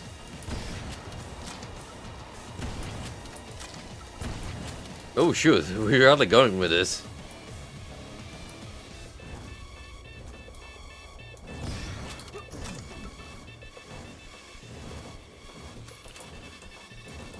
Question is, do these guys keep spawning in?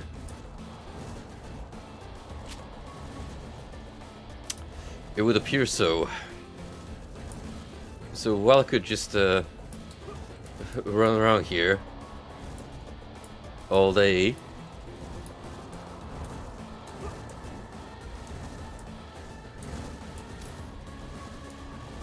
well, I mean, it seems to be working.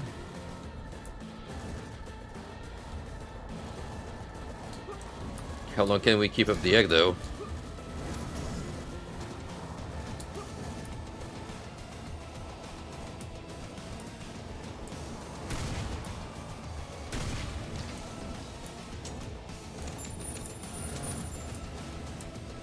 Oh, that is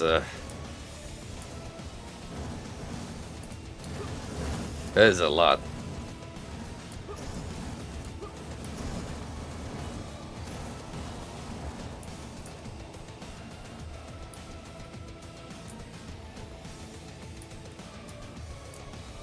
Well,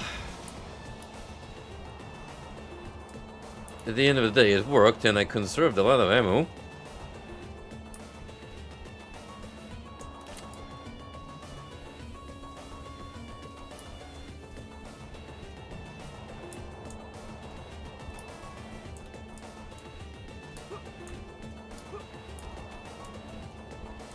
Best part is I could always come back here and stock up.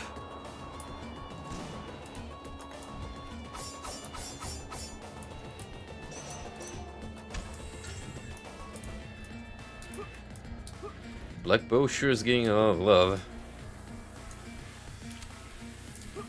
this stream with all the upgrades the game is throwing my way.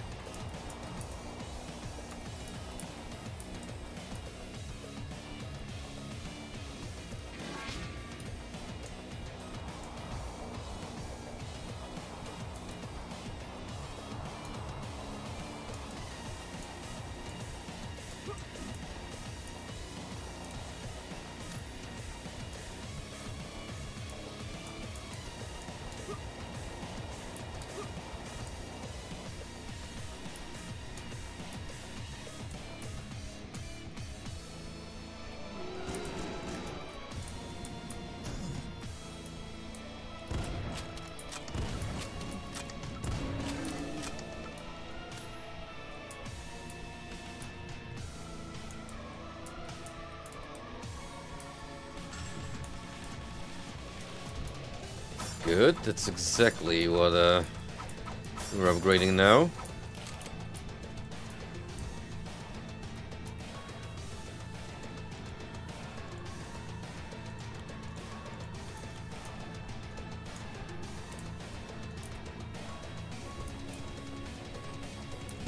Oh. Oh, we're not done with the new enemy types.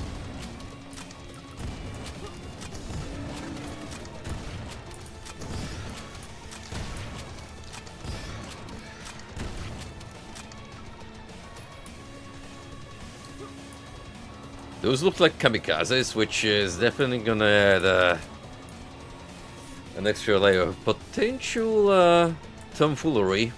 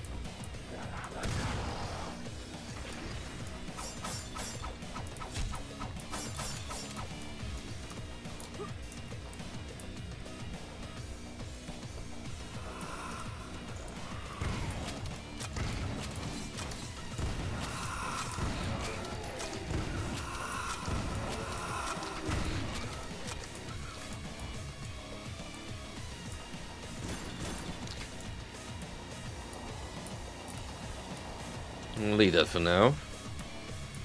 Something tells me it leads to extra area.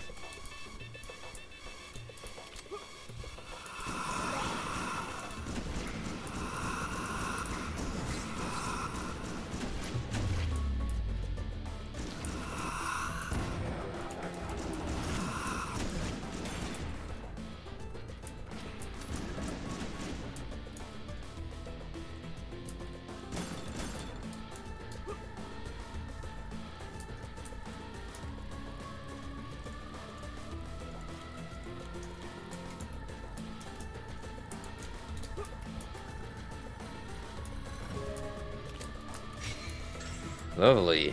Armor and more runes.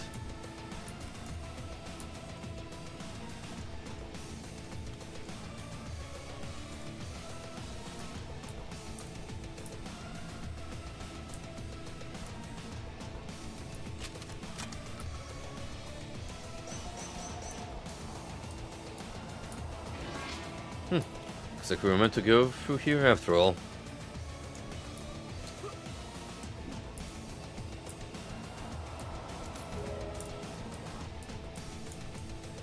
Heck yeah. I especially appreciate those medkits.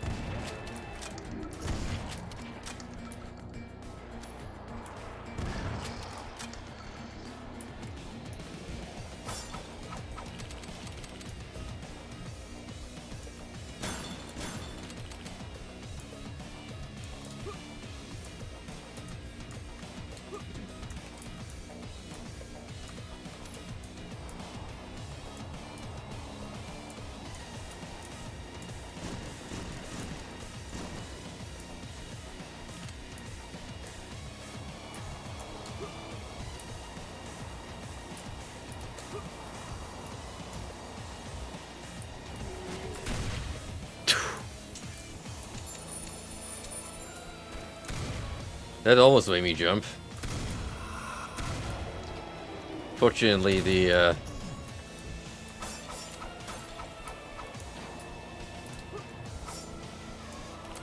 impulse of shooting first, asking questions later kicked in.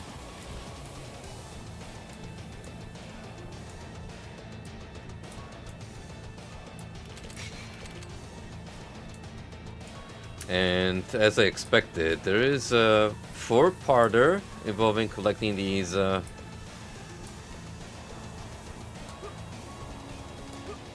tablets.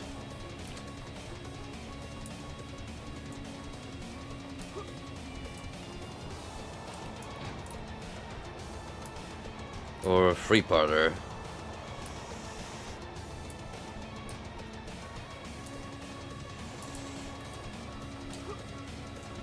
I have an idea where I might have missed one.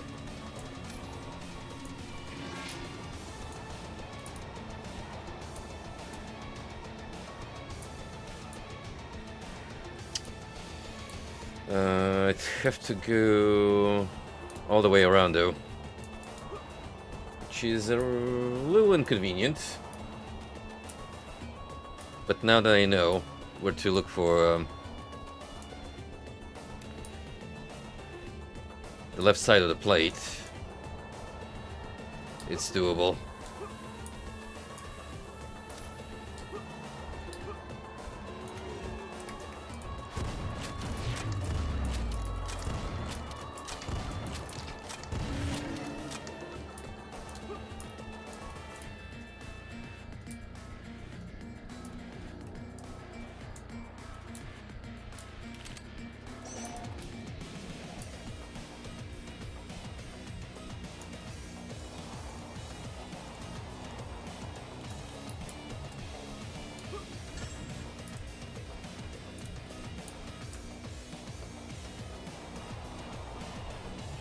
Nice.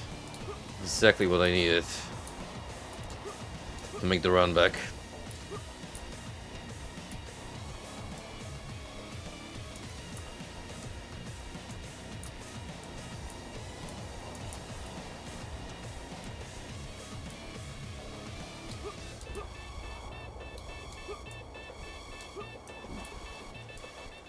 You need to go back anyway to return the plate in the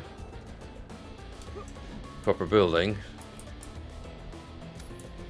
We, however, need to make another run to get the missing element.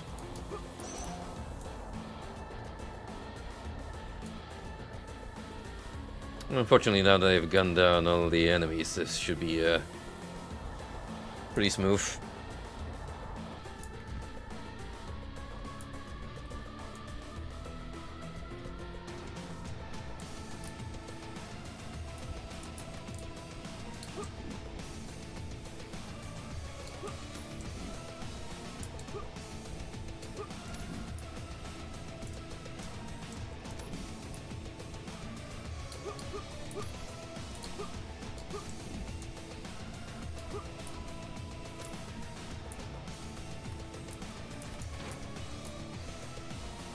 There we have it.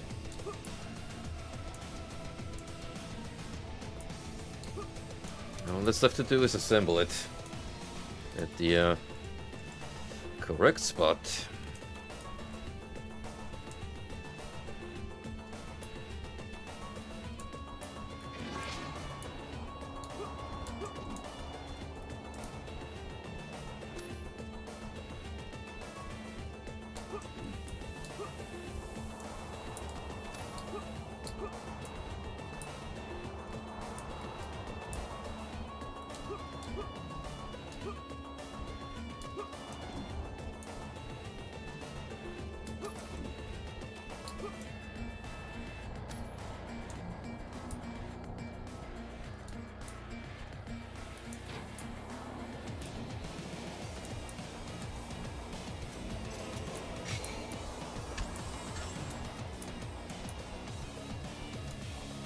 A bit curious how not all the super secret count to achievements.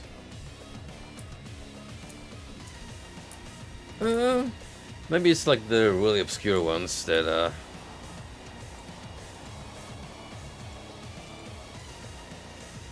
you gotta go the extra mile.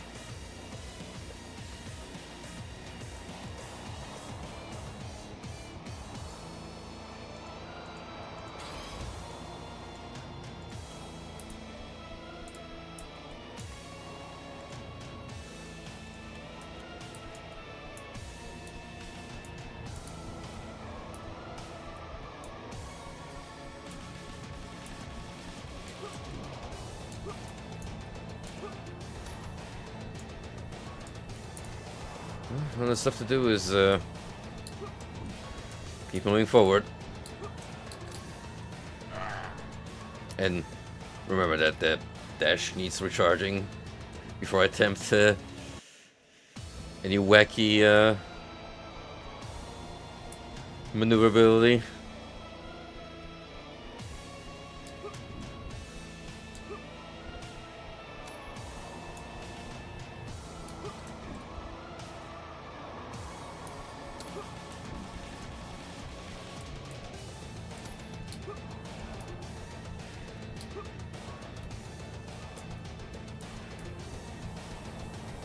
Are you not supposed to do that?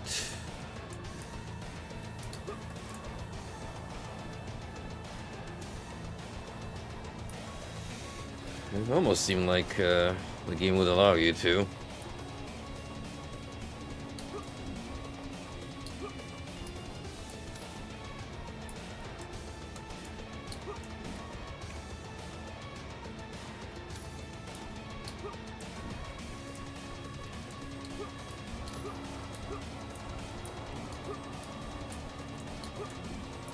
Nope. Visible wall.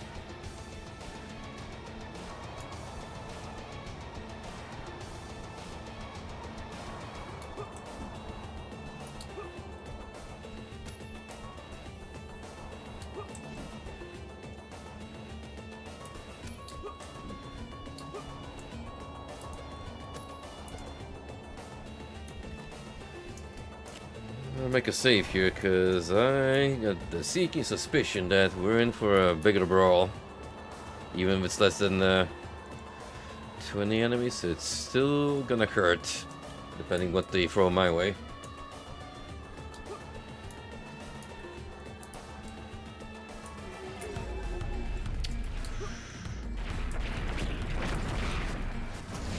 You! Is that a Hell Knight at home?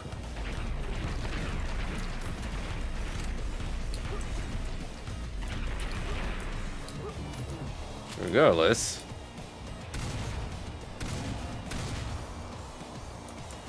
Pretty cool lad.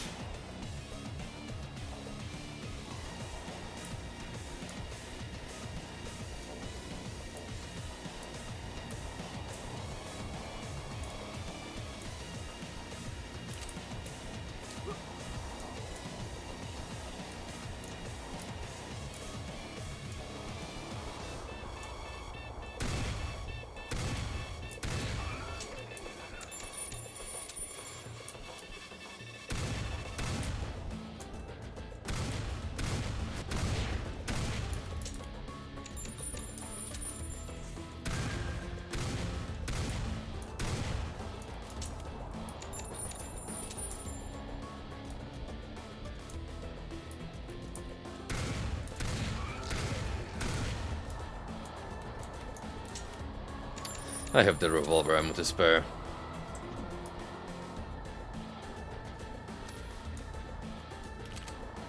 See, I was back to full.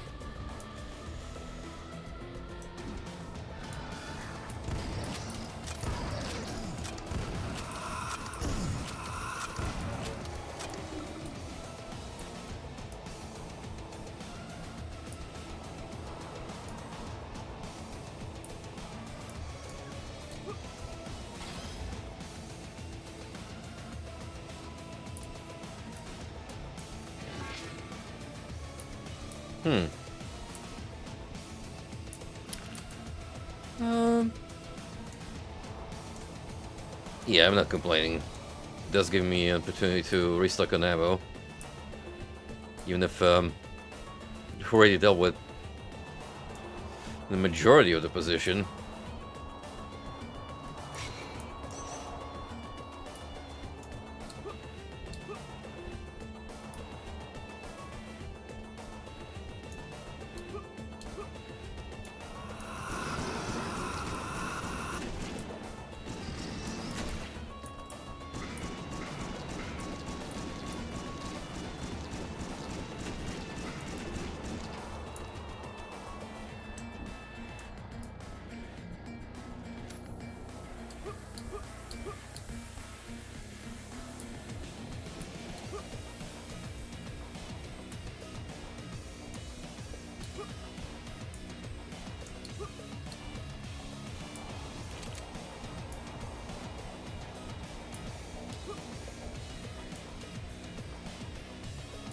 I was supposed to jam the read key card somewhere.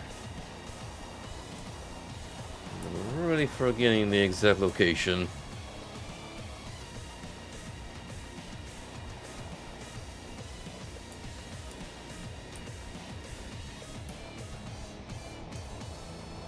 Oh, this building.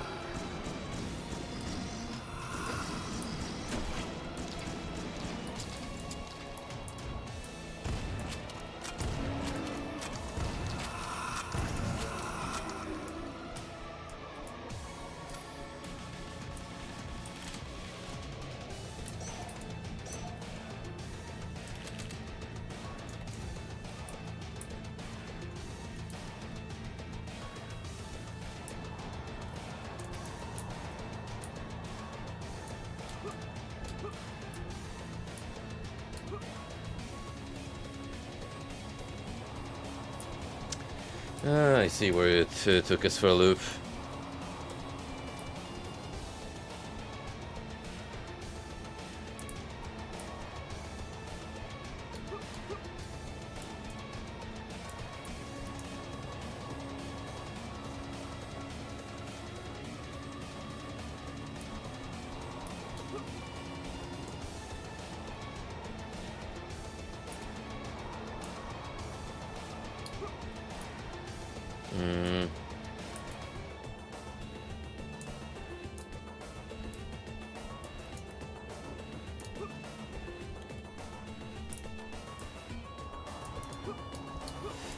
It looked like it was path to a secret rather than the end of the level, but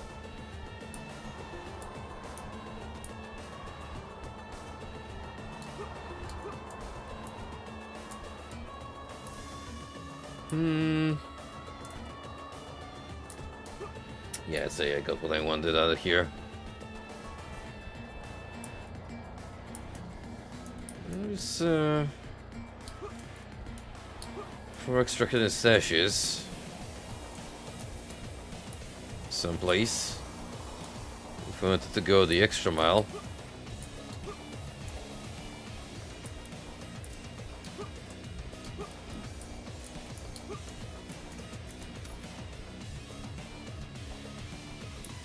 It's really the one object of importance that I'm really skipping out on is a silver rune, and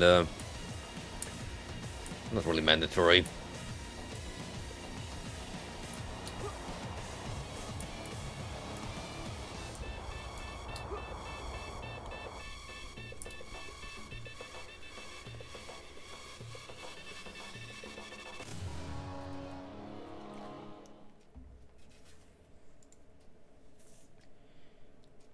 Funny how if I try to go relatively fast, that's guaranteed half an hour.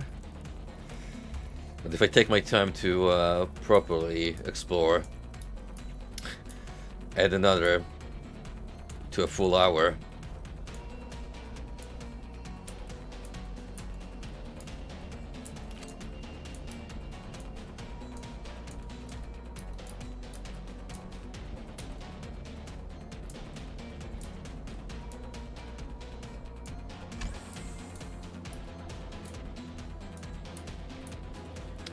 Save point anywhere? Let's see the upgrade altar.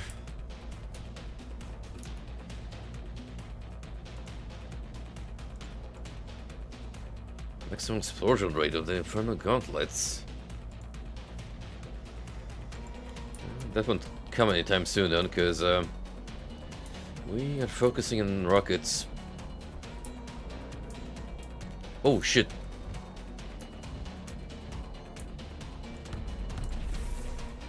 It's like a mini version of the previous boss.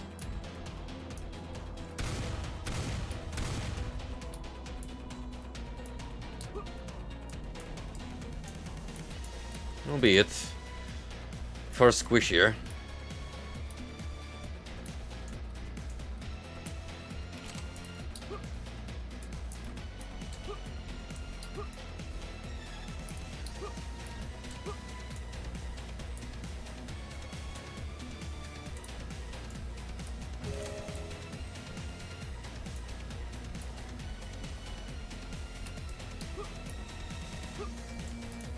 I'll run as far as the next checkpoint, and from there we'll leave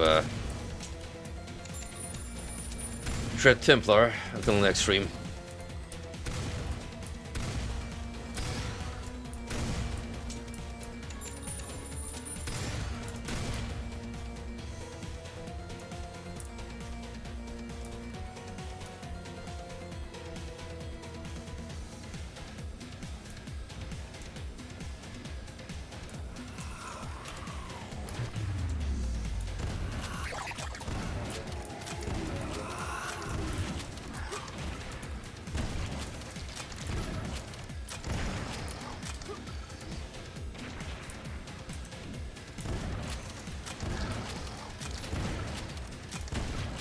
Going for health upgrades was surely the right call.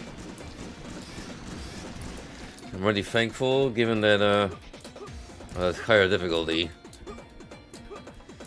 It was way more of it.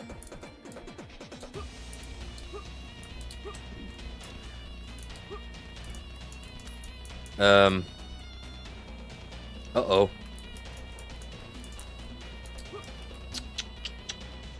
We have a bit of problem here, Mr. Dev. One can fall down here, but there's no way out.